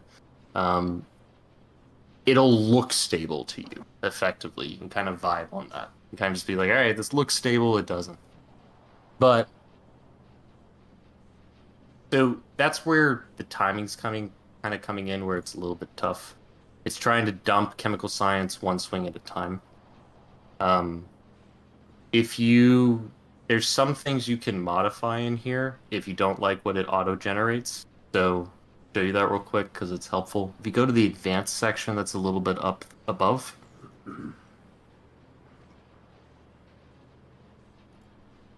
The advanced overrides? Yeah. This is where you can say how many swings you want for your assembly machine. So this is where you can say I want 1 swing or 2 swings. Right now, and this is a bug in the UI, kind of showing one but also showing the UI text. I'll fix it eventually. You can clear that, and then it'll go back to the full automatic thing that it's trying to do with 2 swings. And it should let you do that. Perfect. And you can press generate again. Still has the thing. Yeah, it's still trying, and it's ultimately failing. So the debug output is kind of interesting. If you go and click on that, you'll see there's like 101 messages that are down there. That's what it's trying to do, and it tries to explain to you how it's coming up and calculating the least common multiplier, what the schedule is, what it's doing at each phase as it preps the actual machine for a simulation. Because what's actually going on behind the scenes in this tool, and the reason I'm getting a graph that's like that, is when I first approached this, I said, I'm just going to go and use an inserter, and I just do simple math initially to calculate the timing. But then I realized, like, all right, that doesn't work, because you have to honor the automated insertion limits. So the only way that I got this to actually work, this might be a little bit crazy to look at, but if you click on the simulate step and click that little checkbox that's there under the debug output, and you click on simulate step, press F12 to show the developer console. This will be kind of interesting for you to see. It'll show you the entirety of what's going on behind. And go and click on the console icon. That's the console tab. Sorry, not icon. There you go. All right, now press generate now I'm lost again. in the sauce. No, I got you. I got you on this one. So press the generate button again, and you're gonna see it vomit info.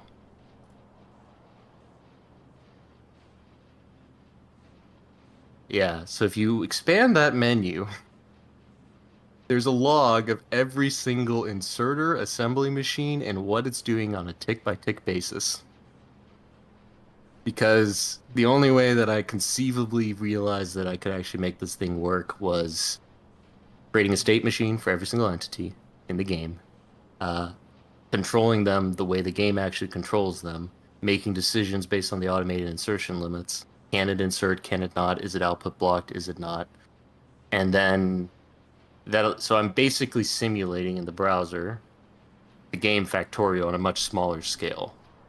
So it runs really quick, at like sometimes 400,000 UPS basically, because I only need to care about a couple things. I don't care about electric network. I don't care about any of that stuff, right? So that's how I built it.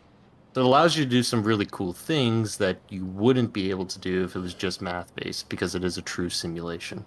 So what you're telling me is that were I to design my Megabase in your browser tool, I could hit like 10 million SPM? No. No, you won't create anything in this. No. Don't do that. Browser-based headless Megabase? Listen, man, I am running in pure JavaScript here because I don't want to pay for server infrastructure because I'm cheap. I put the compute power on you. You need to run it in your browser, so, you know. Well, I went through the pain of writing it in JavaScript, and I hate JavaScript, but it is what it is.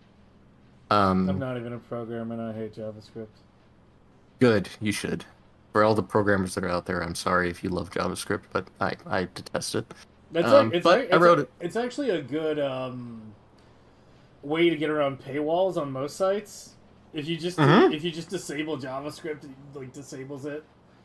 I think like New York Times is the only website which is like woken up to that and is using other methods.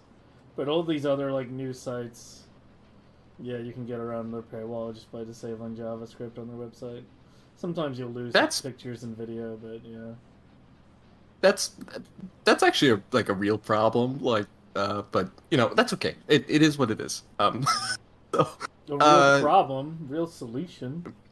yeah, there's hire good developers. So Yeah. Anyway, so that's how the tool works. So what you can do is some really cool stuff that you wouldn't be able to do. So what you just walked through is the automatic mode. That's where effectively you're letting the tool do all the work. You can actually go and fine tune it completely. Okay. So in other words, I don't know if we're gonna get a good chemical science clock working right now because this is actually a really hard particular one to clock. I mean, it just gets worse after this, right? You want to go clock purple science? You don't. Purple science is worse. Yeah, One swing, two swing.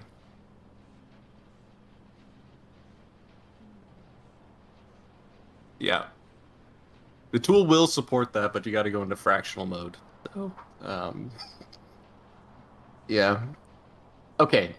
Real quick, just to give you an idea of how the tool can work if you want to mess with it. It's really good at fiddly stuff if you just want to keep experimenting with it. Because doing the math over and over and over again and just trial and error, trying different tick values, is going to take you forever.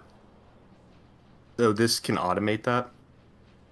If you scroll really quickly up to the inserters, I'll show you some cool things you can do with it.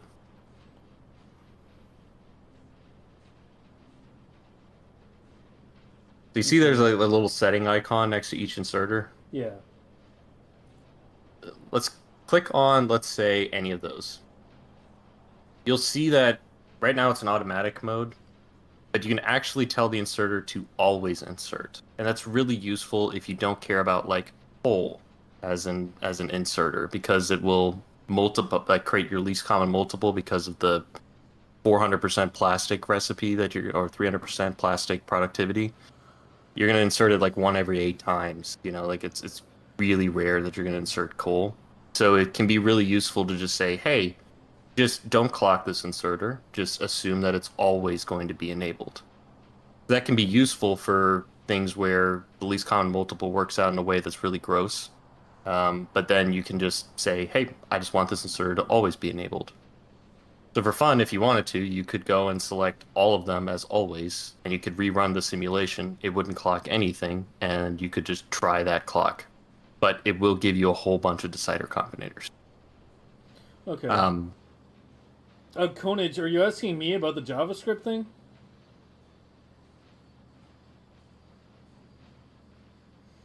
I don't think it's an extension. You just click here. You click here. On Chrome, at least.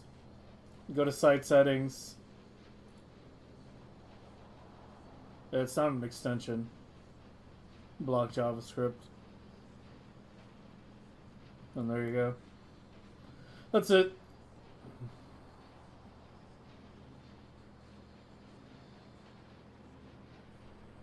And yes, I know I need to get the fuck off Chrome. That's another story.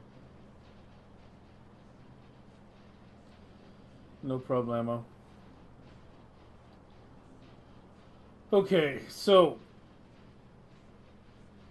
in terms of actually having something functional here. Anyway, just so you know how it works in the future. Yeah. At the end, when you're done with it, under the generate button is a copy blueprint, and that will generate all the decider combinators for you. So you don't have to go and... So you can just directly copy and paste that little blueprint string by pressing the copy button. That's right next to it. You can either copy it manually or just press the copy button. There you go. There's all your inserters. Or your cider Why are there combinators with all two the. for sulfur and there's 2 for sulfur, Yeah. 2 for engines? Because it's an unstable clock. If you go back to the timeline, you'll see that it's like I can't consolidate these cider combinators into one. Because there's slightly different timings for the 2 different assembly machines. Okay. The tool's not going to hold your hand, in other words. Like, it'll give you a timeline, and it may work the clock. It also may not work. So, it's rough in that sense. I'm sure I'll find a way to fuck it up. Okay, so should I try to implement this now? Or should we keep working with the basic one? You can try it. I don't know if we're going to get a stable clock. My problem with this. But we can try it. I'm not going to give up hope quite yet. Okay, here we go.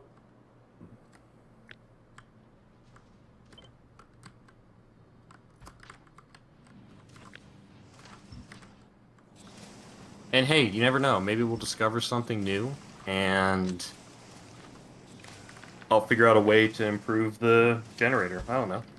We'll see.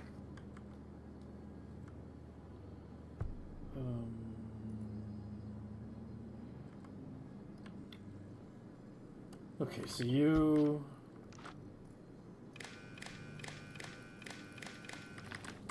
need to go here. And then I need to hook all you guys up.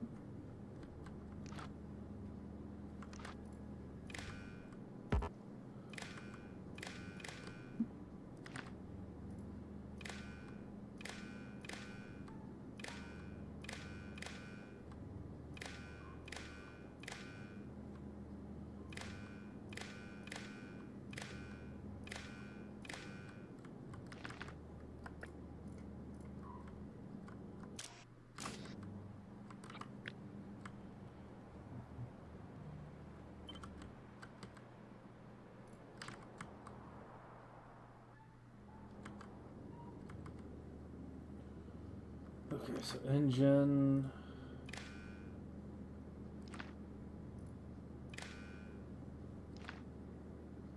So there.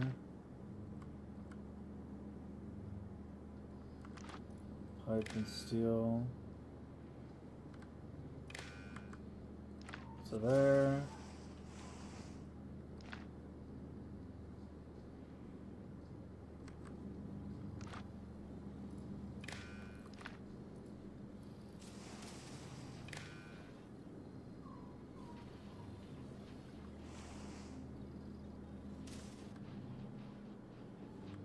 Hey, what am I doing?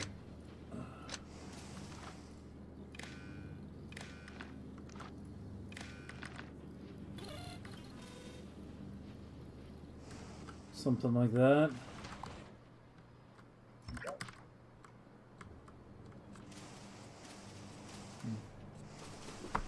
Something like that, yeah. I don't know if it'll be stable.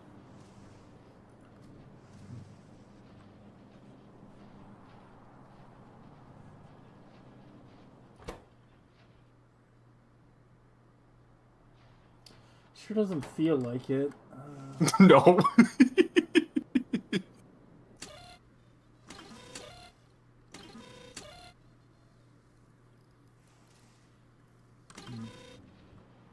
Oh, okay.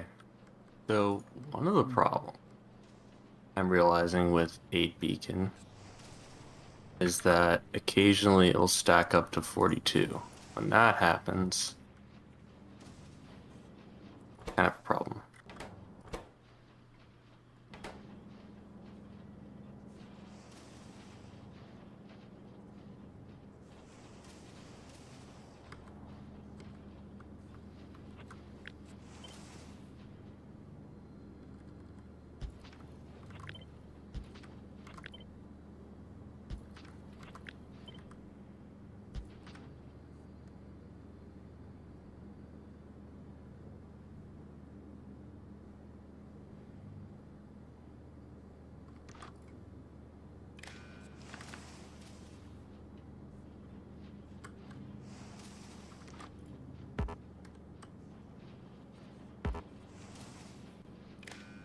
Or if you're wondering what I've been doing for 9 months.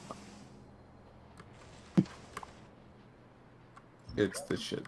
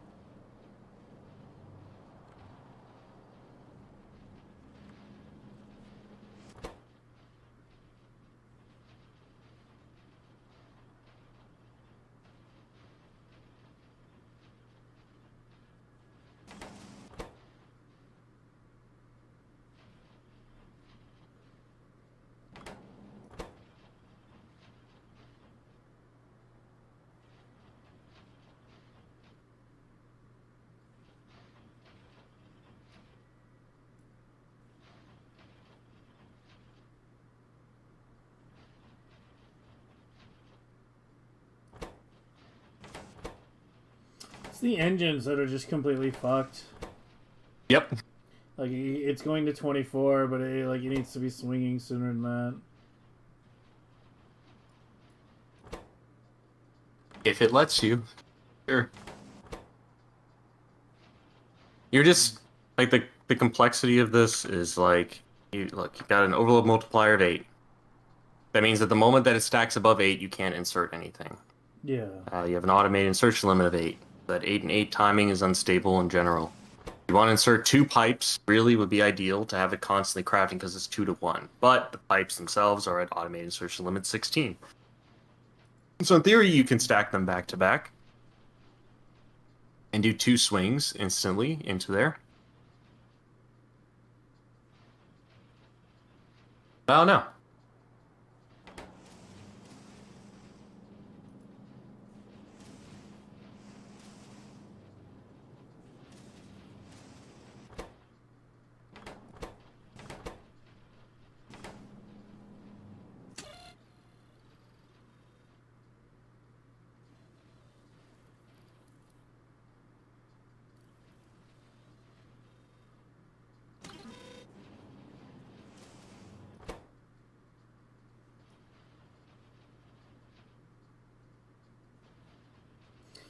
Yeah, it just sits here with like 22 or 24 on the engine.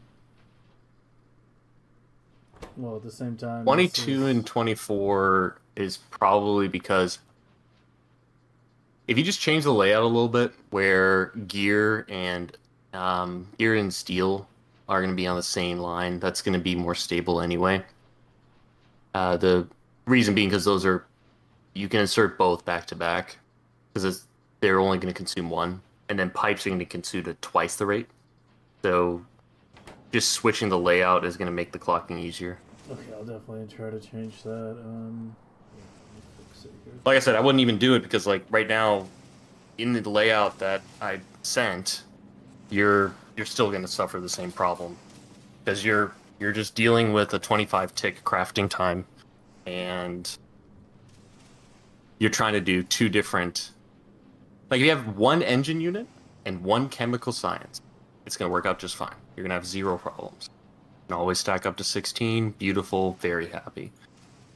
The only you try to direct insert into both, and especially when the crafting cycles are very close to each other, you have almost no wiggle room to actually have it work. So this is where the trouble comes in.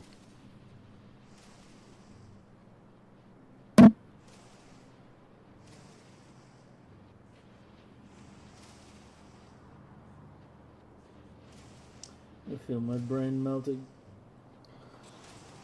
Okay, alright. Well,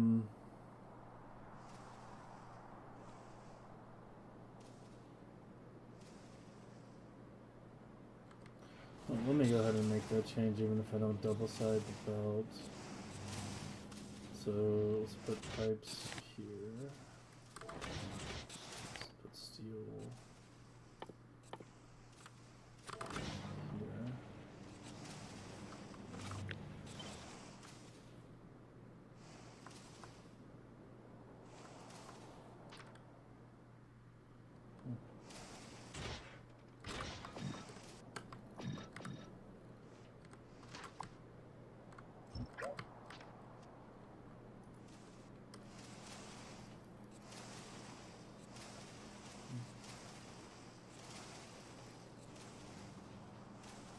Hmm.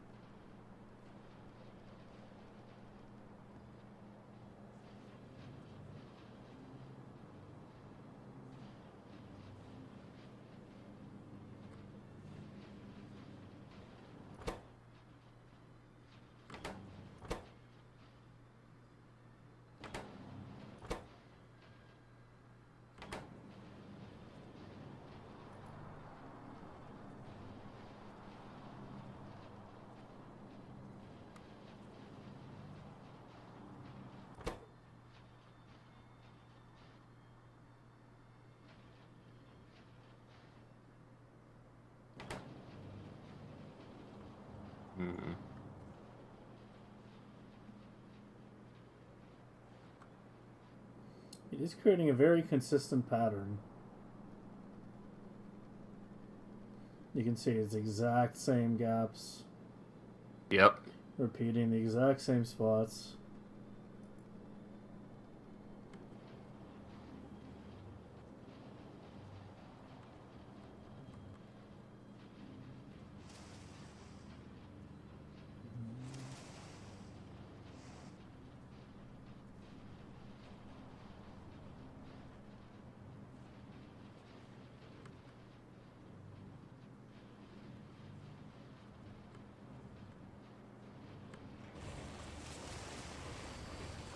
So you were saying you haven't clocked like all like yellow and purple and shit in your builds No. either, or have you done? No, it, like, everything on is- yours? Everything is clocked. I'm not saying they're perfect. Mm. Yellow sign specifically, the only way that I got a stable clock to work with it was setting the inputs to stack size 12. It's the only way that I got it to work reliably. Yeah, but that's like I don't even know. Like as soon as you're swinging the inserters like 33% or 25% more often, because of reduced. Like I said, I don't even size. know if yellow signs is worth clocking. Like the final science assembly for belting it, until I actually wind up going and testing it, it just hasn't been top of mind for me yet to go and do yellow science. Yeah, it really seems like the labs are the biggest thing.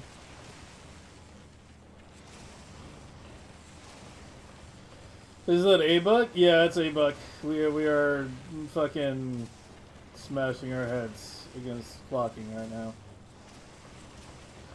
How's it progressing?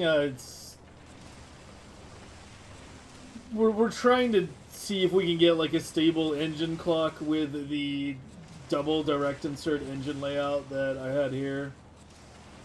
I mean, I don't know. The thing is, going to a single engine layout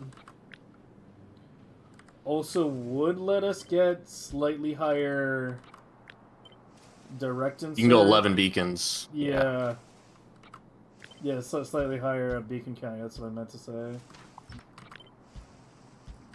If it was like this.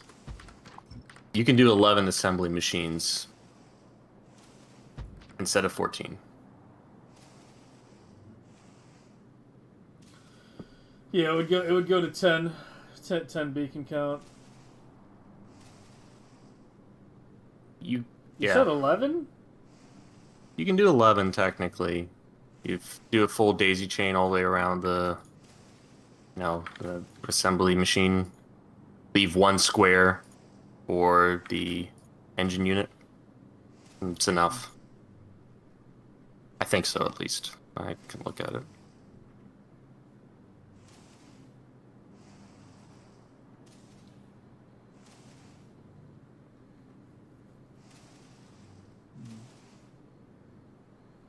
Yeah.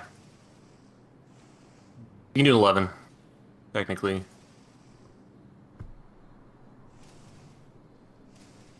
Am I just dumb? How do 11?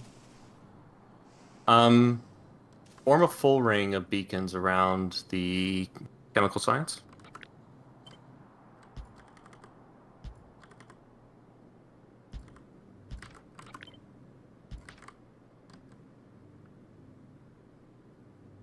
Remove one of them. put the engine unit there, where the Oh. beacon was before. You mean offset it? Yeah, exactly. No, Everything can be really symmetrical as... No. Everything can be symmetrical as long as you flip it to the other side, okay? Then it looks pretty. like that. Yeah, exactly. Certainly doesn't tile well with itself. Hold on. It tiles on the other side, okay? You can share those beacons on the other side. Just run the other stuff around the outside.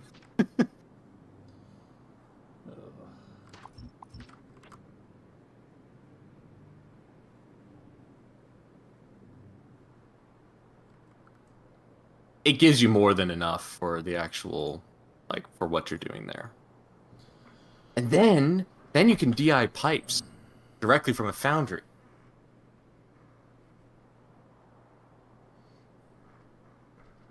Which is solid.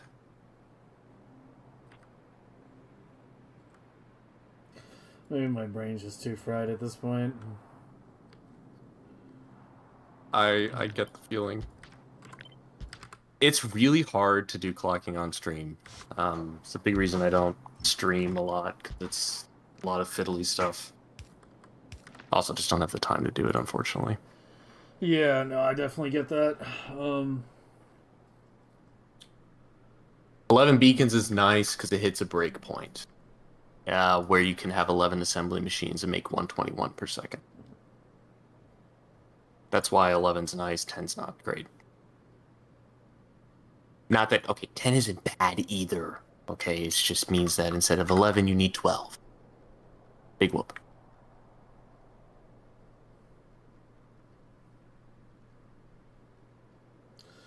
Should I just convert the whole damn system then to this now? You'll make your life a lot easier. Yeah, I guess.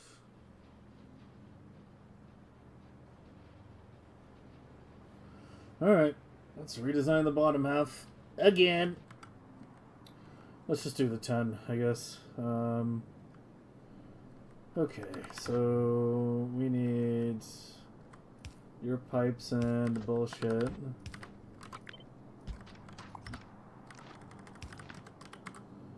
Going to there. And I need you staying intact. You're also staying intact.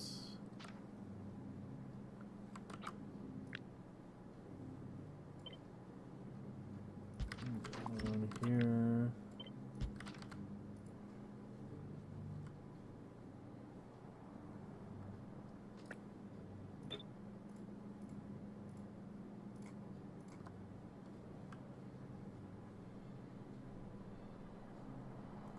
So the power pole goes there.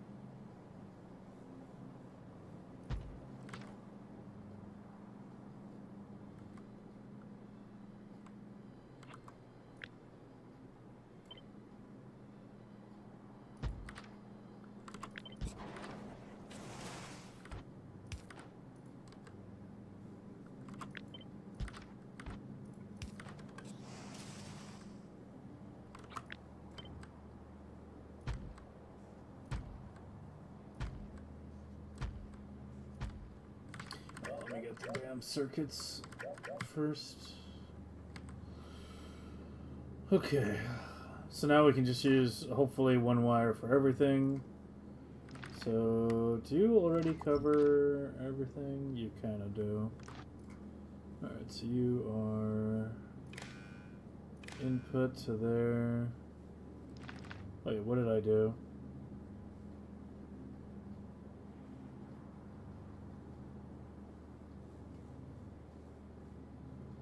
I did it backward.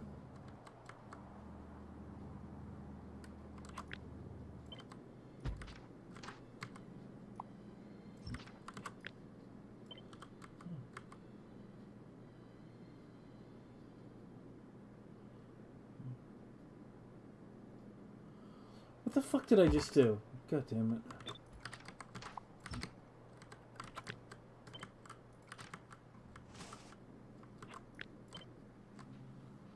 Yeah, the science needs to be on the inside, not the outside.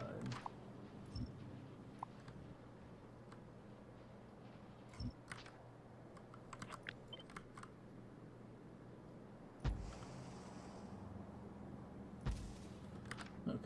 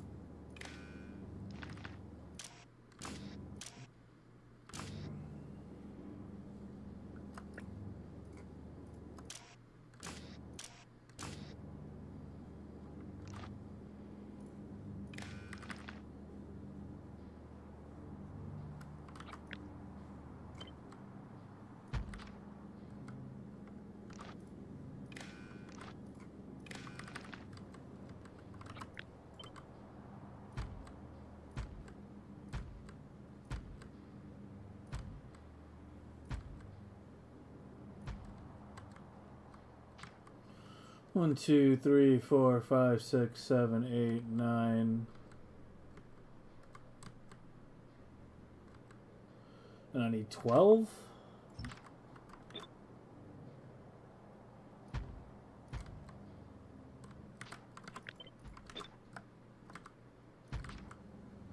You're at what, 10.4? Yeah, I need 12.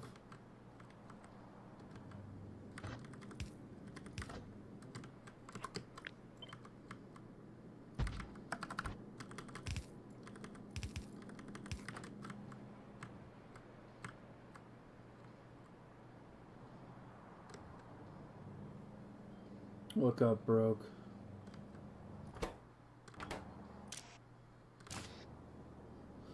Nothing, just the clocks. Okay.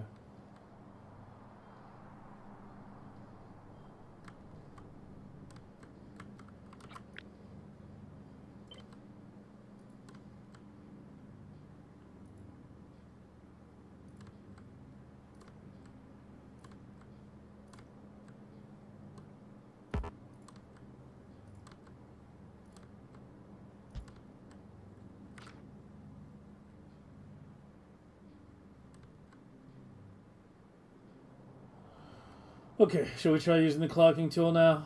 Let's see what it gives us. Let's see if it gives me something sane. Reset. Okay, let's see if I can do this properly. Okay, so first we do U. We highlight the nodes. We copy. We paste from The only thing that'll Factorio. mess up on,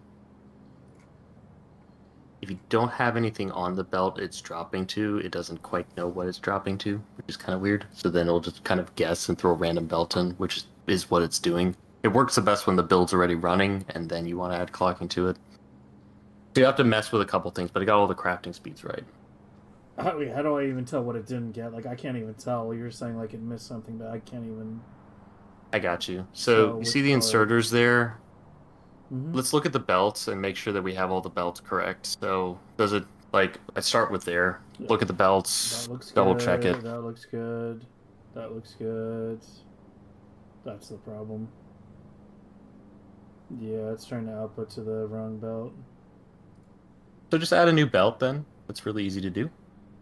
You go down to the belt section, just create a new belt down here. There you go. And click add belt on the top. And then just give it an ingredient. Doesn't matter what it is in this case because it's unloading to it, but it does help to kind of like visually see it. So you can just type in chemical science. Yeah, there we go. So Okay. done. You are outputting to there. Okay. Exactly. And I'm Looks good. still seeing this shit. Now, you're gonna have to regenerate it again. So you shouldn't see that again, but you're gonna have to regenerate it. So it's grayed out because you're missing something. So go scroll to the top and just check for any of the inputs that we're missing. In this case, yeah, we just got to reselect chemical science packs and then set our target rate and how many copies we got. This is what, 24 now? Right? I think it's 12. Yeah, 24. Yeah, you're right. Yeah.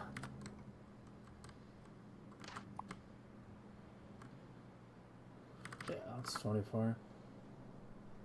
Yeah. There we go. That looks better. Yeah, it looks semi better. And look, it's double swinging out. 2 swings. Yay. Okay. Here we go then. Give me this. And let's hook it all up. Let's see if we're good.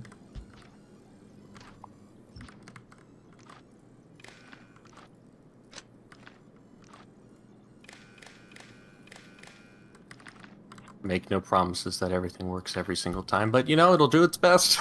I make no promises. I didn't fuck up your clocking generator, so it's fair enough. It's kind of hard to do that, but Oh, I'll find a way. Green.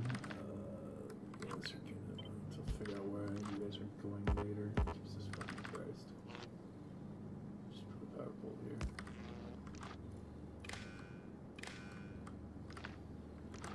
Alright, red. I think I missed one.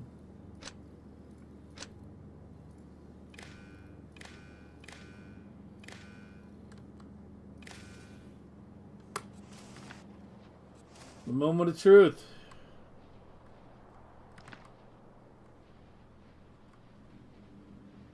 That's holding on for so long, isn't it? You have to wait for there to get back pressure for everything.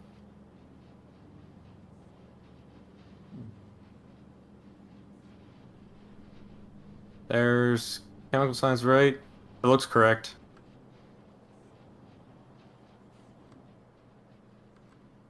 You have the same wire running to both the inserters for the engine units. I mean, that looks good. So Yeah. you may want to split those up, but otherwise, yeah, it looks like that's stable. Wait, split up which wires? The inputs for engine units are going to be slightly offset. See how they're flickering like that? There's only one Oh, engine well. output now, though. Not two. Yes, yeah, that's true. Kind of curious why they're getting stuck like that. At least why the flickering is showing up. But I mean, like, looks like it's doing the thing that it's supposed to do. So I mean, we're getting it at the end. It looks fine here, that looks like a stable clock to me, for the most part. but yeah, that white line, that one wait. I don't know if time it is matters. Showing up for a long time. If you removed all of them, it would look way worse. So you might be able to refine it, but all right, good bot, did a good job for first pass on that.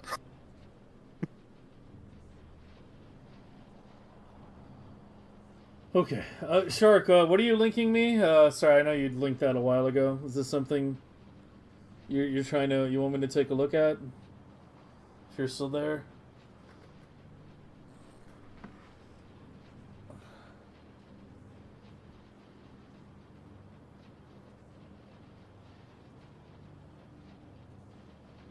It's your blue science. You don't know how to clock. Is that your question?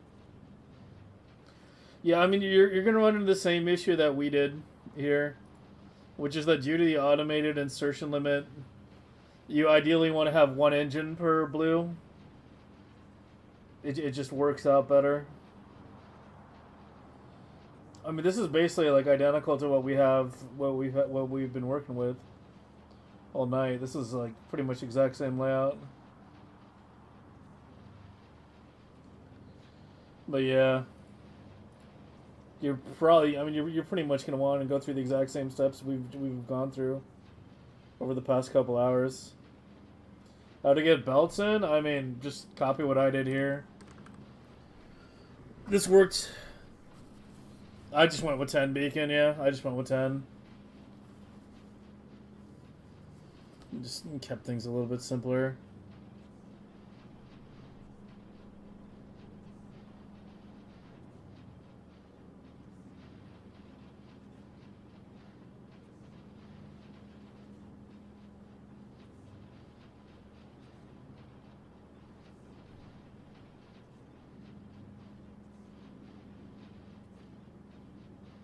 But you finally have an actual good case where it worked.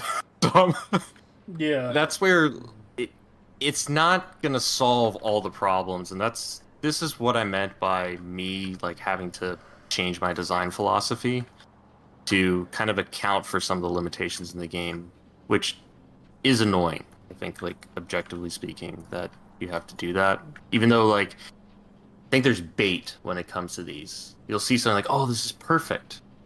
Like, the exact same bait happens with military science. You go, oh, well, I can perfectly clock the what's the ratio there? Why can't I think of it? The grenades to go into one assembly machine, but then you get screwed over by the coal insertion limits if you're belting it. So it's actually better, I think, to DI walls, which I think you're doing, right? Yeah. In the current Nice. version, we DI walls, not grenades. Which makes more sense anyway. Except we are doing one. Yeah. Well, the thing is, we are doing one wall to two, though. Is that going to cause a problem again? No. That should be fine because, like, you don't have any problems. The automated insertion limit on that is absurdly high. Yeah. So you don't have running any problems there, and it can stack It's all the way up to 16 100. here. But on the wall maker. Well, that doesn't matter. That's not a big deal. It's just the sync machine. All the problems were from engines. Look at that. Like, it's like a crazy high number. 270. Yeah, and it stacks up to 100. So it's the best case. That'll be an easy one to clock. Or fuck, I guess we can do that next. God. I mean, if that's gonna be easy, quick, in and out, 20-minute clock. I 100%. I think you can just let the clock generator take the wheel and just clock it, and you'll be fine. Let's find out. Okay, so I'm declaring blue done then. Nice. I just need to put these combinators in some spot where I can still. Well, I can tile it like that. Yeah.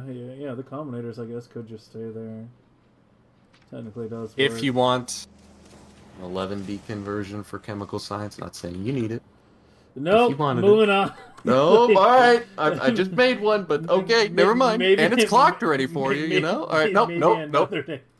Okay. Maybe another day. Wait, I didn't mean to copy the whole book. Well, if you're ever curious about one, I'll post it in the chat and then mess around with it.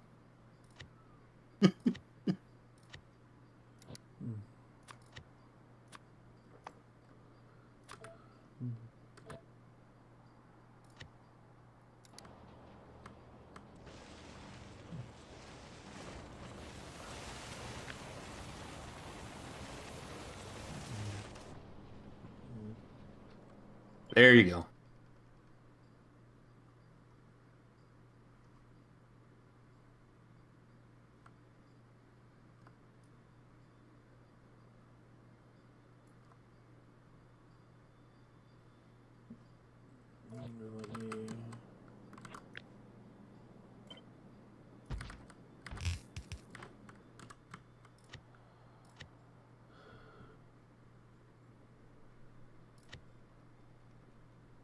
Oh, did we do the output test? Uh,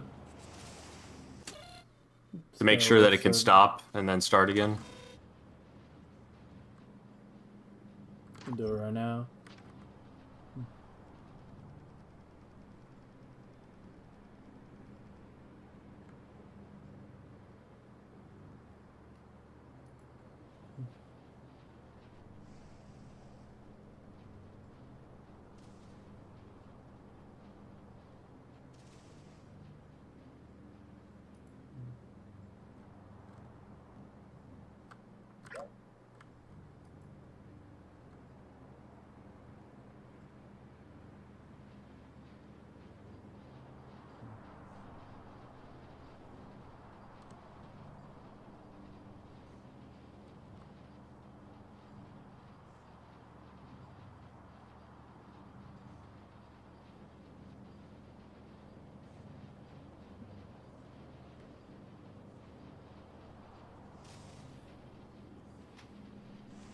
It's part of my problem that I have all the insert ones hooked up to the same wire, and I should have separate wires on each of them. Let's see. Yeah. You're gonna swing pipes twice. That's an extra kick.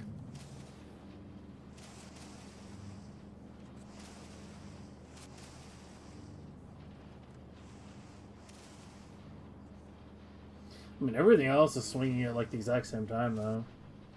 Yeah. I think that's the thing I like about clocking the most, is that it's just so aesthetically pleasing to look at everything doing everything at the same time. There's an art to clocking, so to speak, you know? So...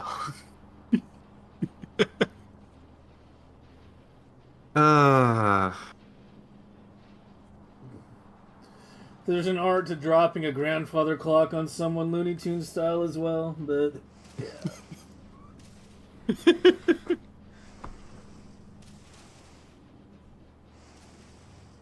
I've never felt so drained so fast in a stream before. The fucking... If I didn't know better, I'd been like, yeah, we've been at this for like 11 hours. Time goes by fast when you're clocking. Slow, really. Slow. It doesn't go by fast, it goes by slow. We ran into a huge roadblock, which was Oh. the engines, really, right? Yeah. But Oh, yeah. some things just aren't clockable sometimes. Or at least not in the most optimal way. So that can just be a real constraint.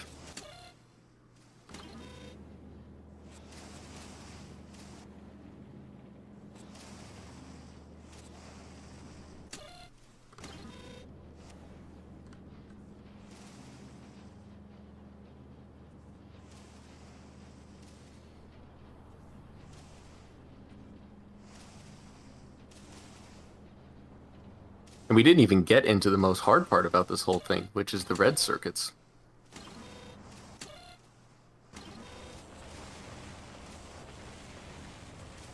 I think those were like barely ratioed to begin with.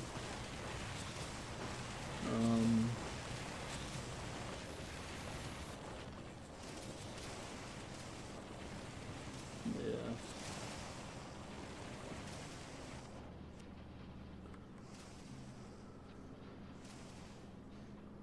So I really should have, what, 3 wires here? One for sulfur and red circuits.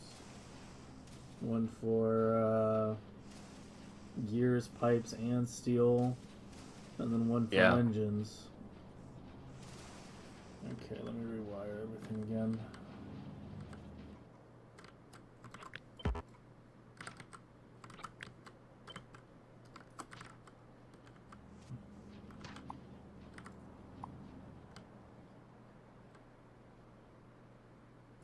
Always rewiring.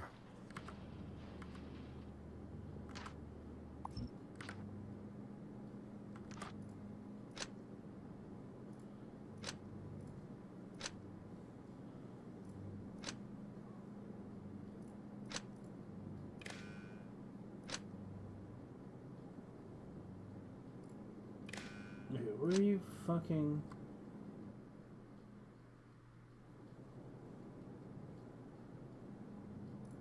Let's go through you.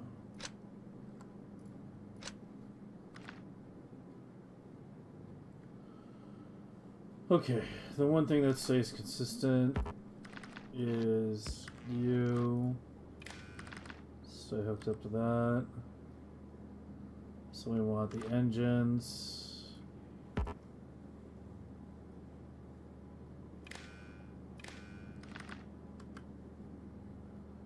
want you guys to be another one.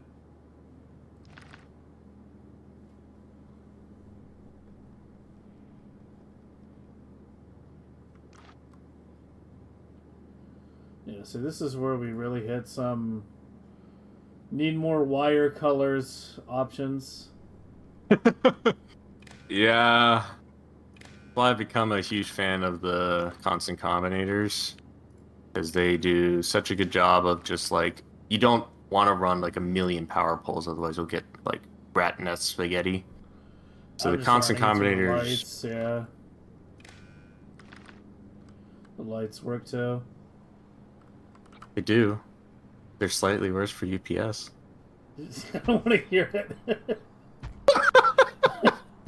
How is it slightly worse? Because it has to fucking... It's not Because even they're an checking entity it, that though. can be turned on and off. But That's it's not why. even checking it, though. Look, I use labs on my labs. I use the lights because I breed rainbow puke out of it. So like, look, I'm the last person to talk about that. So Alright, so... Yeah, I need to...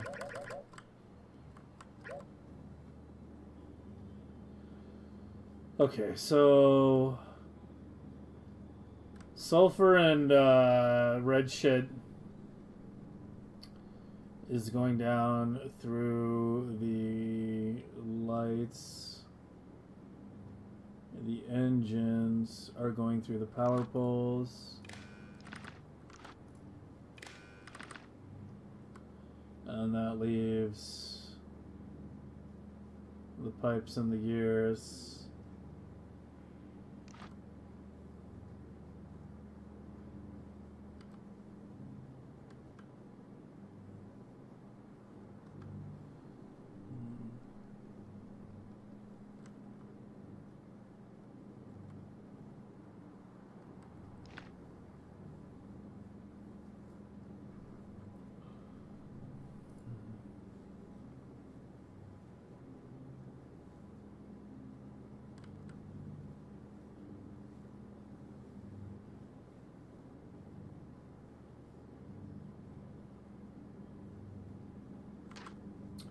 Alright, you know what?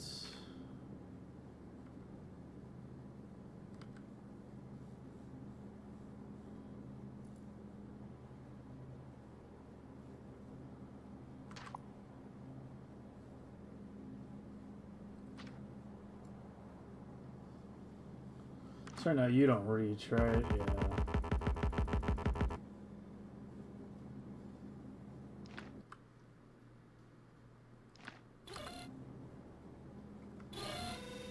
you like substations, huh? Apparently it's my Achilles heel at this fucking point. Let's see.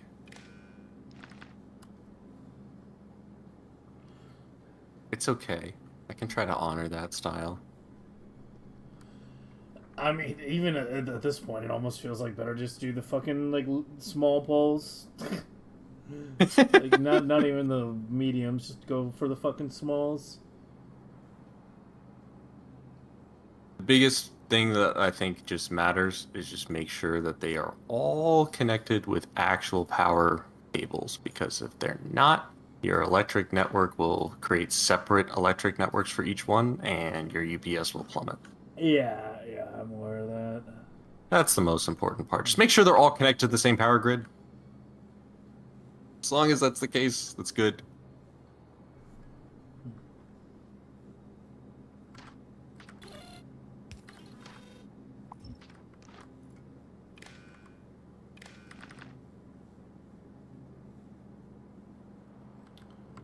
Alright. guess if we're adding the combinator, might as well add it to the other one too.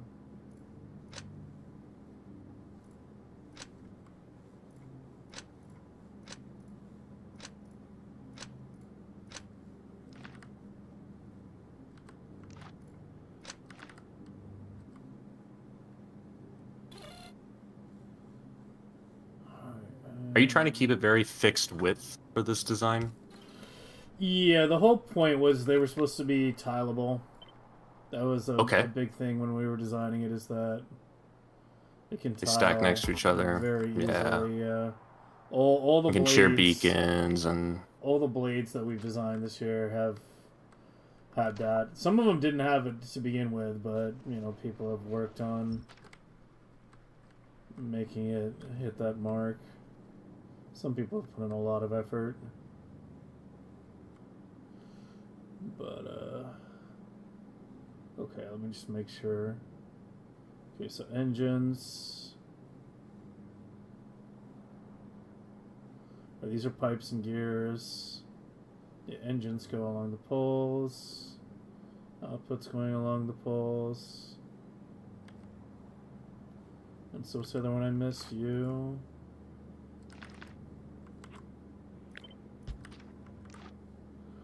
Need to go here.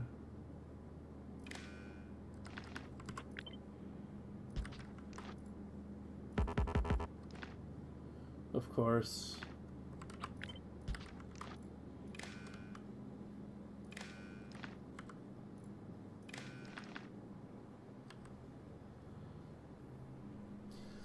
It just gets uglier and uglier. it truly does. There's ways to make them pretty, though. I will say there is kind of getting in the habit of designing these builds in a way that's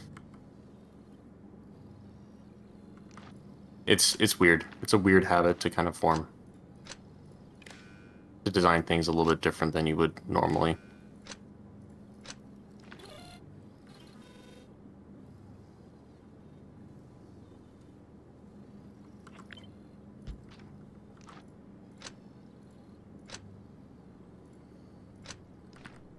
You know what a small improvement you could do for your generator thing?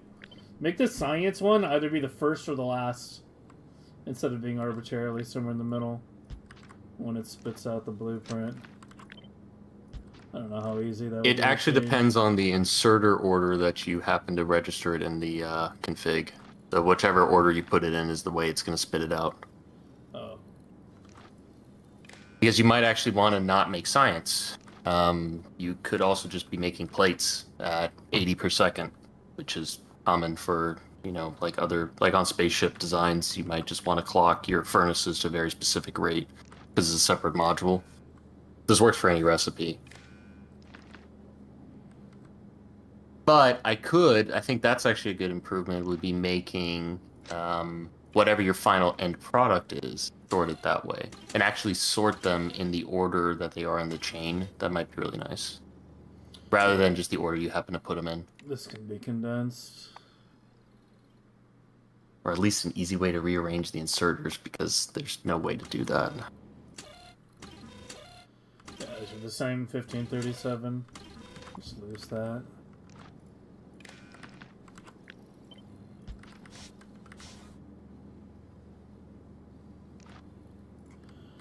And then you go to you, and that should be good.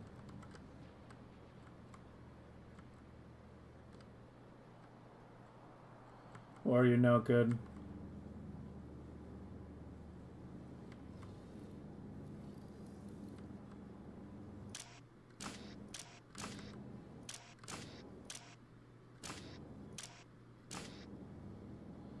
Why you no work? We know. Oh no. Oh no. I don't Oh. know.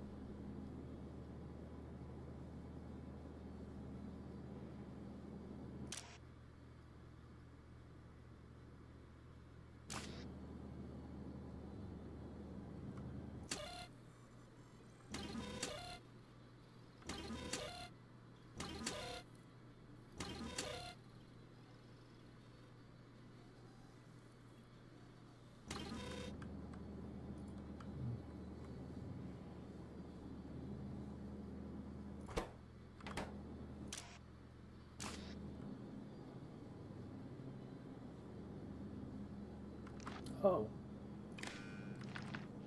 There we go. Just one missing wire. Who's the guest? It's abucnasty. Checking in. Thanks for your ship designs. Thanks, man. I appreciate it.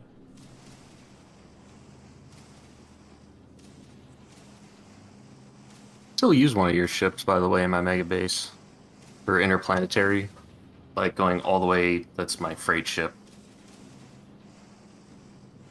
I did remove the laser. I think that's the one that had actual weapons on the front, right? So the missile Like ammo? Tynan. Yeah. It's this one, right? Yeah. Yeah, this was the Aquilo. Yeah. This was the Aquilo capable late game ship.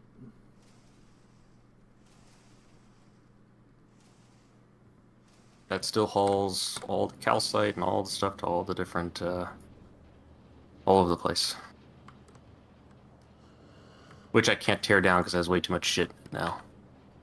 Yeah, Not that I want to tear it down, to be clear. I just am saying, like, there's, like, once you're kind of locked in with, like, your freight ship, like, everything will break if I don't use it. Yeah. Yeah, I mean, I use that for the cargo ship in my current game as well. You're still working on the same Megabase from last year, right? Oh, yeah, no, that's not changing. Is this going to be the last Yeah. one you do? Good question. Will it be the last one? Probably not. But you're I'm probably going to wait until 2.1. Yeah. Yeah, I figured as much. It's just like the things that I'm interested in is just reducing the update time, like per science per second, you know? So going and rebuilding the base from scratch isn't going to change very much for me. Yeah. Prometheum is the final beast that I have not really invested the time in, and I really need to. I don't know. I haven't. Like, Vader and Koenig both designed larger ships over what I had. Vader's is like twice the eggs at a time. Koenig was like 4 times.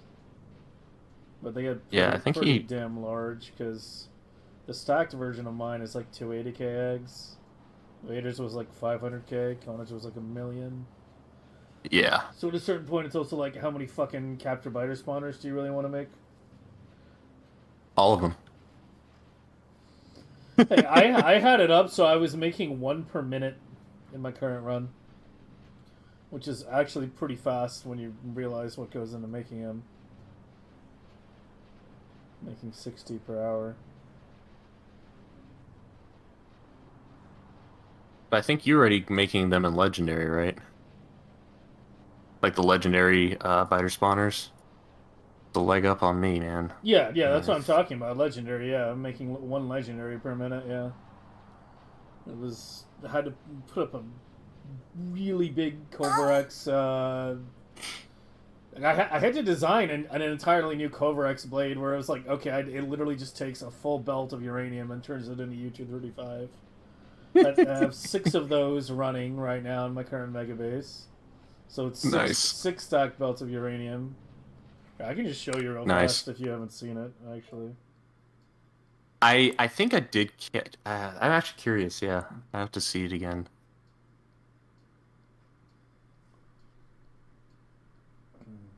I just raw upcycle uranium. Just void it.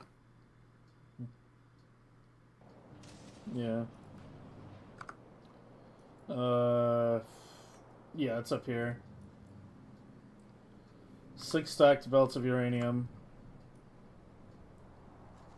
All feeding this atom bomb upcycling. Nice, man. My last base last year, which obviously was developed over a much longer period of time, I only had 1 stacked belt of uranium at any point. But yeah, it took 6 here. Had this giant biter egg area up here. And that didn't turn out to be enough. Had to get a second one over here. These are all making legendary biter eggs, but yeah, we make the. It's all upgraded now. We're at 400k. So yeah, 2k spawners, all legendary. Nice. Want to see that game crash thing? No, Oh, don't, It no, didn't actually don't, crash. don't do it. It didn't crash though. I'm mousing No, over just the don't. lab. No, that's fine. You can do anything, just don't grab the biter tool and highlight it over something that requires biters. To don't do that. Don't do that. There Don't. we Yep. go. There you go. Don't do that. That's the one bug that I have at the moment. I'll fix it eventually. That's only 16 hours per 1,000? Yeah, but I wasn't at that production rate the whole time.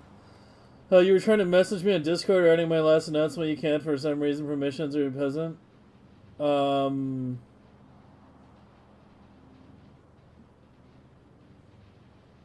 You should be able to message me. If you're on the server, you should be able to message me. 1 second.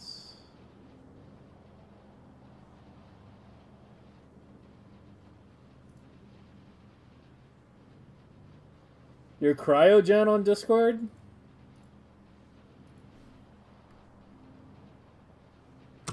Here, I'll message you. I can't message you.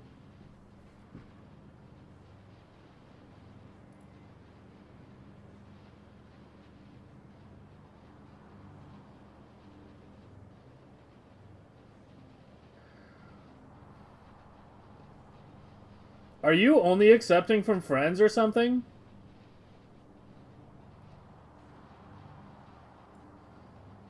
Could that be it? Is that why you're doing it? Do you have only accepting messages from friends? Yeah, you probably want to disable that then. Yeah, it's probably you. Because obviously a lot of people have messaged me. Like, if you share a server, you should be able to message someone by default. Like, that's the bare minimum thing. If you share a server...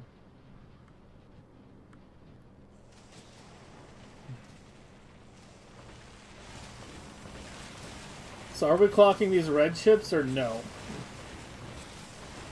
You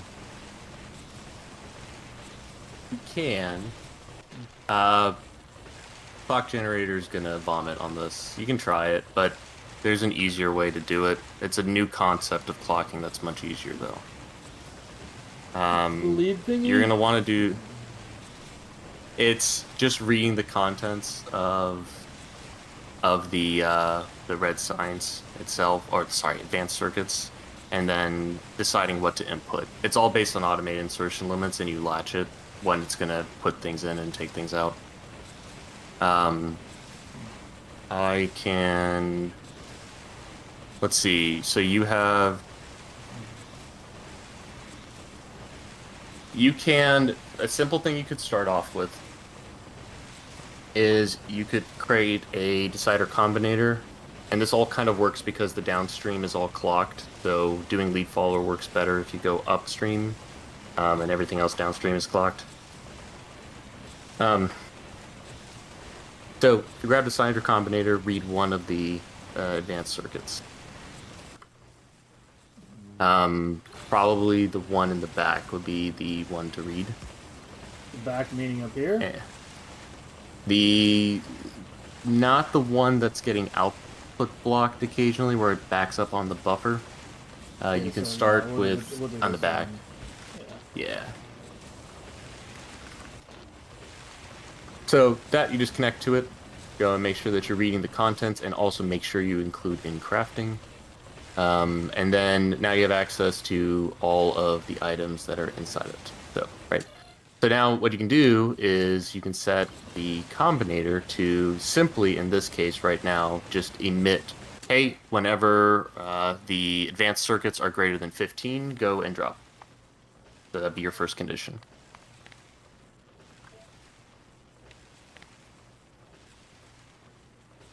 You could also do greater than and or equal to 16. It's up to you how you want to do that.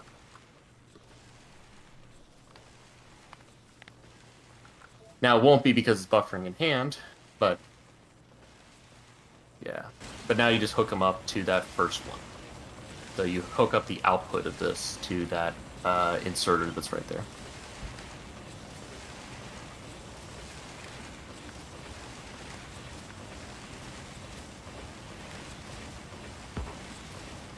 Yeah, there you go.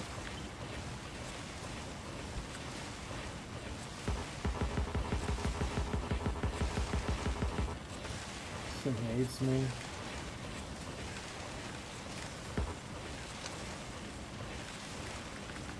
Start with the back ones first, just to like prove the concept, and we can work through it. We can figure out the later. Up to you.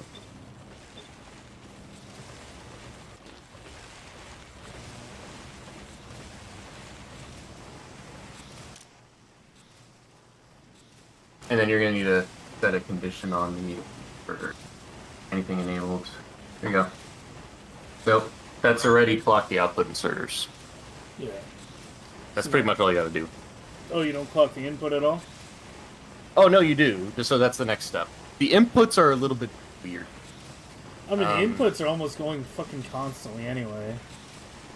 I mean, you look at how fast they're activating. Yeah. You can slightly improve it. So one method that exists, so what you're doing right now with that reading one and clocking the rest of them, that's a concept that's called lead follower. What that allows you to do is you take one of these assembly machines, that's the lead, everything else follows that output. This works, the downside of this is it's now based on the speed of the assembly machine rather than the exact speed you want. But in this particular case, it's not, it would be a very micro optimization because you're pretty much almost exactly bang on with 90 per second, I'm assuming, that you're producing between those two buildings, right? 45.8, so yeah, it's like 91.6. So you'll just occasionally stop, so who cares? Lead follower works great. You just want to constantly run it. The inputs, now, you can do it so that whenever it drops below the automated insertion limit, you could just have it also enable that. That's another one you could do. Okay. It may not matter as much because you're constantly picking up from the belt, but the copper wire for sure, you can wind up clocking a little bit. So we'll make this, let's do the simple case initially, and then we'll make it a little bit better. So look at the automated insertion limit, it's 84. So I just do read the machine. If copper wire gets below something like 60, Yeah. output copper wire.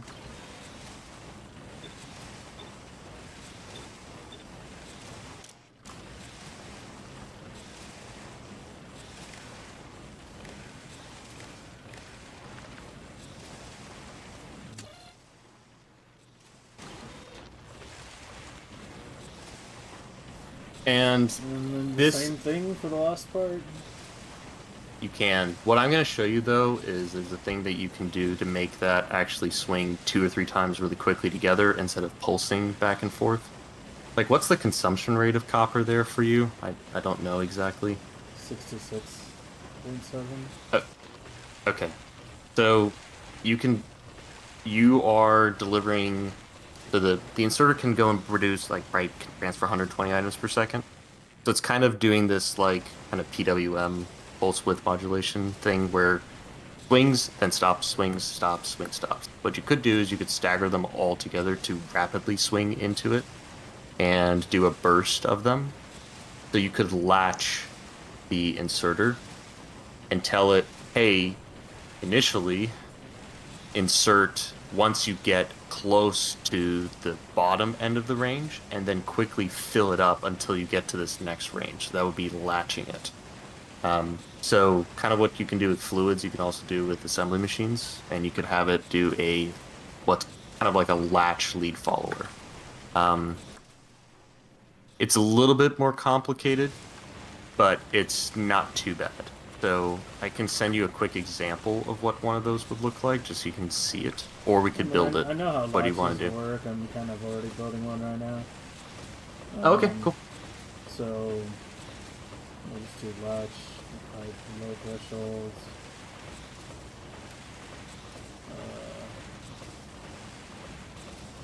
That's 84, so let's go like 20, 60 or so. Yeah. I think you can get probably all the way down to 8 if you wanted to. And then go all the way up to the insertion limit, which I think was 84.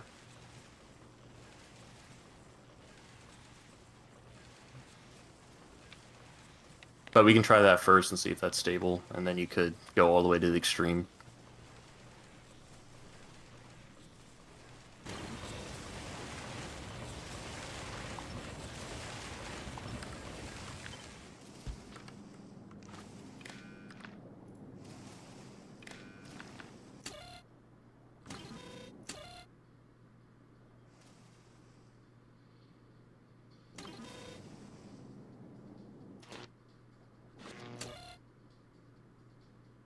I think you'd have to flip the condition, though. I think it has to be less than or equal Yeah, I think to... I did it Yeah. backwards.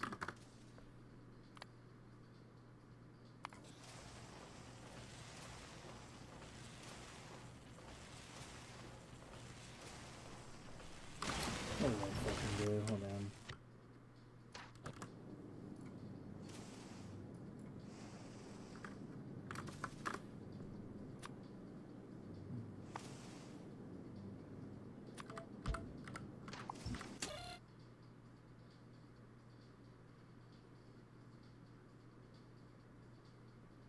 Flip the numbers around, and then make them less than or equal to, and you'll be golden. Yeah.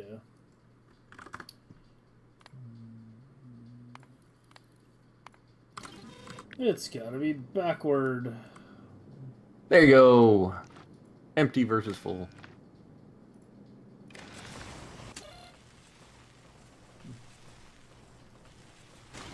See how it does that quick rapid flicker like that?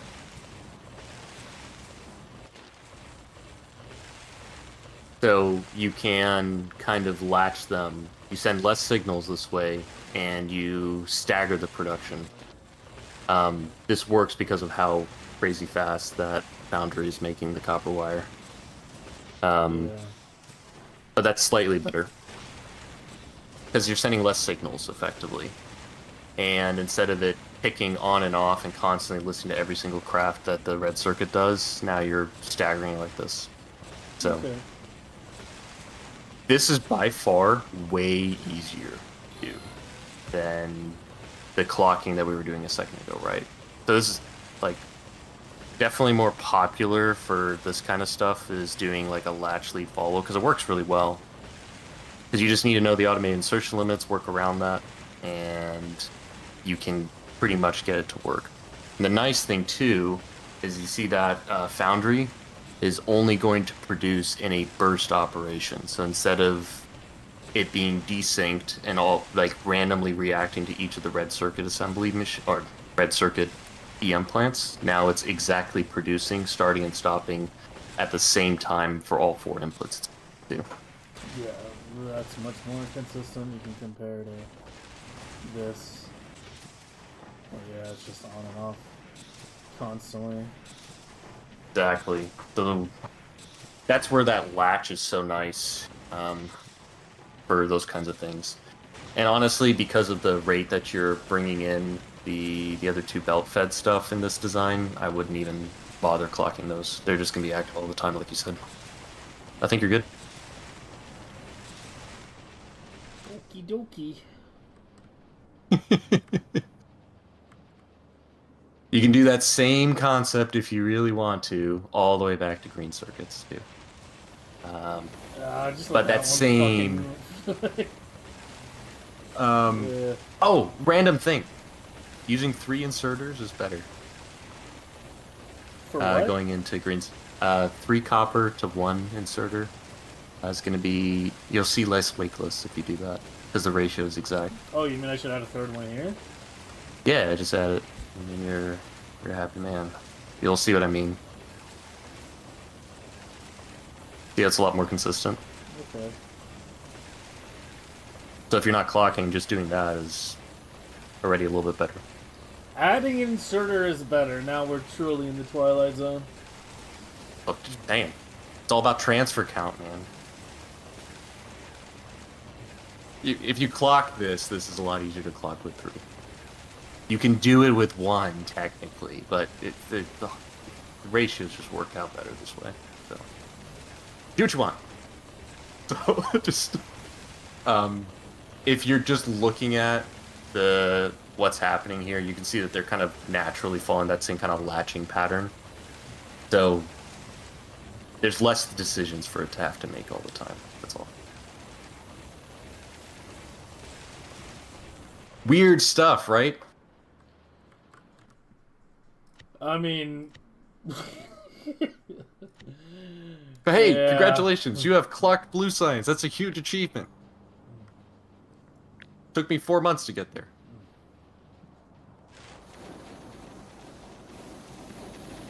don't worry. I don't think I have much hair left at this point. Alright, let's save that then. So there's our blue science. Alright, let's try to get one more design clock today. Should we do the gray then? Conage has wall comment, seems like, on blue circuits. Or, sorry, blue science. The inserters picking up green chips and plastic might benefit a bit from picking up from a straight belt instead of underground. I mean, does that actually affect anything? Picking up from straights over undergrounds? It shouldn't, right? It does because it has... If you look at the entrance of an underground, it's... Yeah, you can cut a tick. Yeah. Okay. Straight belt has can hold per segment, right? 16 items. And an underground is, I think, slightly less, so yeah.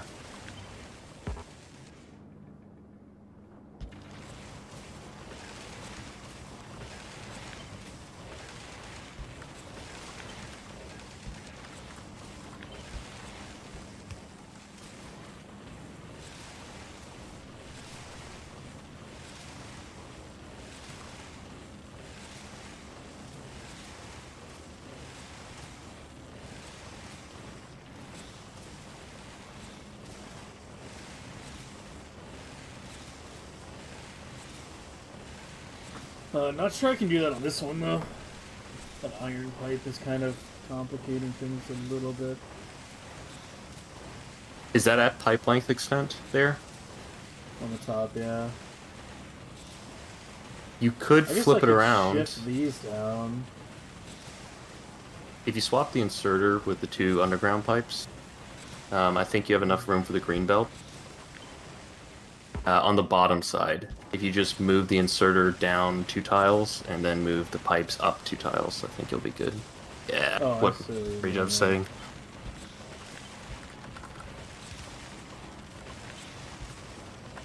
Just so you know, you are in the land of micro optimizations here. But every tick helps.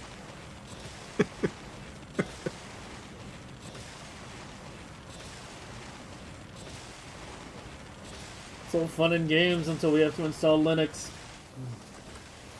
Hey, do it. Great. You can do all this stuff, and then you can just download Linux.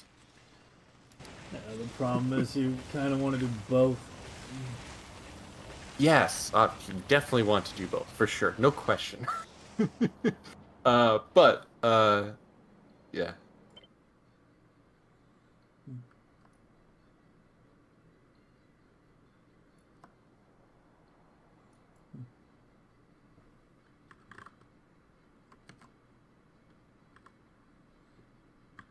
The main reason I like Linux is because of how, like, benchmarking stuff in Linux is night and day compared to benchmarking stuff in Windows. Like, just the variance that you get, it was just a nightmare to do anything inserter-based or anything where you care about, like, microsecond differences.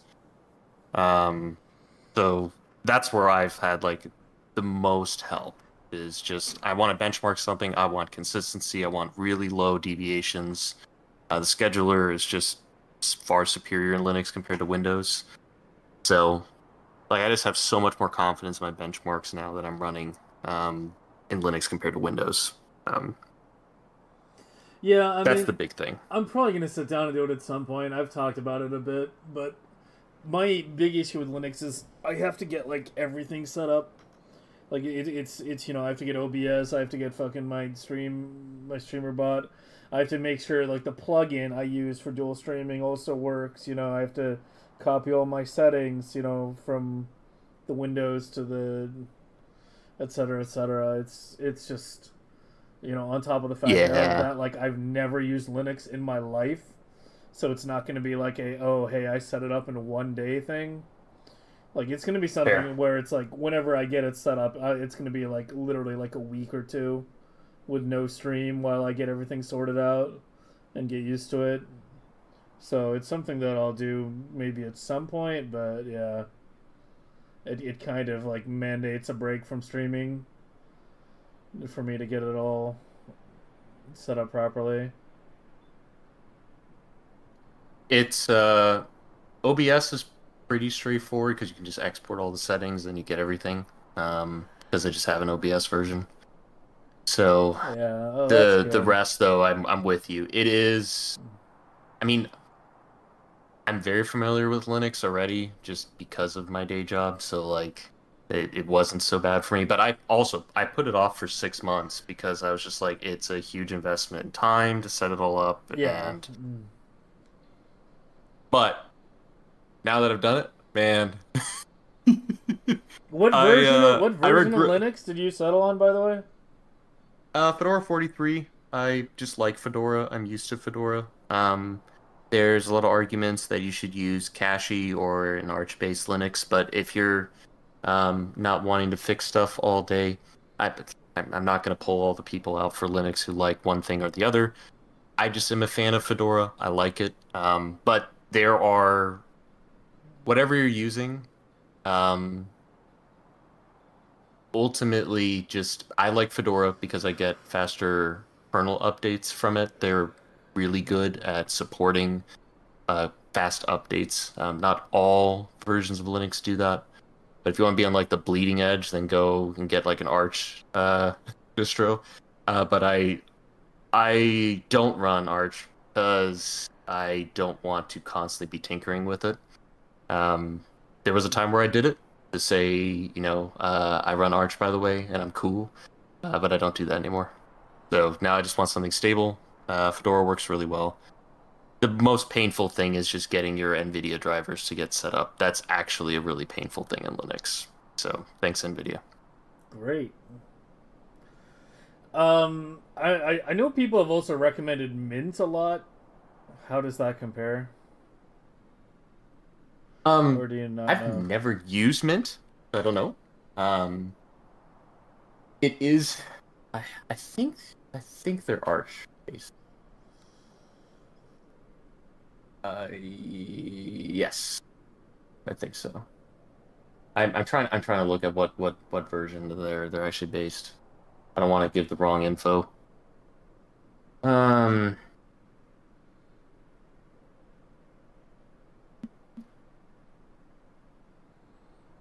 is Munt Debian? Yes, I don't know the difference between Arch and like Ubuntu and Debian and all that. I thought these were all just different distros, not like a base. They were Yeah, just Munt's distros. Debian based. Um, anyway. I like Fedora. Just I know the package manager. I like Flatpak. I like the support for that.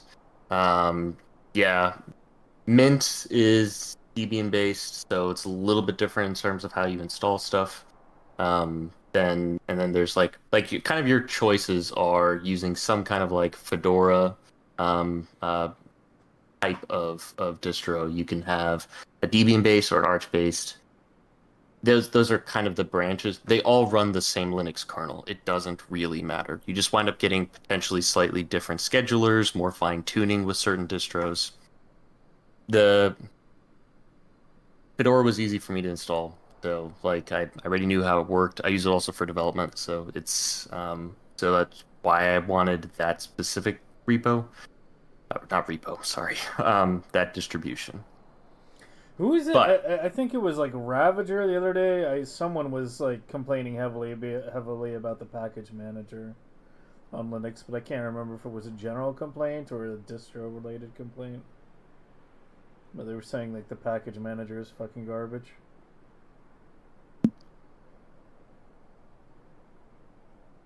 Yeah. Pac-Man can be a little bit annoying. It just, I don't know, that's a whole rabbit hole to get down if you really want to. It's yeah, there's definitely some hurdles that can stump you initially. So like, yes, it's gotten a lot more user friendly than other things that just run. But is it something that is super beginner friendly? No, I don't think it's quite at that point where it's like super easy for anyone just to pick up. And sometimes it's on the hardware manufacturers, like Nvidia has made it really hard to just get anything kind of running on Linux without going through a whole bunch of hoops. So Yeah, I just have an Nvidia card, unfortunately. So yeah. But if you ever need it, I've done it all, so I've got probably a very similar setup to you. So Yeah, I mean, I'll definitely hit you up when I do get to it. The question is just when the hell am I going to get to it? you don't need to until you're hitting the UPS cap after you've done all this stuff. So go clock everything. I mean, we were at like, well, it's at like 12-ish to 13 with the Prometheum ships running right now. Okay. So, we'll see how far that can be brought down. There's also just How a lot much of other, like, Prometheum or but it's with 4 Prometheum ships right now. 1 stacked, 3 non-stacked. The non-stacks are like 20k, I think. The stacked is close to 40, I want to say. those ships make 40k? I might be overestimating a little bit. Okay. The most I could get, because my ships are really similar to yours, because they have the 4 direct insertion into the hub. The most I could squeeze out of it was like 21k on average per minute, raw SPM coming out of those things. So when you factor in like travel time, and maybe you have like, how many thruster stacks are you running on those? On the thruster stacked one, it's 3. It might have been like Okay. It might have been like 20 to 30k, like 20 on the non-stacked, 30 on the stacked. But I do want to say it was close to 30 on the stacked. I'm launching, I think, 280k eggs right now to the stacked. Okay. And I probably wouldn't go in any higher than that. I think any higher than that was cutting things too close. Like, it was already down to like, about 1 minute left on the last eggs as it finished crafting. Okay, so you have 3 stacks of thrusters, including the primary ones, right? Yeah, this is the stack. Ah. Here, yeah. Got it. Okay, so I've got 1 less. So I run with less eggs out. Yeah, so this goes like 800 something kilometers a second. Here, Yeah. I can. Mine caps out at 750. Fast.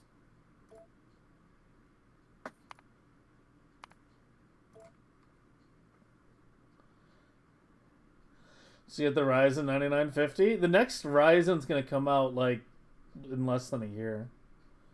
Because the 9800 came out like end of 2024, right? It's 2026 now. But It came out with a 9850 X3D just a couple months ago. yeah, it's close to 800. So- It's like 773 to 780. Give or take. Okay. The thing Yours is, is a like, little, it's, so you can it- take a little more. It's hard to see the rate because I had them starting and stopping for a while. Yeah, that's Yeah, so- you have to kind of look at like the full ship travel time and Yeah. then take the average. But it's basically the ship travel time there and back, including the loading of the eggs. And then if you're not running out of eggs, you can calculate how much it is. Yeah, or just making sure it's running. I had like a gap here and I had a gap here. So it's hard to say. It's showing 12k. for 10 hours with those gaps. You can't really see it less than that.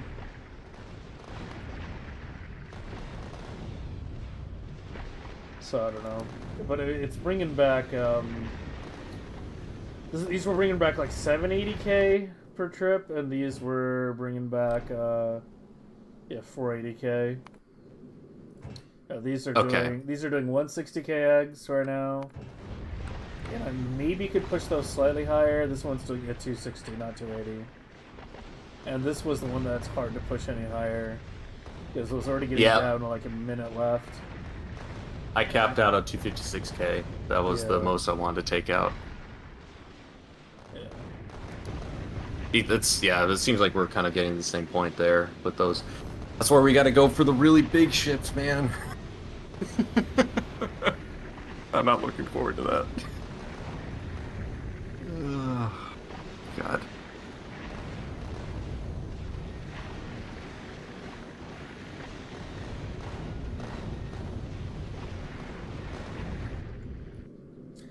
I don't know. I mean, that's what Konage and Vader were messing around with, is making bigger ships that could carry more eggs and go faster. I don't know if I have... Yeah, I do have them. This was Vader's. It's essentially the same style, just bigger. Much bigger. It makes sense. Like, you have all those asteroids. Like, if you're going to use thruster stacking, like, you have all those asteroids just flying on the side of the ship that are just wasted UPS. So there's, going a little bit wider, there's kind of some sweet spot there where if you are going to use thruster stacking, you might as well go super wide so that you're utilizing the most that you can of all that wasted space on the side for all those asteroids that are flying by. Because that's just, you'll see it when you see like the asteroid entity update time. Well, not entity update, but like the asteroid update time is just going to be really high. And if you scale it, sure, there's some in the front, but the majority of it is all just that stuff on the side, just flying by. Yeah, we were aware of this last year. Thruster stacking in general is not that good for UPS for that reason, because you have all that shit being rendered for so much longer. And it has to track every single fucking little asteroid. But yeah, this was Konage's here. Yeah, so he says 1,000. He says 3 million science packs per round trip. So it's about triple of what my big one is currently doing. What the stacked one's currently doing. Yeah, it's a really impressive ship. I'll probably wind up deploying this at some point. I don't know if I'll be setting up the fucking like 1 million biter egg launch that it needs or whatever though. But even running it like at a bit less, it should still be better. They shoot in multiple volleys, which so you don't need. I think you need well, I don't know, Konage. Is it 1,000 biter spawners? Or is it less than that? I don't remember how many it was. It's 2 biter spawners. One legendary can launch 2,000 eggs.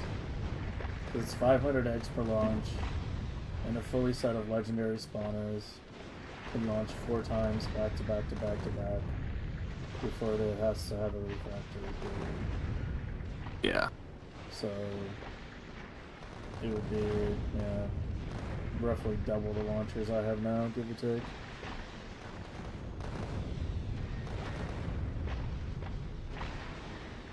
Yeah, it's a fun time.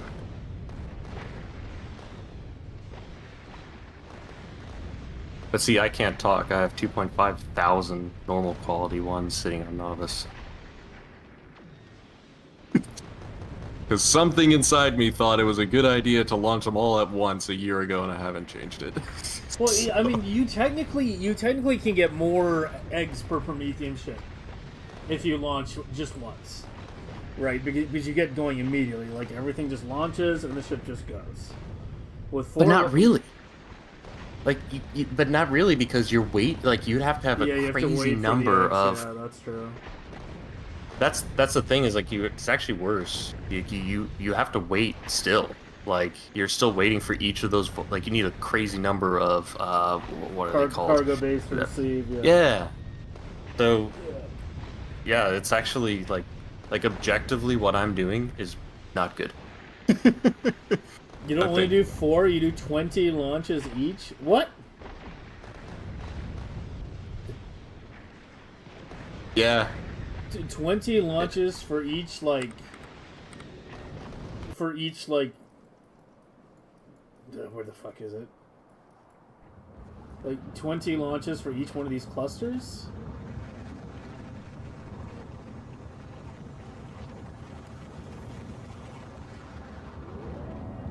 $20 launches for each cluster. Okay, like, yeah. See, this is something else entirely at this point. It kind of makes sense though, because all you need is by the time you reach the edge of the solar system, and then or you get and you start harvesting promethium, you just need to have enough time for the eggs almost to start hatching, and consume them the whole time. Because like if one is at like 5 minutes before it spawns, you're consuming it constantly, right? So as long as you're outpacing it, you're good. Yeah, I remember we were talking about this like a couple like weeks ago. The whole you need to buffer eggs outside the spawners, or so, like, in order to make it work. Yeah. It just requires like a whole other launch system. I haven't touched it specifically because it is such a pain to redo. Oh so, yeah, I mean, want to design it once. Yeah, like I tried to make damn sure. I took forever in deciding where this was going to be before I settled on it, because yeah, once we realized, once this thing goes down, it's just you're just not ever fucking moving it. It's just you just can't. You literally just can't move it. The worst fucking building in the game. 15 legendary uranium, 10 legendary biter eggs, and on top of that, A, you can't move them, you can only destroy them, and B, they spoil. So it's not even like you can buffer like a huge amount and then place them all when you're ready. It's like once you're ready, you have to be making them constantly.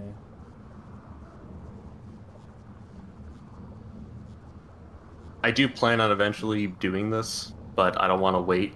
So my solution to this whole problem has been I have 240,000 legendary Prod 3 modules sitting in cold storage, and I'm just going to shred through them and make them all in one go. And then I'll be done. That's my end-to-end game. I guess that works, yeah. I mean, I just made a shitload of the things. Have I considered latching science requester chests at the hub with a drones burst from 1K to 24K? What do you mean? Latching the requester chests? Here? No, we didn't consider latching those chests. Just try. They don't fill the 24K either, because they're all split chests. They're all like half of one and half of another for the most part. There's some that are one type, but it's 12K, not 24.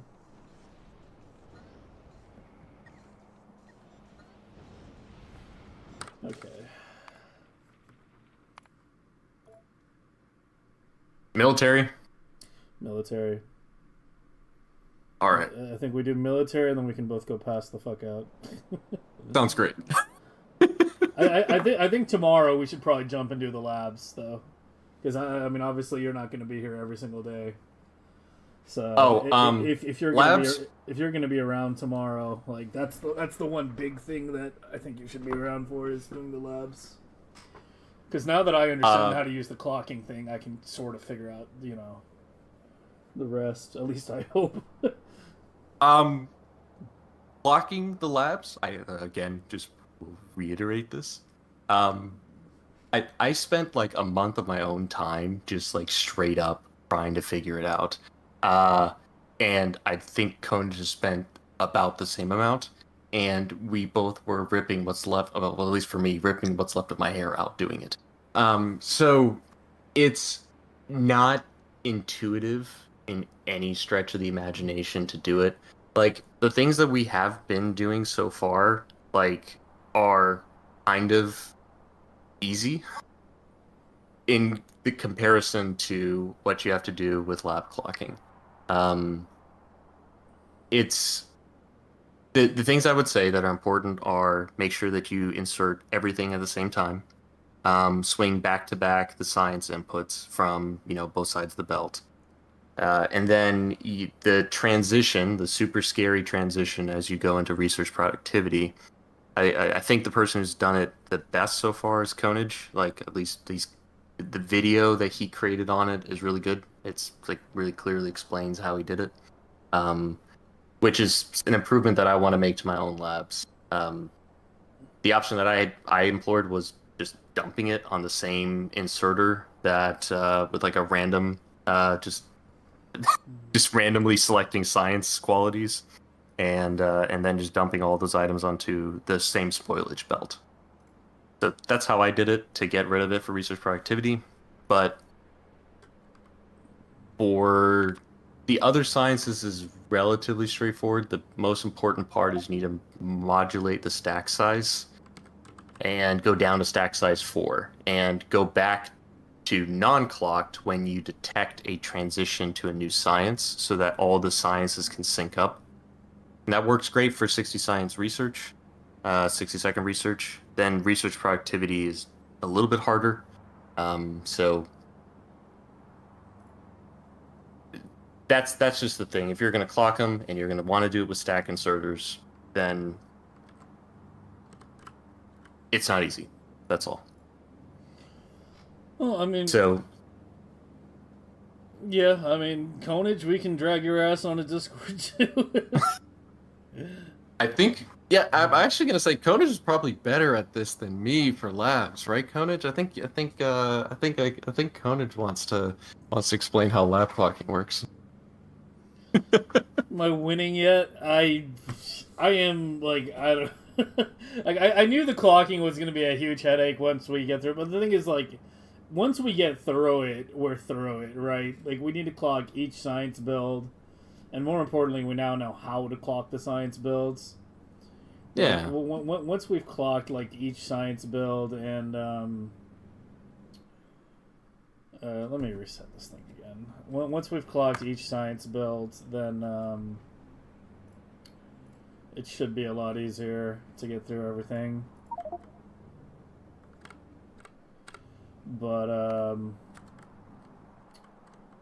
yeah, it's, no, it's, we knew this was going to be a headache. I mean, I'm not going to sugarcoat it and be like, oh no, it's fucking, fucking rainbows and ponies. It's like, no, it is a huge fucking headache. But, unfortunately, you kind of have to do it at some point. If you're actually really trying to min-max things. I think Konage has a good suggestion. One thing that could be done is, like, I highly recommend Konage's video where he explains how he did his clocking on the labs. I think it's a better approach. There's some similar concepts that I do in it, but ultimately the transition to Prometheum, I think that's where he struck gold. So I'd highly recommend, like, maybe even on stream, like, if you watch the video that he had, and then, like he was suggesting in Wasn't the it chat, like a 2-hour video? There's a couple That's the key one I was moments thinking of. in there. He's got timestamps that are included. So going to those chapter markers, especially, like, where he explains the problems with the labs, like, it's a really well done video that explains it. Made sense to me, but I'm also biased because I spent an inordinate amount of time looking into this and trying to understand it myself. So that's where I'm not the best judge if it, like, is going to make sense to everyone else. But yeah, like I said, like, Yeah, 2-hour video. Yeah, it's but the concepts are really useful. Yeah, I mean, I don't know. We can, I guess, watch it a bit on stream tomorrow. Because the thing is, like, I said, like, I would maybe try to rewatch it off stream, but the thing is, like, am I gonna get the chance to watch a 2-hour video before stream tomorrow? I don't know. It's not the most likely. So, yeah, we might have to watch it on stream, or at least part of it. But yeah. But like I just want to warn you just that about like labs really is the end game clocking. Like it is the hardest thing in the game to clock correctly. Yeah, no, I'm aware of that, but at the same time, it's also the one thing you need to clock. Like if you're only gonna clock one thing in your entire fucking base, guess what? It should be the labs. That's what has by far the most inserters. Okay, so let's see here. So we have it saturated now, so it should pick up the belts just fine. So let's take you, copy, paste. Make sure your belts look okay. Yeah, you're fine. Change you to military science. We have we're obviously only looking at half of it at once, so it's 6 blocks, so 6 copies. That should be everything, right? Or did I miss something? I think it should be everything. Yeah, I think it looks good. What? You missed an input. Okay. Hang on, you might not. So, LeastCon Multiple might be screwing with us here. It shouldn't be. Let's check the stuff here. If you get to this where it's trying to do like 4 million something ticks that it's trying to do, usually something's wrong. So, oh, yep. You have 1 item per second. Oh.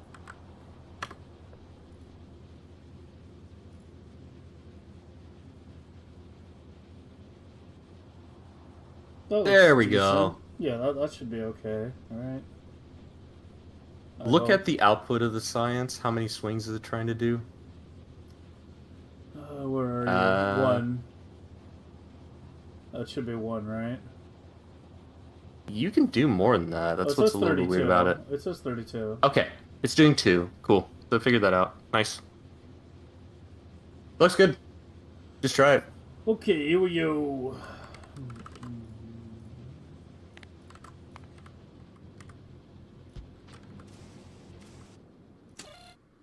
See, did it get all the inserters right? So many. Yeah. The question is why you have so many stone inserters. Oh, got it. Because you have 3 furnaces. Are the furnaces all the same speed? Crafting speed, like they have the same number of beacons around them. Ah. No, yeah. You have 2 furnaces that are. Yeah. Well, they're all producing the same amount. The problem is, like, furnaces are the easiest thing to clock because they don't honor the. I mean, you can tell just by how they're swinging that, yeah, they're all swinging the same amount. Yeah, the output's going to be the same. So I would recommend just ignoring right now the inputs for stone, although you are going to want to clock those eventually. So just ignore those for now and just do everything else. Let's get that stable, and then we can figure out stone afterwards.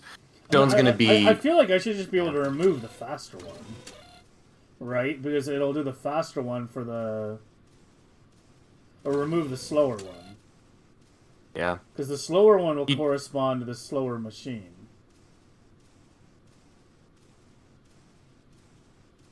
Right, like it has to wait a longer time for that machine. I'm wondering. It's got multiple stone bricks as well. You could try There's it. actually 3 stones, and I just realized not even 2. Yeah, The one's like it's 52, 72, 57. yeah. The top and it's- bottom are the same, though. If they're exactly the same, then it will merge the decider combinator. Yeah, If not. they're, yeah, which kind of can. You're gonna see this too. That I would try it without the stone clock and then add the stone clock afterwards and see if just one works and is enough for you. You can just pick one of them because really they all should work. The problem is just the automated insertion limit is a little bit. Let's just worry about Low. these first. Okay, so science output. You2. I think you actually can reach. So I don't need to go for the power pole there.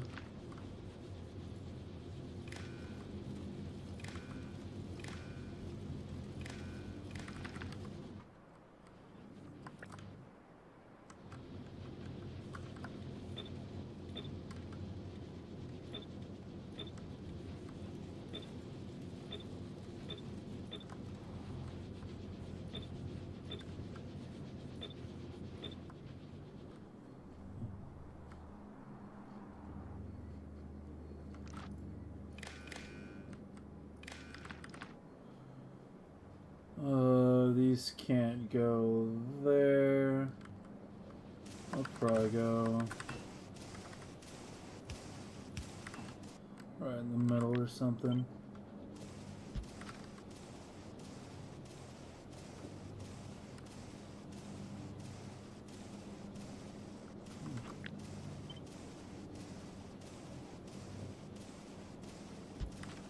One random thing while you're thinking about the layout of that.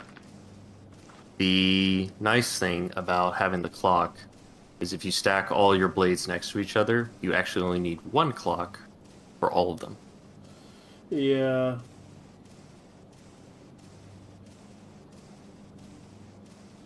For now, I'm just putting the clock in the blade. I can maybe remove it when I deploy it, but... Oh, yeah, for sure. It's just about wiring them up and connecting them. That's where medium power poles are so nice, because then you can have... Yeah, all right, I'll stop. I mean, I'm starting to swing around toward them, because, yeah, it's like... The wire reach issue is a bigger issue with the substations than with the mediums. Because with the mediums, Yeah. you just have them so much more frequently, but, like... I mean, if they just fucking would fix the wire reach issue, then... it'd be a different story. Yep. And I hooked that one up to the wrong one.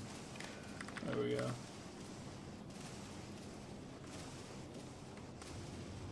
And if you want to go real crazy, you could have on your radars a signal that tells you that you're not using that science and shut the clock down. So the red ammo and nades are the same.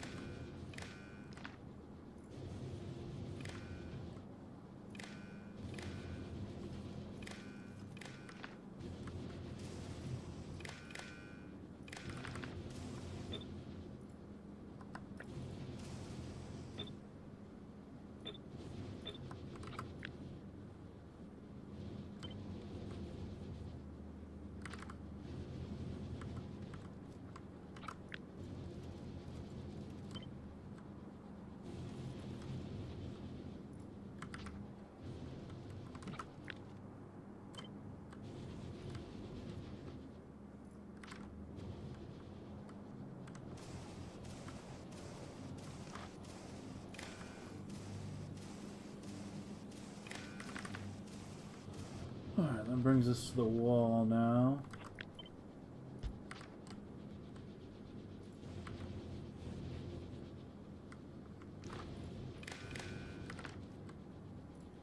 Please reach. Oh, you can go through the middle here.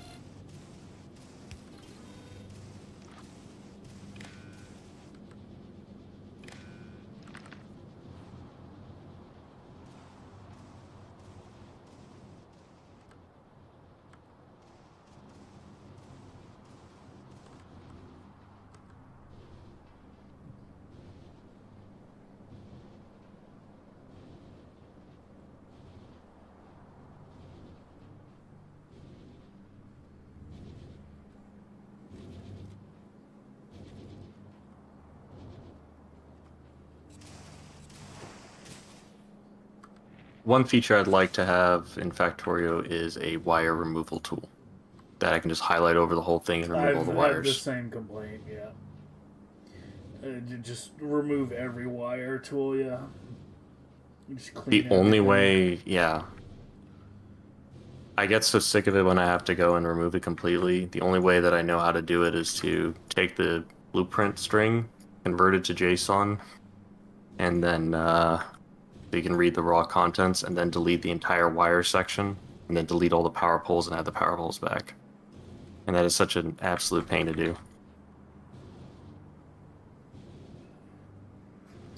Yeah, I mean, if there was one to delete both circuit wires and to delete even regular wires too, you could just like toggle. That would be nice. Yeah. Just select which one you want to remove. I mean, really, you should be able to just put it in a decon planner when you think about it. Like you should Right. you'd be able to That'd be nice. should just select red wire, green wire, copper wire in a decon planner. Shift click to remove connections twice.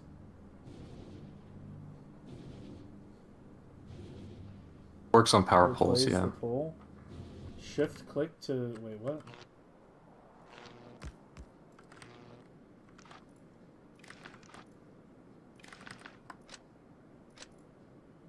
Oh shit. Yeah, I didn't even know about that. What the fuck?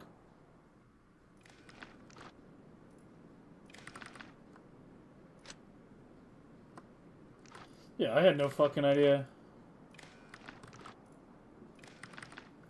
So shift click once removes apparently the power wire first. Or does it depend on the order they were added in?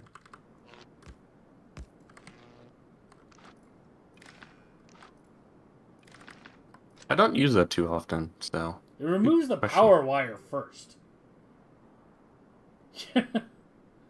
Yeah, it's like backwards from how you'd want it. Yeah, it removes the fucking power wire first. Usually you want to remove the circuits first. Man, the one thing I miss from actually having a proper train system in my old Megabase was having like a proper like power network and global circuit network, where you had like the red and green wires that would just be running throughout your entire base, and you could just hook that up. Like in my current base, I want to send signals like across my base. It's like I'm just using radars, because there's no trains. The power poles are all spaghetti. There's no organized power network. So it's like actually having wires running on those poles is a nightmare because they get moved around so often. The mod seems to work. Well, there you go. Okay, something's broken on the left, even though it should all be good.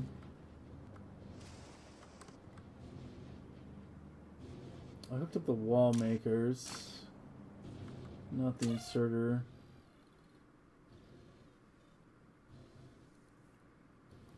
Yeah, the wall makers are definitely starving it.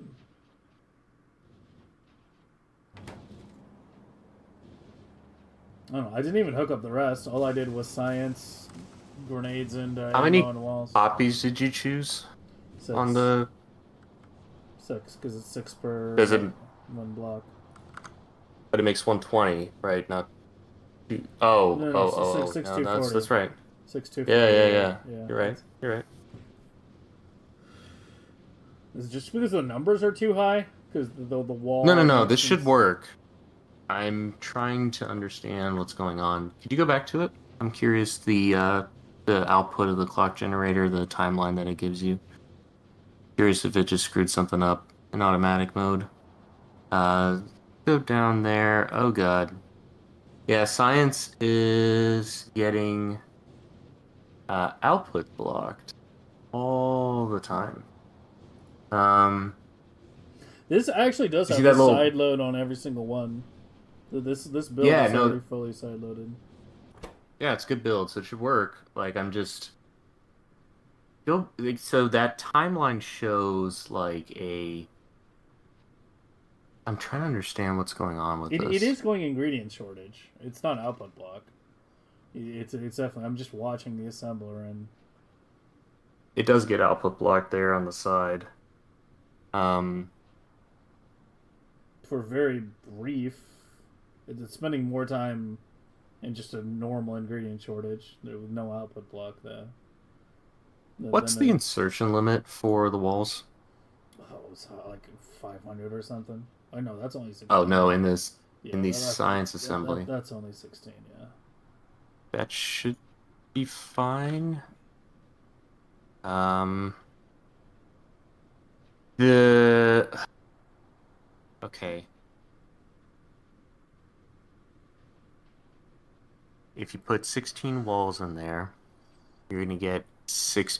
Reduce the swings to just 1. That'll fix your problem.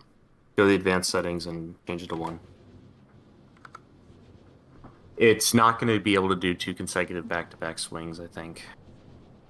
It should be able to, but I don't know if in practice it's doing that daily. Go in there, make the terminal swing count just 1. And then generate it again. That looks wild, but...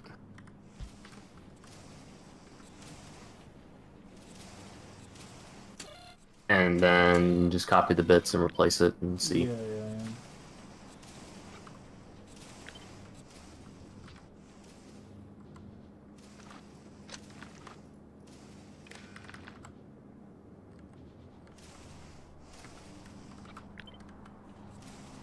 Curious why you separate the wires with a different color when you do the clock. Just like a convention. I usually have the short wires always be red. Like usually, I kind of default to green and then use red as the secondary color. So it's just like how I've always done it. Yeah, it's just convention. That's it. Okay. I was just curious.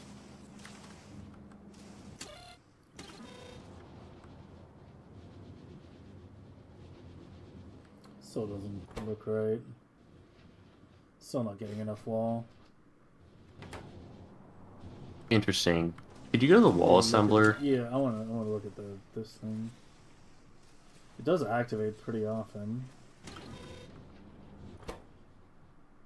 Yeah, it's trying to do 2 swings back to back. Oh, this is starved on stone. Okay. So probably the last clock was fine. It's the furnace layout that's a little bit weird. Like, why is it not... Are we missing an inserter somewhere on the configuration, maybe? I just realized what I did. No, Oh, I clocked okay. the wrong thing. This is hooked up to... This is hooked up to the stone brick into the wall. That should be the stone brick one. It's the wall into the gray. That's the one. Okay. That would make sense. This fucking reach thing. You put a constant combinator right in the middle between the two. Life is happy. Boom.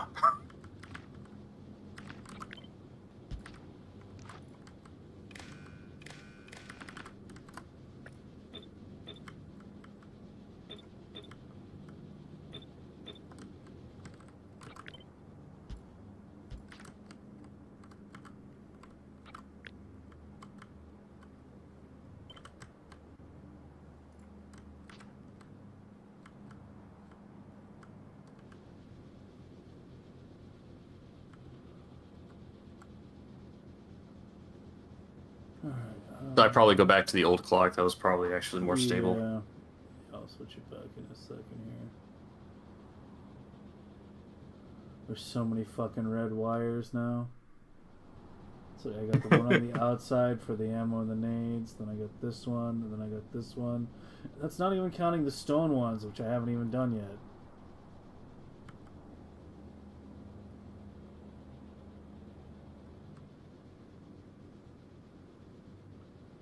Okay, so you need to connect to here.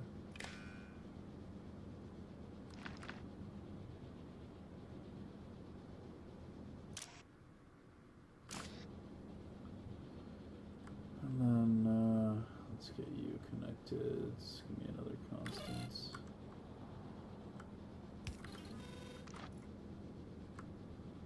From here. Seriously.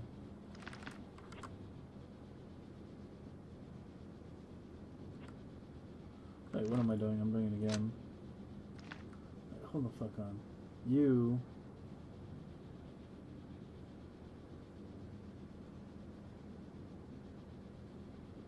I can just use different poles to cross. Like, the top is for the red, for their needs. The middle is for this one. Here, let's move that one.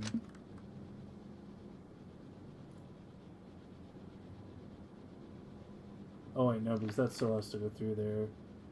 Otherwise, that doesn't reach.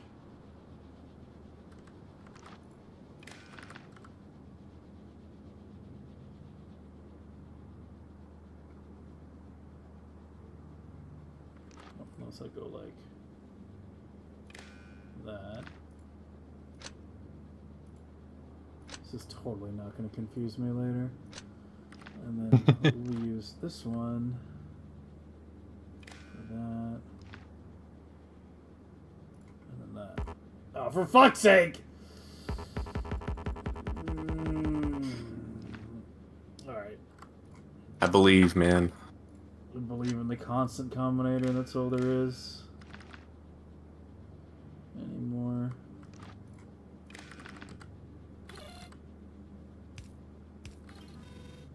I'm saying I believe in you. I believe you can find the combination that works. Okay, and then you are hooked up back to there.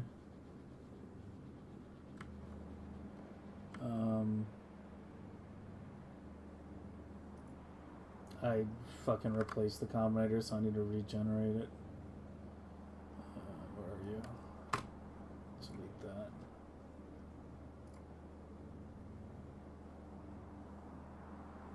And you're back to 32, correct?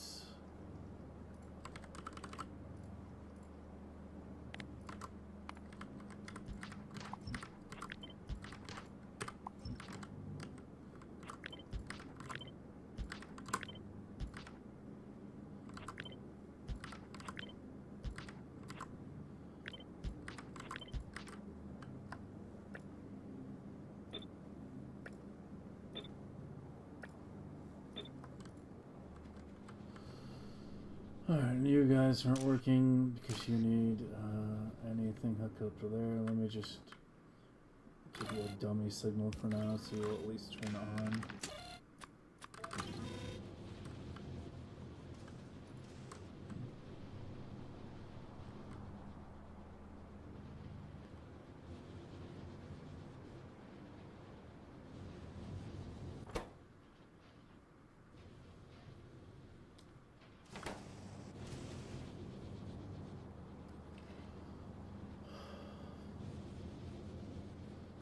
The wall up I need to be clocked.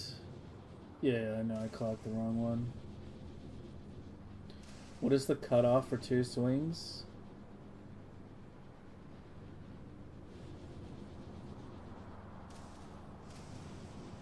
The cutoff for what?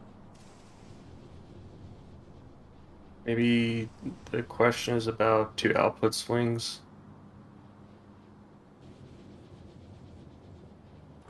It's just about how much you can insert into the machine. And if you can craft high enough. It goes up The to easiest. 32 on the craft. The inputs are 8, 8, and 16. Yeah. And we get 100. If you can do 2 wall, Well, it makes X2, and then we get 100 prod. So it's X4. So every 8 ammo and 8 grenades should turn into 32 science. yeah, that's the easy way. That's actually how the clocking tool works, is it first loads it up fully, looks at how much it stacks to, and says, that's my swing. So it simulates that. You could calculate it technically too, but insertion limits can screw you. Sometimes you can get 2 swings in, you know, so then, oh, magic, you can get actually up to 4. Okay. So why are we still throwing tantrums then? It's... Can you look at what signal is being sent to doesn't the... even look well aligned right now. It's like everything just feels off. Are we picking up from undergrounds? Like Or, that's yeah, not it looks... loading fast enough. And then there's a delay there. We are picking up from undergrounds here. Still shouldn't really matter. It's kind of difficult It's- to change. It's doing double... No, it does double back-to-back swings right there. The 1-2. And then it gets stuck occasionally. Can we look at what's happening in the wall assembler? Just checking that we have enough stone input into there. Yeah, that doesn't seem to be the issue anymore. It's Um, definitely getting enough.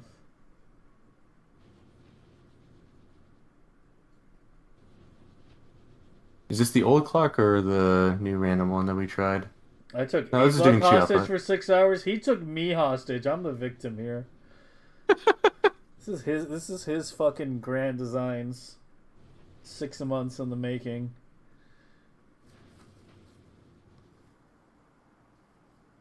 Alright. So, why is it stacking to 86? That's weird. Stacking But, like 80, okay. 83, 86. Then I think it goes 80. Yeah. Yeah, it goes 80, 83, 86, 80, 83, 86. Mm-hmm. But it has plenty of wall each time. I mean, that's not what's holding us up. Yeah, so Like, it should be it's fine. never actually getting down to 0. It's the clock's Okay, on you. interesting. On me. Come on, it's on the tool. The tool is not me. It's different. When I said you, I meant the thing, but yeah, you works too. I mean, the only ones I have hooked up right now are the science, the red and the grenades and ammo, and the wall. Those 3. Fair, That's fair, it. fair. The others aren't hooked up. I don't think I missed a wire. No, I didn't. What signal is being sent? Can we just cross-reference that? You can just look at the individual inserter and then just look at what the wire signal is that's going to that inserter, just to make sure that we're getting... It looks like it's doing the right thing. It's doing triple swing on input. which one? The wall? The wall specifically, yeah. I'm curious about that.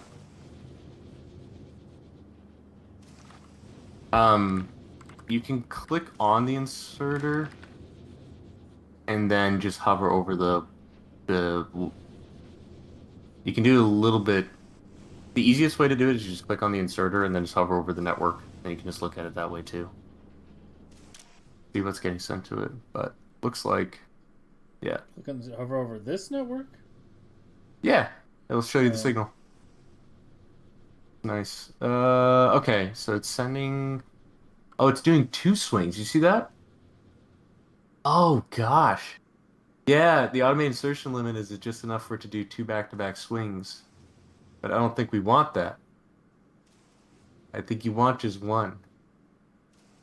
Because if you put 2 in there, it could stack up to 64.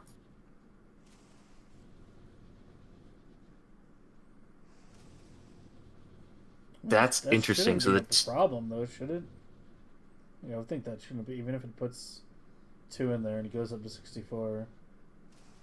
Yeah, but then it'll be output blocked for a while and won't be crafting. So like you'll pick. So what's happening is it picks up 32, and then there's 32 still probably sitting in the assembly machine, or it gets out of phase with the input insertions. So, the clock generator was wrong. Boo. What happens is it's How allowing. am I supposed to rely on it for everything else now? You're not. It sometimes works, sometimes doesn't, and then you gotta fine tune it in automatic mode. It is such a work in progress, man. Sometimes it works, sometimes it doesn't. Like, not everything automatically just magically works. So it doesn't solve clock. So let's see. Let's go back and let's. Do you mind looking at the clock generator again? I'm curious to see what where we're at with that thing. I'm seeing what it thinks is going on. Let's go back to 2 output swings and regenerate it. And I'm curious to look at what it thinks it's It doing is on with. 2. You mean go back to 1? I did go back. Is it on 2 right now? Yeah, it's on 2. Yeah. Oh, okay. If I mouse over here, I'm out 32. Okay. Cool. Interesting. So the wall inserter, it is doing every single time one swing. All of the stone inputs are synced, so that's good. Ammo is synced, that looks good as well. And this assumes it's picking up from a non-moving belt. That's one thing that this thing always assumes, is that the belt has fully stopped by the time it goes and picks things up. So that can throw you off a little bit, because like I can't anticipate what's coming into this here, but it does have. I'm wondering if.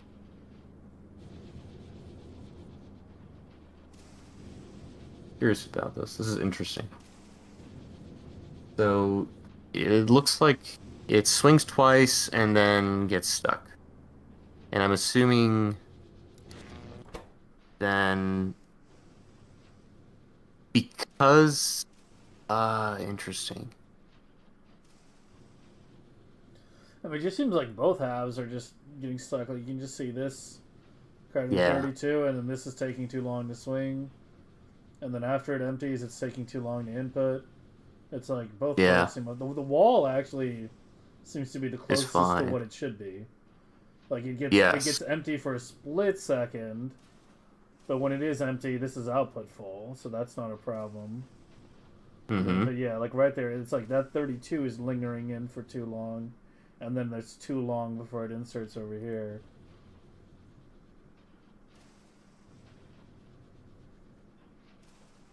Let's see. I think walls need to be offset to a swing later to ensure red ammo and grenades are already inside. Then it starts crafting immediately after the first wall swing and doesn't block the second one. Phelan is the one who came up with a lot of the concepts, actually. You just commented in your chat there. Oh, okay. He's actually the brain behind some of the crafting methods that I put into the clock generator, which isn't perfect. But Hey Thalen, you want to replace Nasty over here in Discord? Go straight to the source. But yeah. God, no. Yeah, I feel you.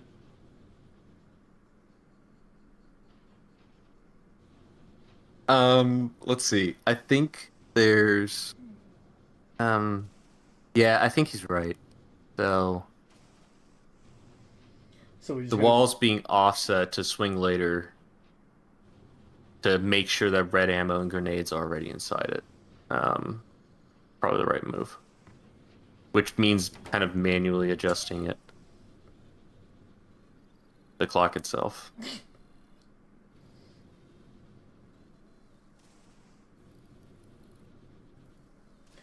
You know, it might be easier to adjust the grenades and ammo to swing earlier than to make the wall swing later.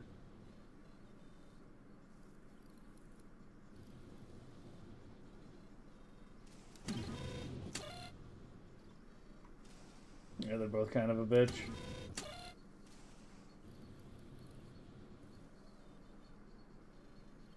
Okay, technically, all right, hear me out. Can you go to the original clock real quick? Sorry, the actual loopback clock. I just wanted to look at this. All right, so 48 ticks is the cycle.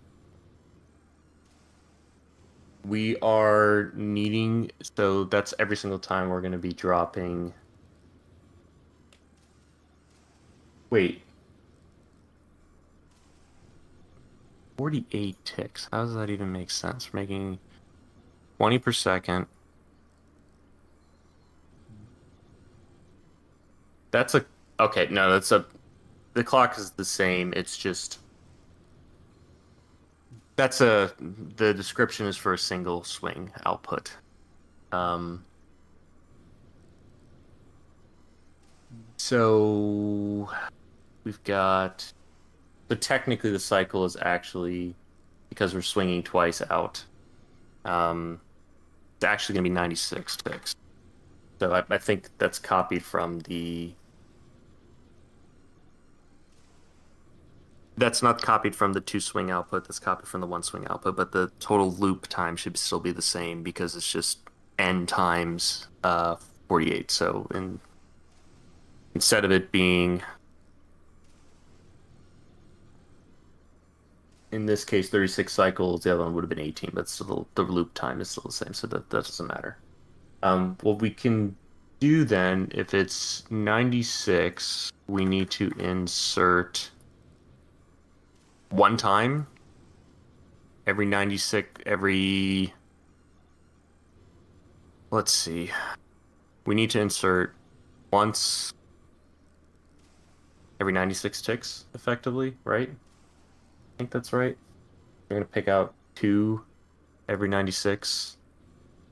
So go to the clock generator. We're gonna go and do something manual here for a second and show you a trick so you don't have to go and program this all manually. You go to the inserters that swing in the stone. This is definitely an advanced feature, but if you go to each of those, what was I going to say? The wall inserters. Click the settings icon next to the first one, the 4th inserter that's in that list. And then click the little gear icon next to the right-hand side. There you go. All right, we're gonna manually clock this. Go to the clocked mode.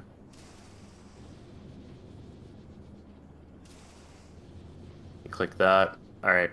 So we want this to insert after we've pulled the science out. So set the period duration on the bottom to 96 ticks. The second input that's there. And then we're gonna pull the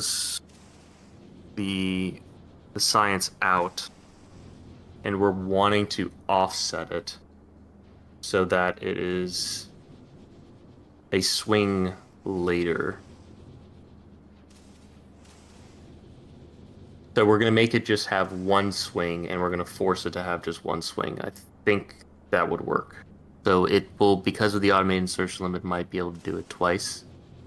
So what we can do is we'll pull out, let's see, overload multiplier on this thing is 8. So we need to fully unload it. So that will take at least 12 ticks to drop it and come back and then unload the second half.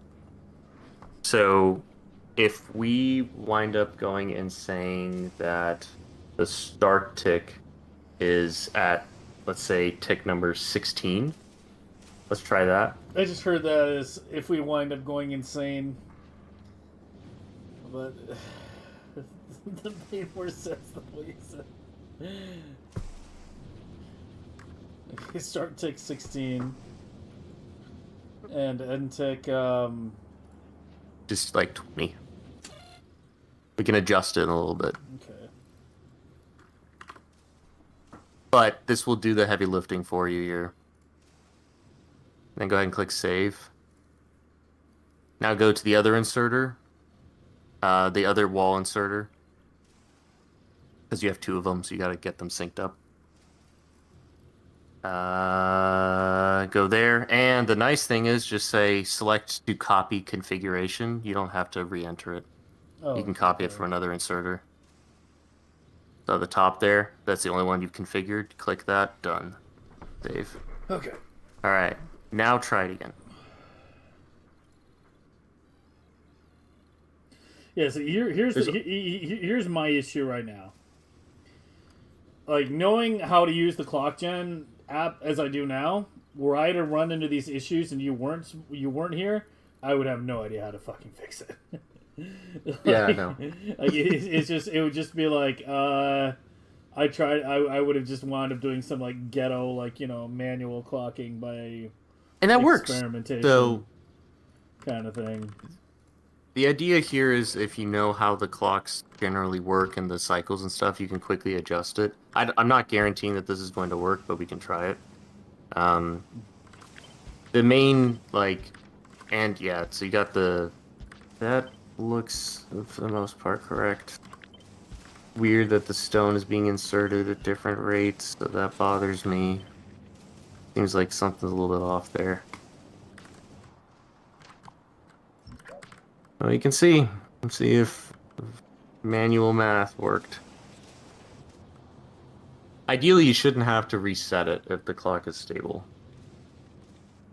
We'll find out. Otherwise, yeah, you can go back to kind of manually doing things if it doesn't work.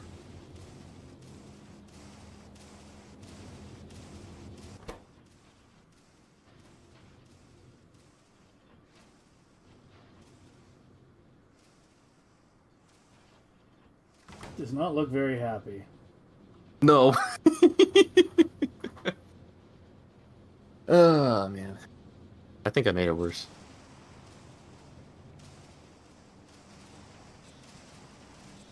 Yeah, the idea is you could just manually clock it yourself too. If you start with the same foundation that we started with of inserting it after you've pulled the science out.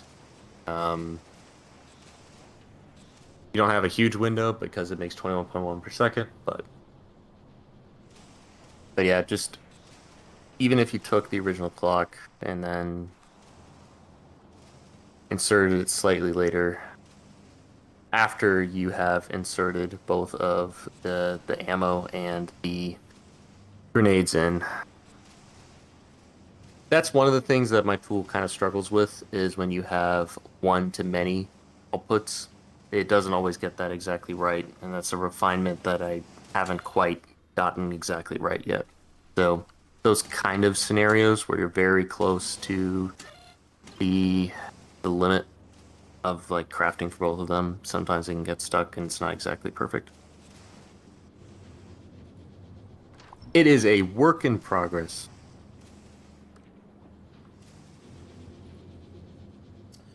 Okay, so for now, should we just attempt to manually clock it then? I'm curious about one last thing. Could you export that config and send it in your Discord, and I could potentially go and look at something? Curious about trying one last ditch effort to get the tool to work. At some point, I would like to encode that config in the URL. That way, you can just send the link. That'd be easier. But I posted it. Nice. Okay.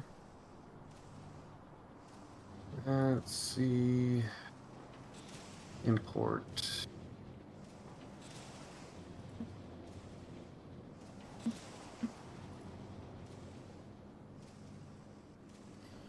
How much of the current is science? How much? It's more item lacking than science output, but there's a bit of both going on.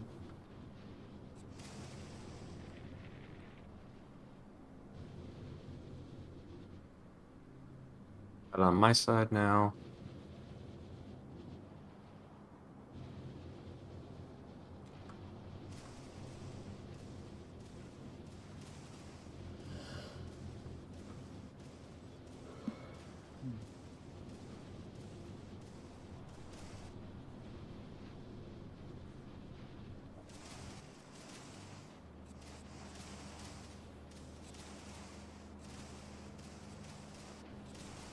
Oh, and the LCM is so incredibly high because of stone. That's why the clock is so large.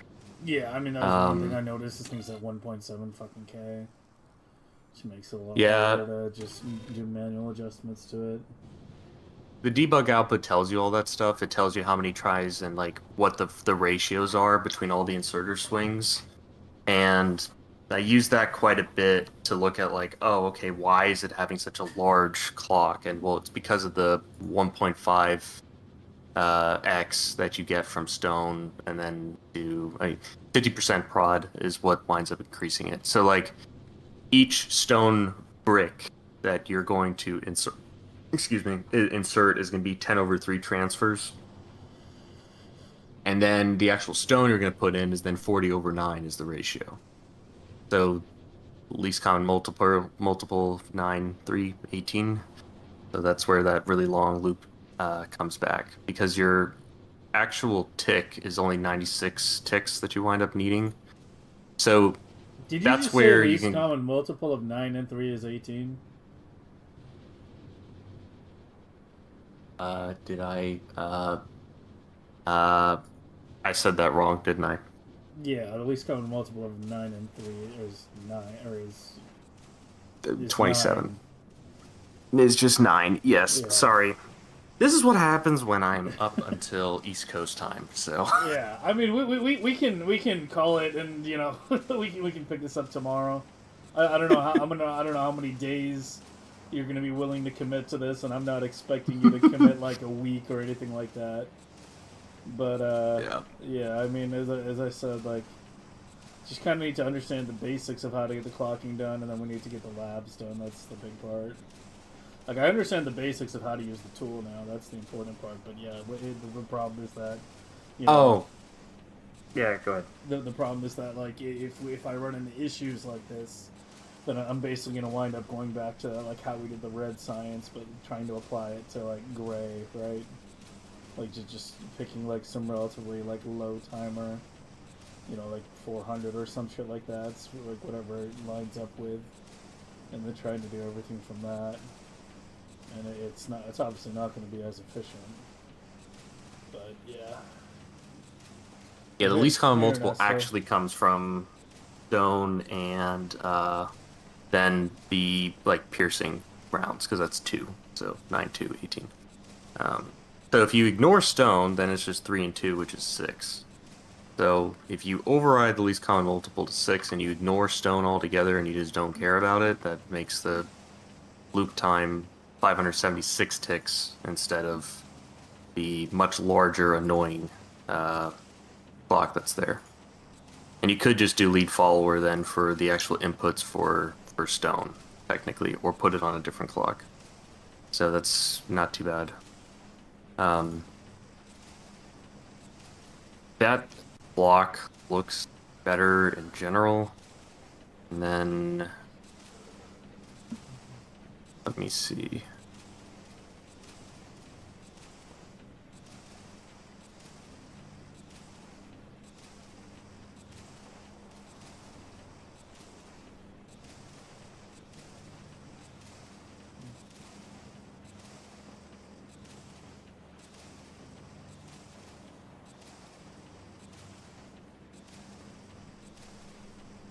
I think the reason we need to offset it is because the walls are directly inserted, and they can insert faster than the inputs from the belt.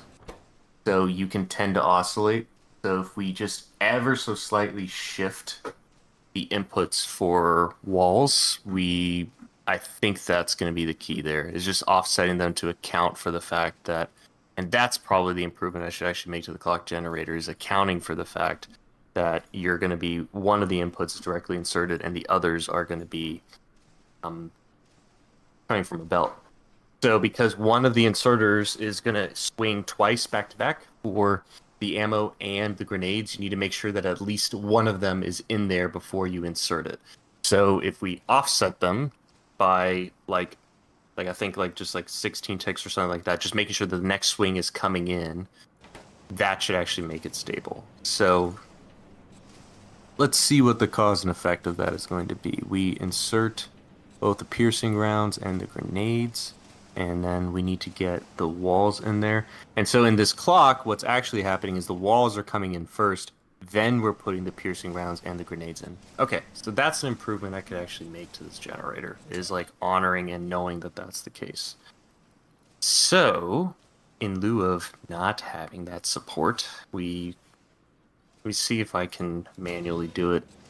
little bit harder with the feedback loop of not having the original design, but it is might be able to do it just by looking at it. This design, it's on the blueprint sheet if you need to look at it. Okay. But then I gotta wire it all up, man. Like, Here, I'll fucking send you.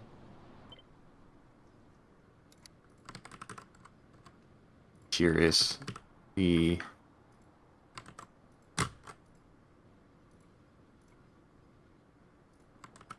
Alright, here, yeah. I'll post it in Discord. Cool.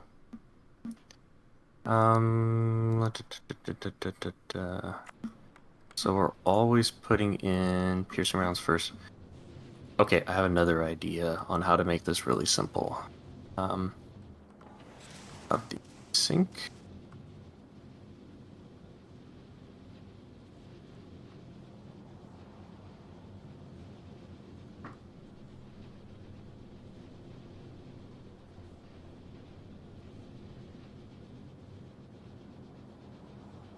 Try that.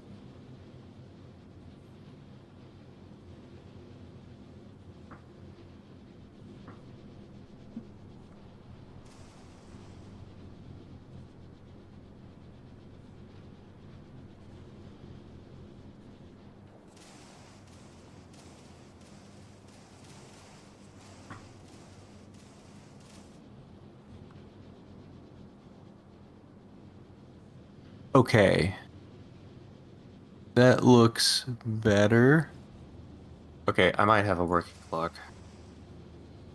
Alright, let me fix that.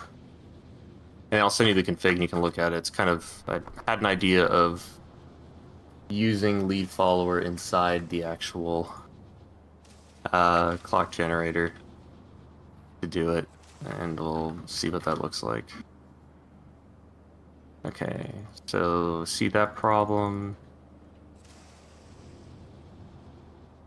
I'm definitely an expert user because I programmed it, so you know, your mileage I may. would hope so.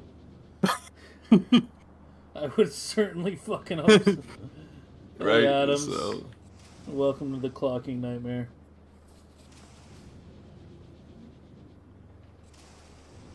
For those of you tuning in late, Abuck and I are working on just clocking right now, using the tool that he wrote, trying to apply it to the designs. It's been a bit of a hair loss stream, but it's okay. Not much to worry about. I don't think either of us have much left at this point anyway. But yeah, the whole thing is just a fucking nightmare because of the automated insertion limit. It's literally just all because of that.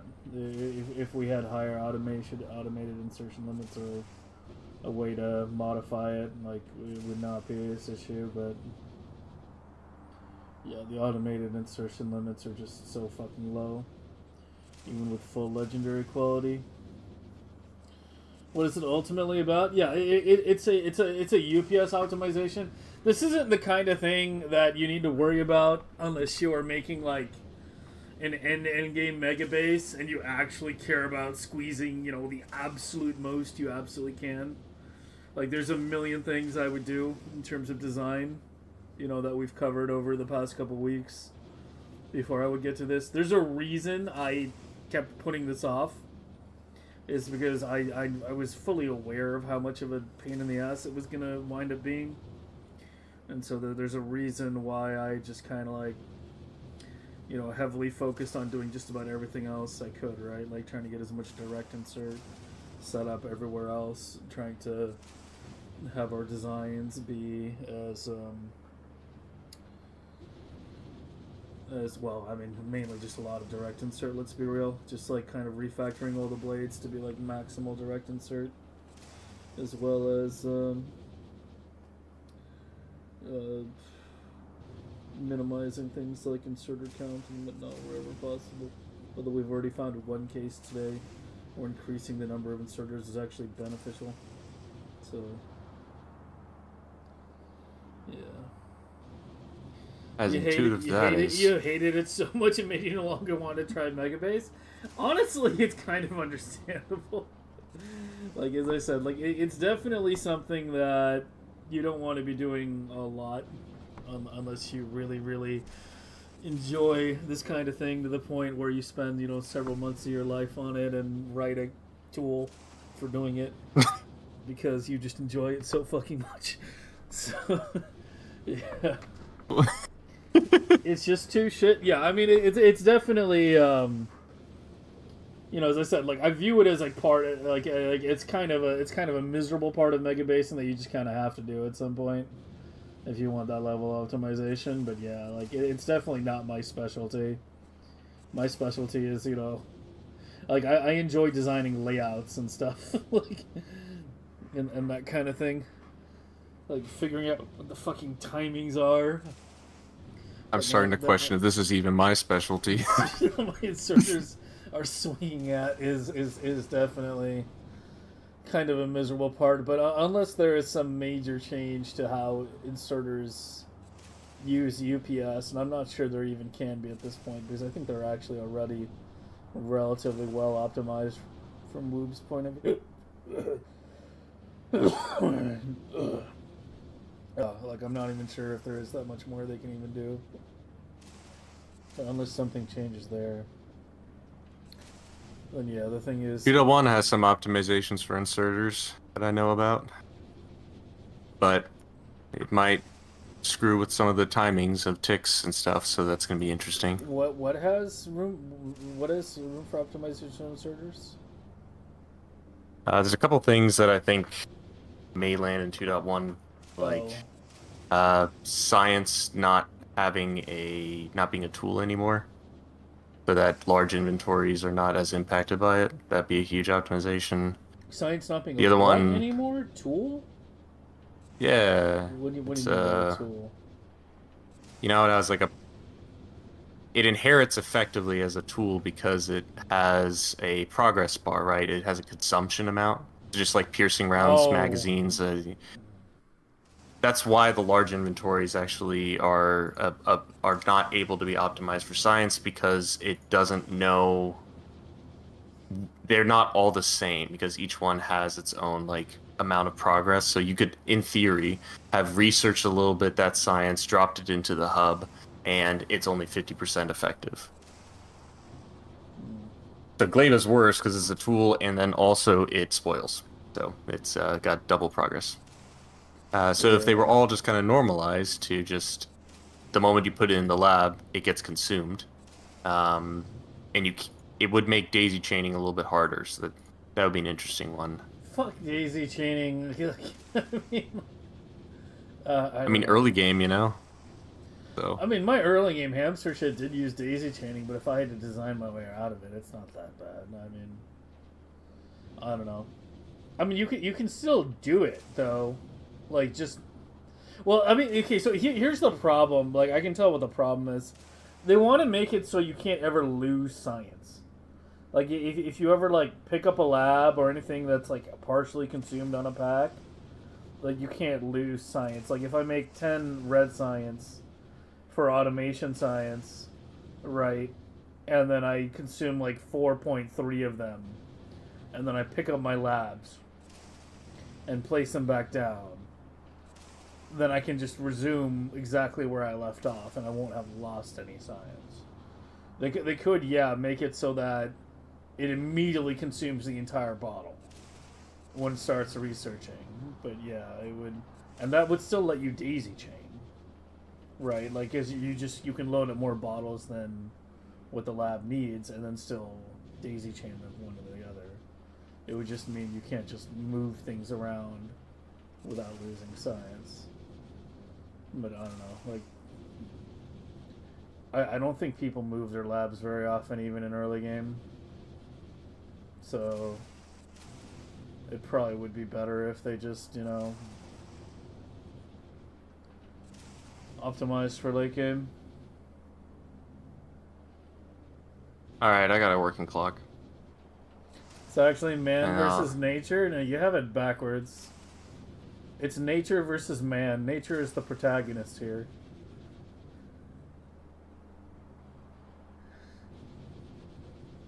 So see, as a mod is a way to read and set recipes on separate wires.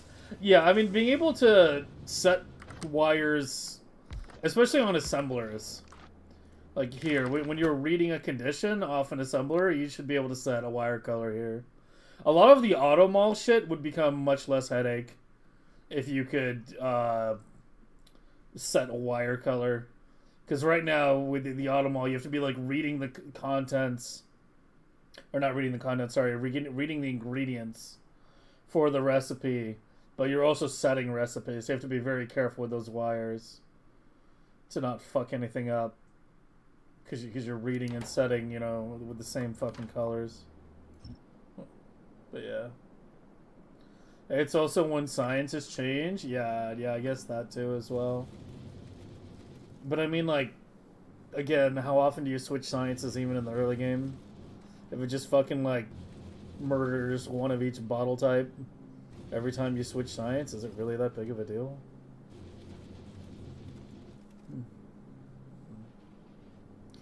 But Alright, Factorio bin link on. Sorry, keep going. have you finished, or? I got it. Okay, link it to me. Alright, so... took a little bit of messing around. You can actually make it happen. I can actually just walk you through it. Go to the clock generator, reset all the stuff that, or go back to it. I can just make you do it here, and it'll just solve it for you. Go to the clock generator itself, the tool. And just You reset the are whole going thing? to... Now leave it as is. You're going to change one thing. You're going to change one thing real quick before you reset it. So there's still go has to the the- custom stuff on the wall, remember that. Oh, yeah, you're good. Just go and set this back to automatic. It had it correct. It just screwed up a little bit because of the stone inputs being different on the different furnaces. So go to auto, save, go to the other one, auto. Let it do its thing. Go down to the advanced settings. There you go. Set the least common multiple. Do 6. To what, sorry? 6. And once you put 6 in there, just go ahead and click generate. That's all The you gotta do. LCM override to 6? Isn't that really low? No, it's correct. Go to the debug options all the way on the bottom, and you'll see why. If you scroll all the way down to the very bottom, go click the debug output, and go... You can scroll up, and it will tell you what all the ratios are. I should probably make that on the UI to make it easier. This was originally a CLI tool that I've slapped a UI on top of. See all those fractions that are in there? That are up in that little description? That tells you what each individual inserter is trying to do and what their ratios are. You can see that it overrides it here to 6, but really you see that fraction of 9 and 2.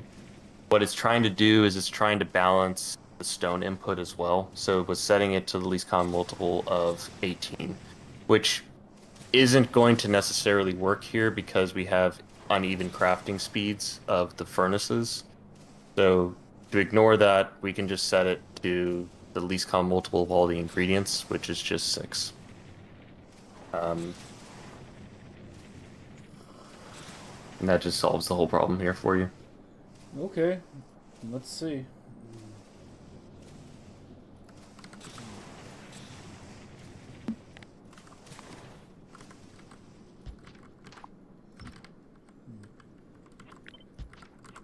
So, yeah, you can just copy the individual bits that you want.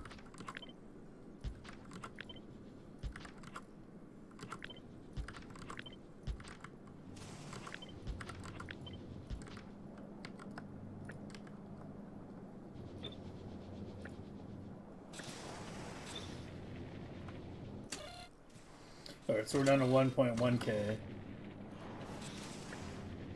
1.1k. It should be 576. Well, That's it weird. clearly decided to double it. Okay. One last setting to change. Change the swing count to 2. I think it's trying to do 4.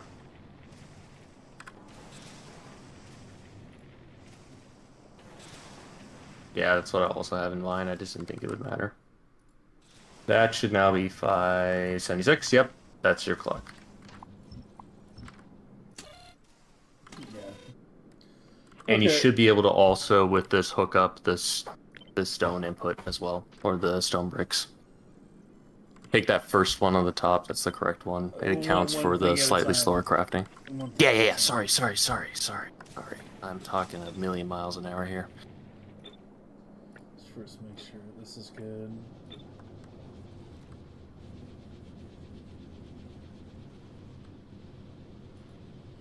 Okay, there we go. Give it a second. That's looking better. Woo! How did the clocking turn on other sciences? I haven't done a UPS benchmark for before and after clocking. We can maybe do that tomorrow.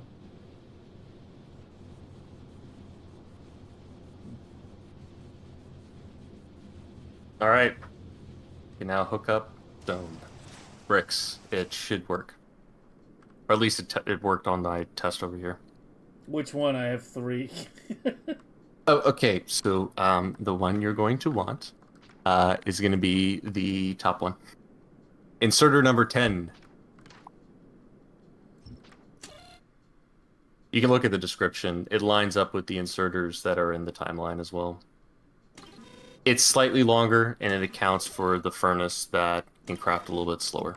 Inserter 10 one? Yeah. Okay. It's the one slower furnace.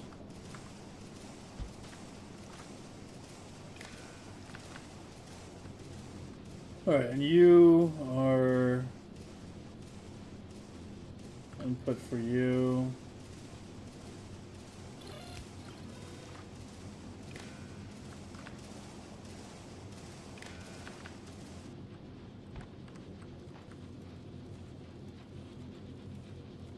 And then I think you got to move your barrel. Yeah, I know. Just making sure the wire was fully connected.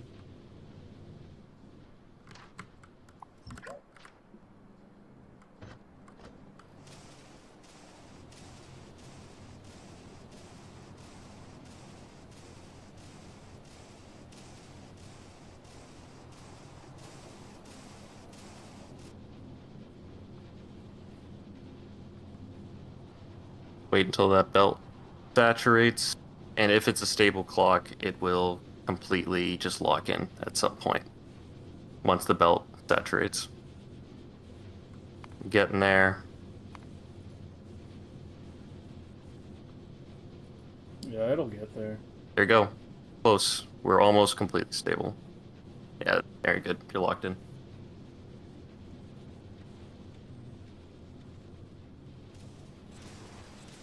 Alright, that just leaves the stone then. We have 3 of those. One of them as might well. work. I doubt that though, because at least counting 111, multiple 1 things. 3, 1 6. 3 11 or 6.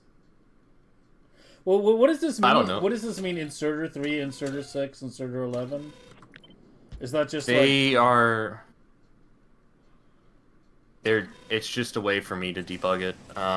If you look at the clock generator, they're the order in which you registered the inserters in the list. Oh, okay. I don't have a good way of like in the perfect world, all the inserters line up, but when they don't, I just go, all right, their schedules are off. Here's the signal, here's the number, and you can look back at the clock generator and it'll tell you. You can just kind of go down the list and figure out which one is the inserter.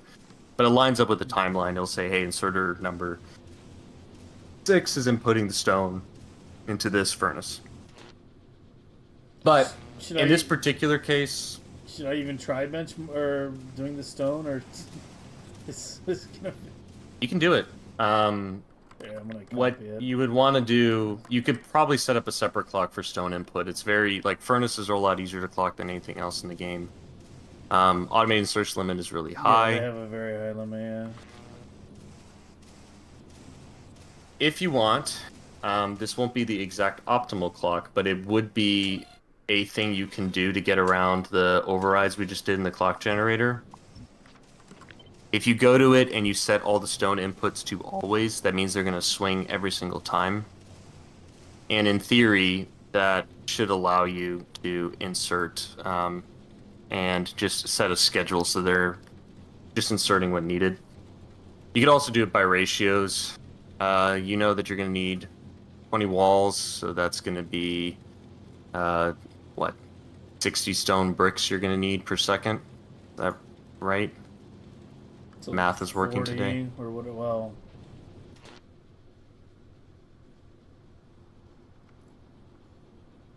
it's 2 stone per stone brick.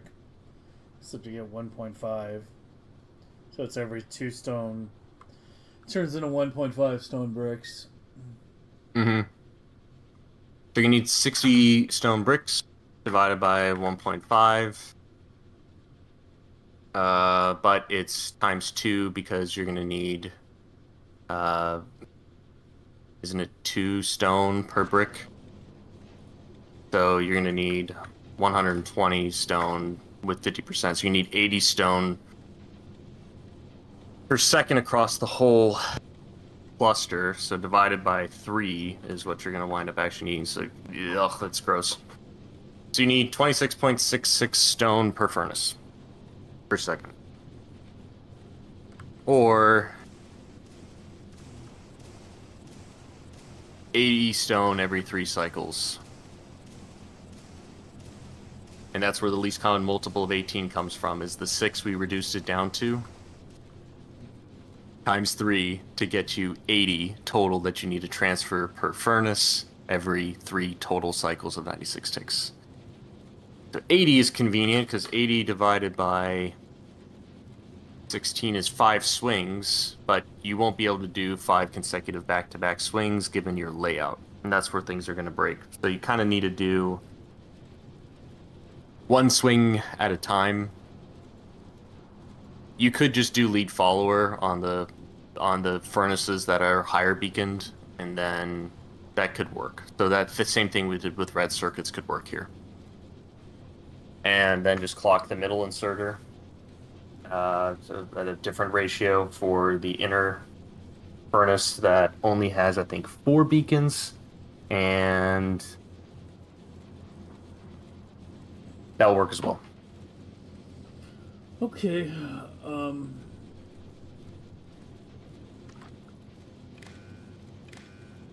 I guess for now, let's just give it a shot. So let me hook you guys up.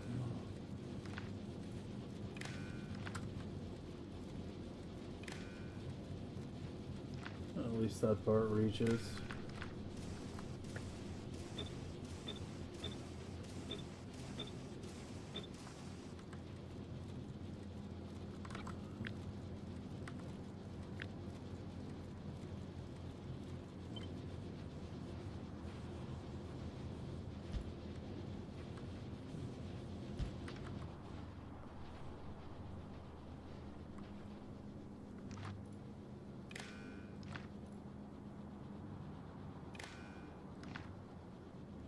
I'm just realizing as I'm watching this, before you wire it all up, the inputs for the stone are going to be different for the slower crafting furnaces versus the higher crafting furnaces, right?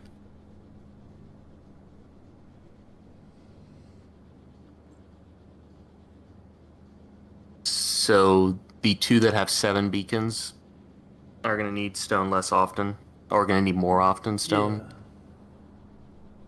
So I probably connect all the higher beaconed ones together, do lead follower there, and then connect the slower. Oh, you think I should do crafting lead ones follower together. from the beginning with and not even bother with this?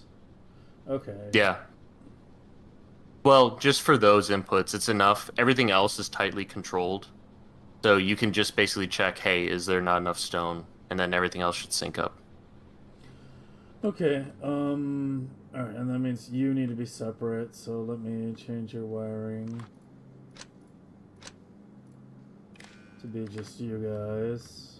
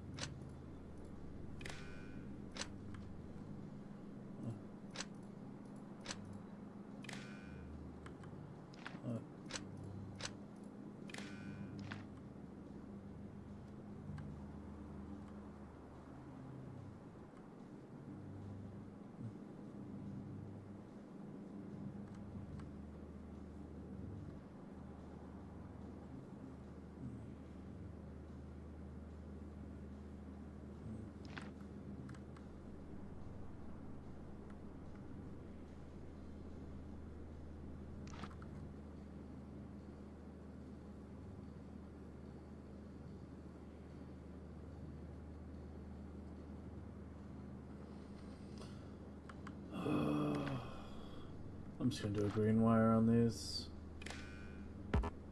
Of course.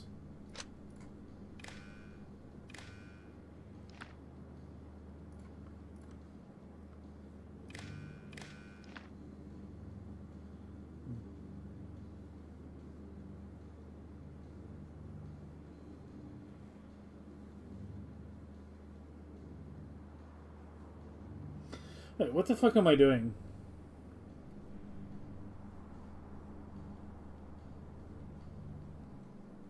Are you asking me? I'm asking God at this point. It's just what, like, Like the stone. The stone bricks were fine. Yeah, the stone bricks were fine. Like why? stone bricks are good. Yeah, why am I fucking with the stone bricks wires? It's like we need to be fucking with the need to be fucking with the stone wire. Not the stone bricks.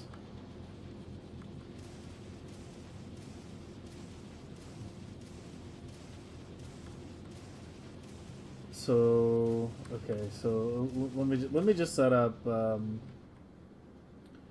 lead follower thing here. So let's start with the top left. So we are gonna read you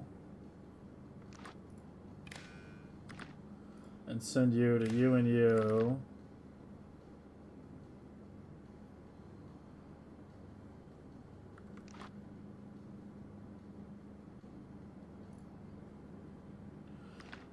I mean, can't I just hook up this one on a completely separate lead follower? Like I can do these two on one. You should do that. Yeah, and then do this on another. Yeah. So Yeah, just do and I think you should. read contents on you, and then you go just straight down.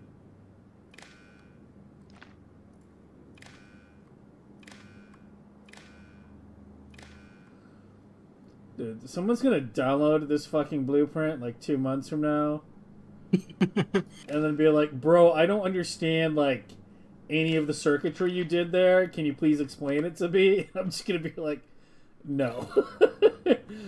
Hey, at least there's some documentation in the like, clock generator thing. It's trying. just be like, "Go watch the YouTube VOD, man." There you go.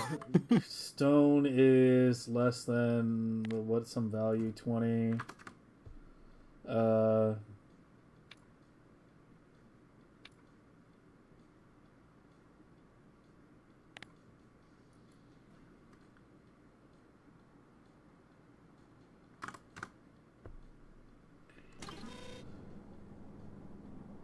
we want to use a latch, don't we? The way we did here. All right. You could, No, I yeah. didn't use a latch. I used a latch on this. This was just reading circuit. This was for the stack inserters, though. Yeah. Yeah. We want to use a latch for a low-high agree. setting. So give me our latch, and before I put that down, you are at 270. So we'll just do a nice 50 to 250 then.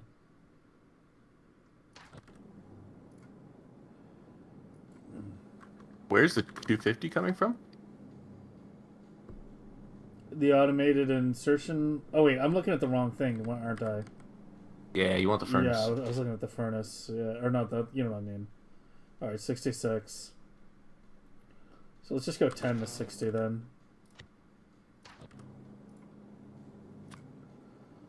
If you want to take the easy way out. 6. As opposed to the hard way? Oh, Oops. I have a Factorio bin link if you want the latch version. But create yours and then you can compare it if you want to. Sure. Less than.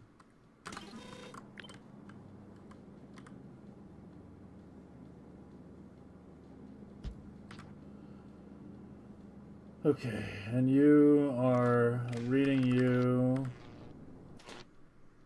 including contents.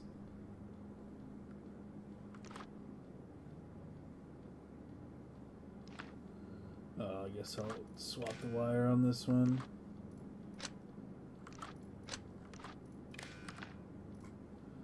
And you output to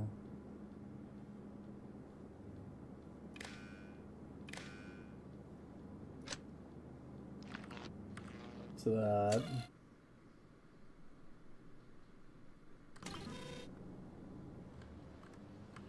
Why are you stopped all of a sudden?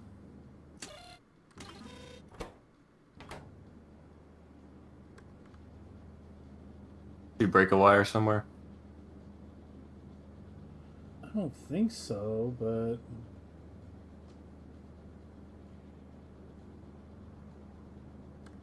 I mean, that's not getting a signal good. for the inputs of Yeah, it's needs.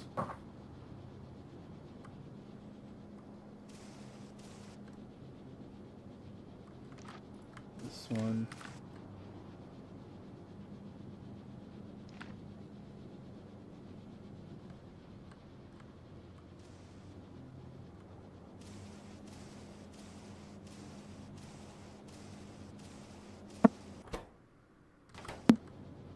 I broke multiple wires apparently.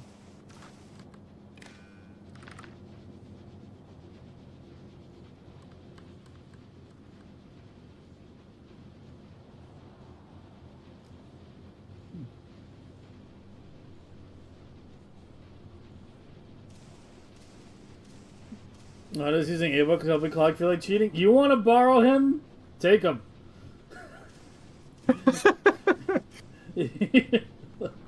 You want to go through this shit, man? I think I'm torturing you more than anything else at the moment. I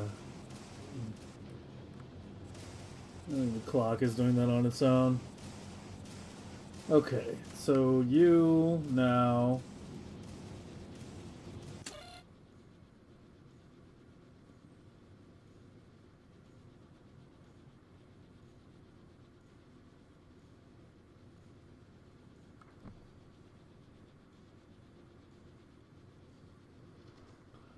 Something's weird. Oh, I didn't put the conditions on the inserters, but yeah, that's it.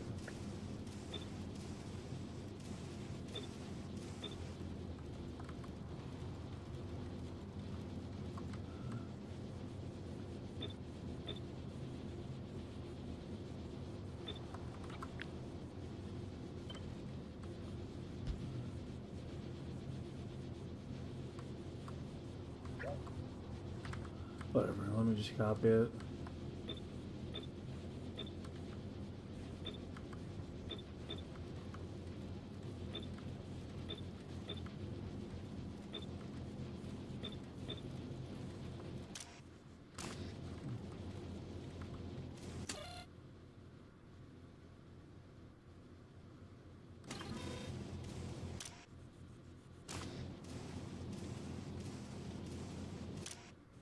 There's one condition you want to also consider is whenever it reaches 100, you want to stop inserting at that point too.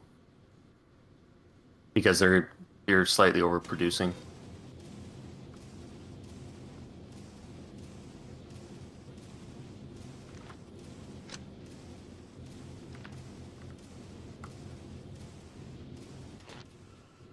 There was a sorry. I want to set where? With the what to over? So one of the things you're noticing here, and you want to stop inserting into the furnace if you ever reach the point where you have 100 stone bricks in there, because you might be under, but now your input blocked because you can't insert anymore, even though you're under the limits, even in the latch. But because you stack up to 100, you want to basically close the loop. If you add 2 and conditions to both of those that are going to be, hey, like stone brick cannot be higher than this, like, and is less than 100, that will solve the last little bit of your like glitching there.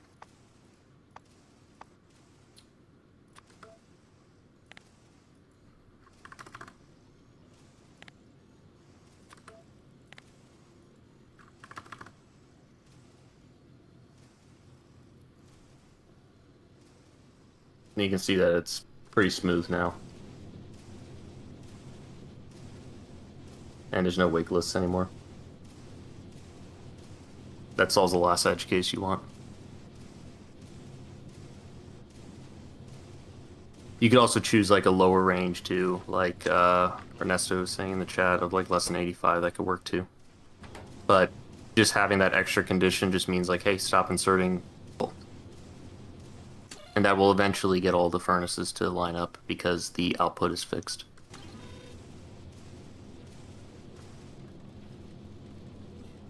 And now just do it for the other furnace and you can call it a day. Yeah.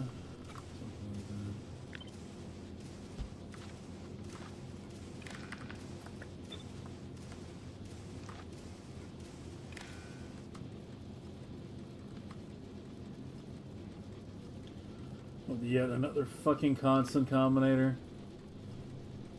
Yep. Oh, this one's gonna be annoying.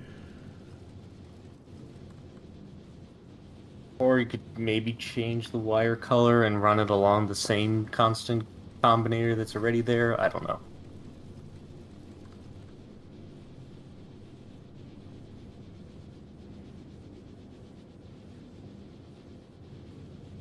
That one wasn't even going along a constant. That could actually reach inserter all the way down. So yeah, that one doesn't even have the constant.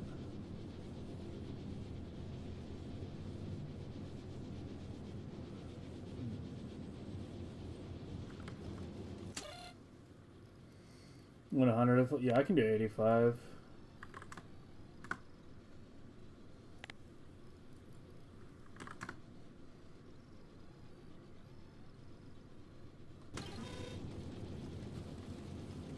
What is the song? Scarassin by All India Radio.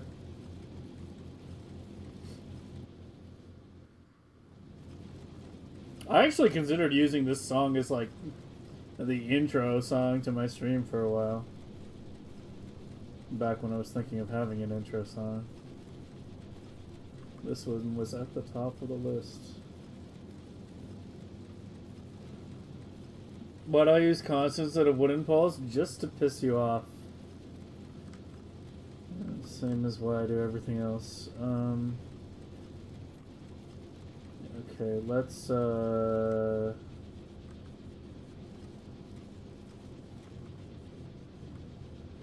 yeah, for this one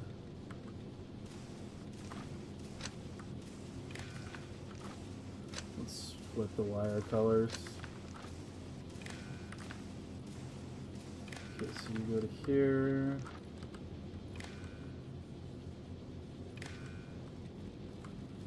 Down to here. Sir, You have this a is where I leave you. You have a really big reach problem. Alright. The sun is rising. I must leave. Yeah, I'm about to end like soon anyway, but yeah.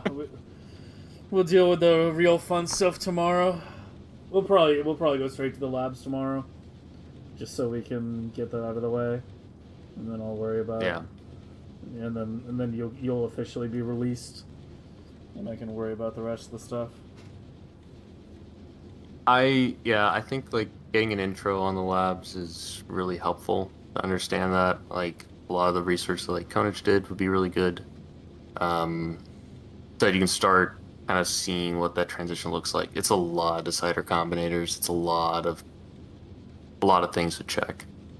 So you can either use my rat's nest. You could use, which has blueprint books that just work, but requires a little more setup. Yeah, I was going to be yeah. using your configuration for that straight up. I just need to, as you said, understand how to set it up. That's all. But I Yours, think yours are Koniges or whatever. I'd go with Koniges if you don't want to dump the science. Yeah, So. I really don't. Yeah, don't do that. I'm not even So set up for a dump belt right now. So, yeah, I wouldn't go that route. So, like, that's probably the better route is probably using something that Konich has, and that'll probably, like, using that blueprint book that he's got, and then we can talk through or rather, I would probably say Conan is probably the right person to talk through how that works. So, All right. Okay. but hey, man, you've clocked red, then green, then blue, redesigned blue, uh, uh, and now we've got Working on gray. and we're close. You're really close. That's huge. I don't have a green wire through these poles. I can run a green wire through here.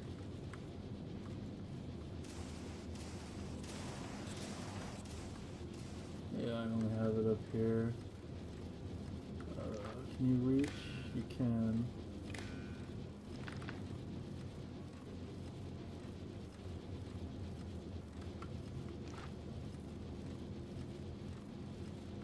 It's this one.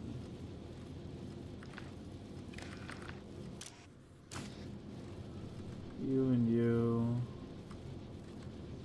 Come down. You and you.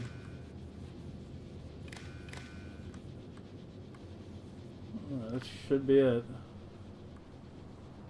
And we've pretty much eliminated all the white lines now, yeah. It's only the tiniest little flashes.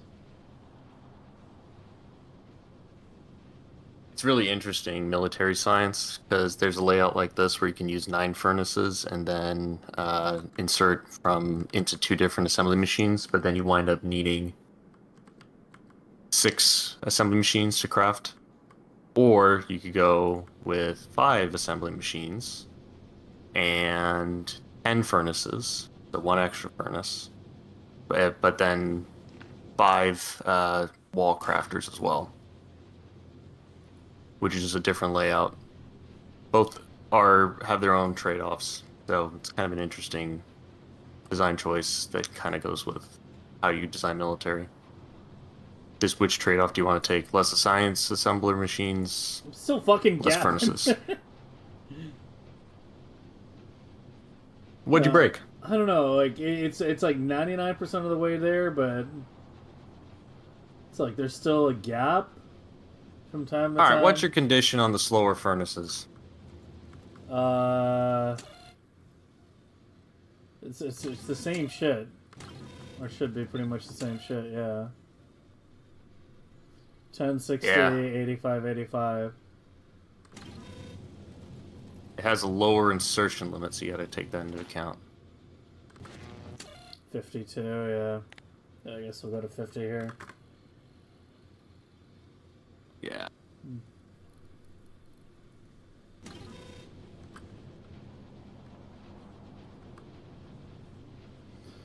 Sounds like a lot of progress today. A lot of headache. I mean, clocking is something that is... Okay, I still have seen gaps.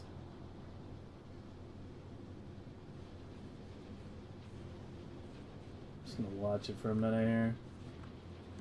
See if it does it again.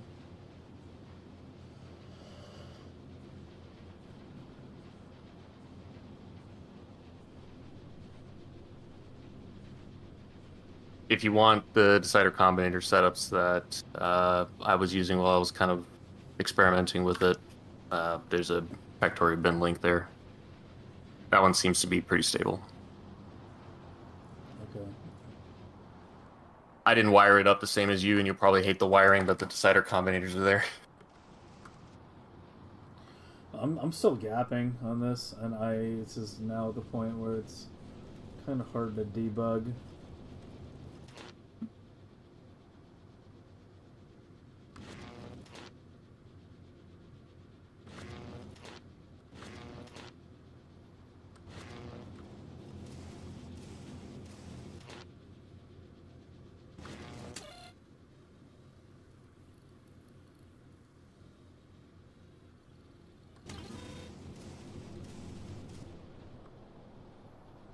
It still has problems.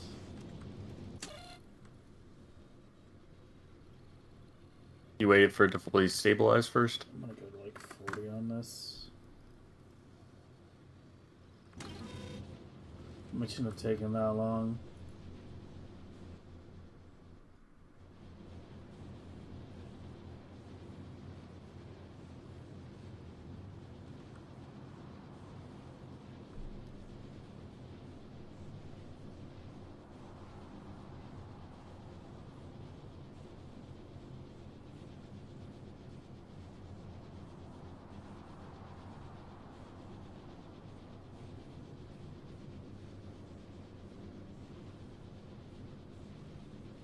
It seems like dropping it to 40 did the trick.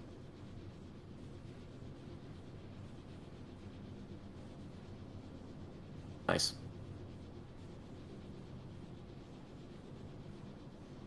Random question. In your editor here, do you have pollution turned on? I think I do. I don't use this one for UPS testing though. Yeah, I don't. I just meant because of the chunks will eventually just get bigger and bigger. I made that Yeah. I accidentally did that once. Yeah, this is my old sandbox from 1.1. I'm still getting fucking gaps. I'm still getting gaps. If you want to copy the combinator settings that I have in the link I sent you, that one seems to be like if you go down to the two different DCs that you just wound up creating, that one seems to be fine now. Okay. So I don't, instead of using a check, I just use the red wire or the other one just to send the other signal. So. Because I'm just OCD and I like having the overlay show the actual icon of the item it's outputting. But just to purely, if you have the debug setting turned on, which is opted outed by default, and so anyway. I just did less than 16, I think, is the main thing there. It gives you a little bit extra time to start swinging. Alright, I'll try that.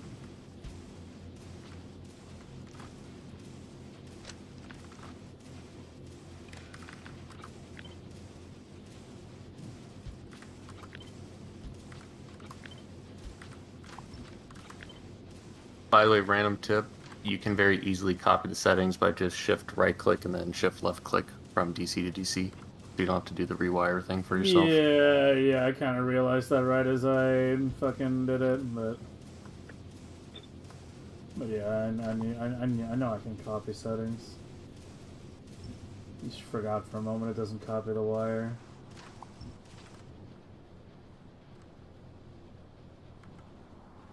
Kind of should copy the wire.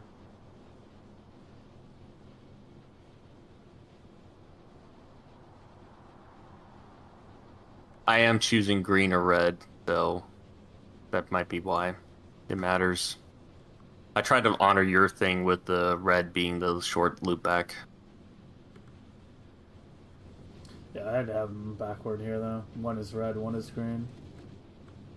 Okay, then you just want to flip the red and green conditions. But Oh.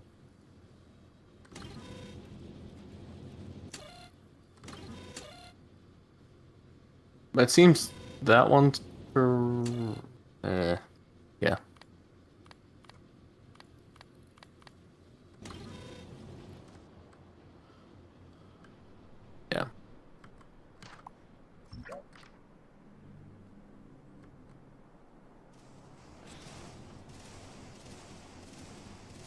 A-Buck sounds completely different from YouTube videos. This is my almost 7 a.m. voice. I feel like I sound different today. I've had a rough week and I've been fucking out of it all day. I didn't stream yesterday because I was like, I was just so out of it. I was like, if I stream, I'm gonna be just dead. But I'm still feeling like burned out today. I've probably been a bit quiet today. Oh yeah, hopefully no more gaps. I still see a fucking gap. Hopefully it's just a saturation thing. Oh, I am still seeing gaps.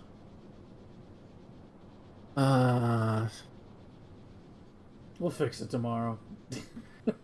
I think the last thing you want to do is set those DCs to 100. I tried the 86 thing. I don't think that's stable. Just do 100. That's the actual game mechanic, and then you're not trying to underclock it at all. I think that's your actual... That's...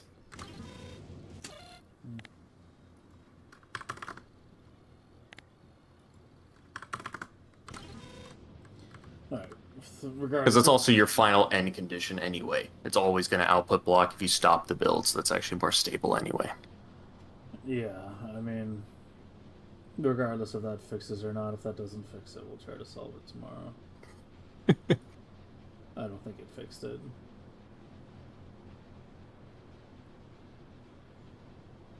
Oh, I don't know, man. I'm looking at mine, and I've got 64x speed running, and this thing doesn't have a single gap, and who knows? I've got gaps. Yeah, I don't know. I'll try to figure it out tomorrow.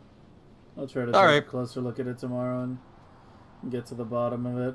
But well, hold on. Wait. I'm watching it. Is it there? It's gonna gap again. I can feel it.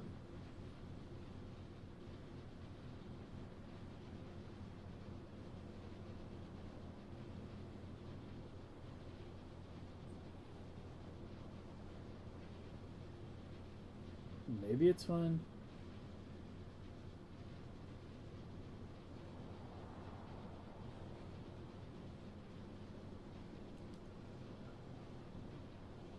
Nope. Yeah, it's still gapping. Yeah, alright. We'll try to figure it out tomorrow. But yeah, I think that's enough for tonight. Alright. Well, thanks again for helping out. For you guys who aren't familiar with abuc's content, check out his YouTube channel at abucnasty, ABUC nasty. He does a lot of Megabase optimization stuff, where pretty much the stuff that we did today.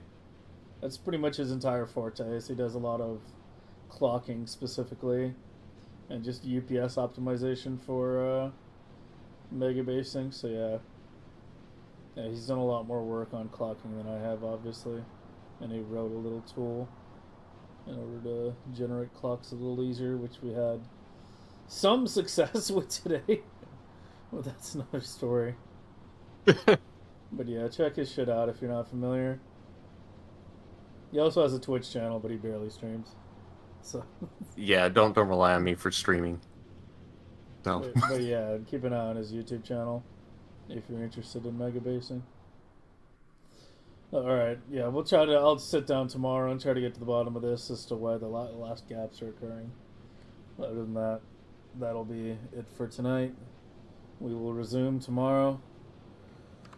Thanks for helping out, abuc. Thanks for watching, everyone. Anytime. Have a good night to everyone. Ciao, ciao.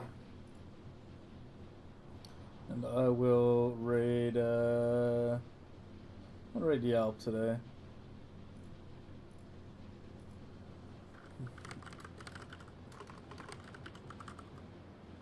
I would say I'm gonna go drink myself to sleep, but I don't think I have enough alcohol left for that. You just dream about clocks. No! No! I don't need nightmares, man. I don't need nightmares. Yeah, hopefully I'm a little more awake tomorrow, but yeah. Soon you will see the sack inserters swinging in your sleep. Yeah, swinging at me, swinging their fists in my face. Just dream of getting punched to death by inserters, man. And they're stock inserters, so they're queuing up 16 punches at once. Hey man, you took it pretty well. 9 months of like research and like looking at things, and we try to condense it down into a 6-hour stream. That's pretty good. This shit's like way more annoying than trying to do the speedrunning shit, I'll tell you that. If we're comparing like extreme ends of Factorio, like, I don't know. Well, I could never do that, man. I think clocking is definitely, in terms of degeneracy, I think this is like the most degenerate thing in the game, most likely. in terms of like, you know, we talked a bit about degenerate gameplay last stream, but with the whole Sid Meier quote and everything, where like it's not optimization that pushes the fun out of games. It's when optimization forces you to do unfun things that pushes the fun out of the game. And yeah, like this is definitely something that I think a lot of people are just gonna be like, fuck that. Like, even if I make like the most, you know, even if we all make the most beginner friendly YouTube videos possible, most people who like started to look into this, I would say like probably like 90% of people who even look into it are gonna be like, fuck it. Like that's just gonna be where they draw the line. But yeah. Yep, my stuff is the niche of the niche for sure. Yeah. Did I type the raid out? Did it already go off? Have I just Already been went talking? off. Oh, You're just okay. talking to me. Yeah. So. All right. Okay.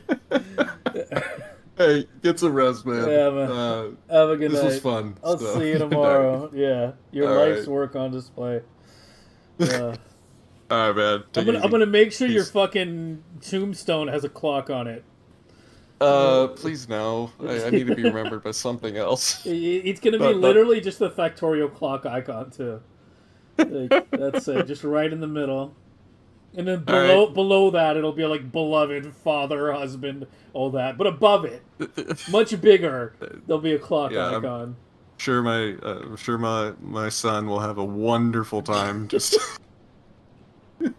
just being like, yeah, my father's legacy is he's just been reduced to a clock. Yeah, pretty much.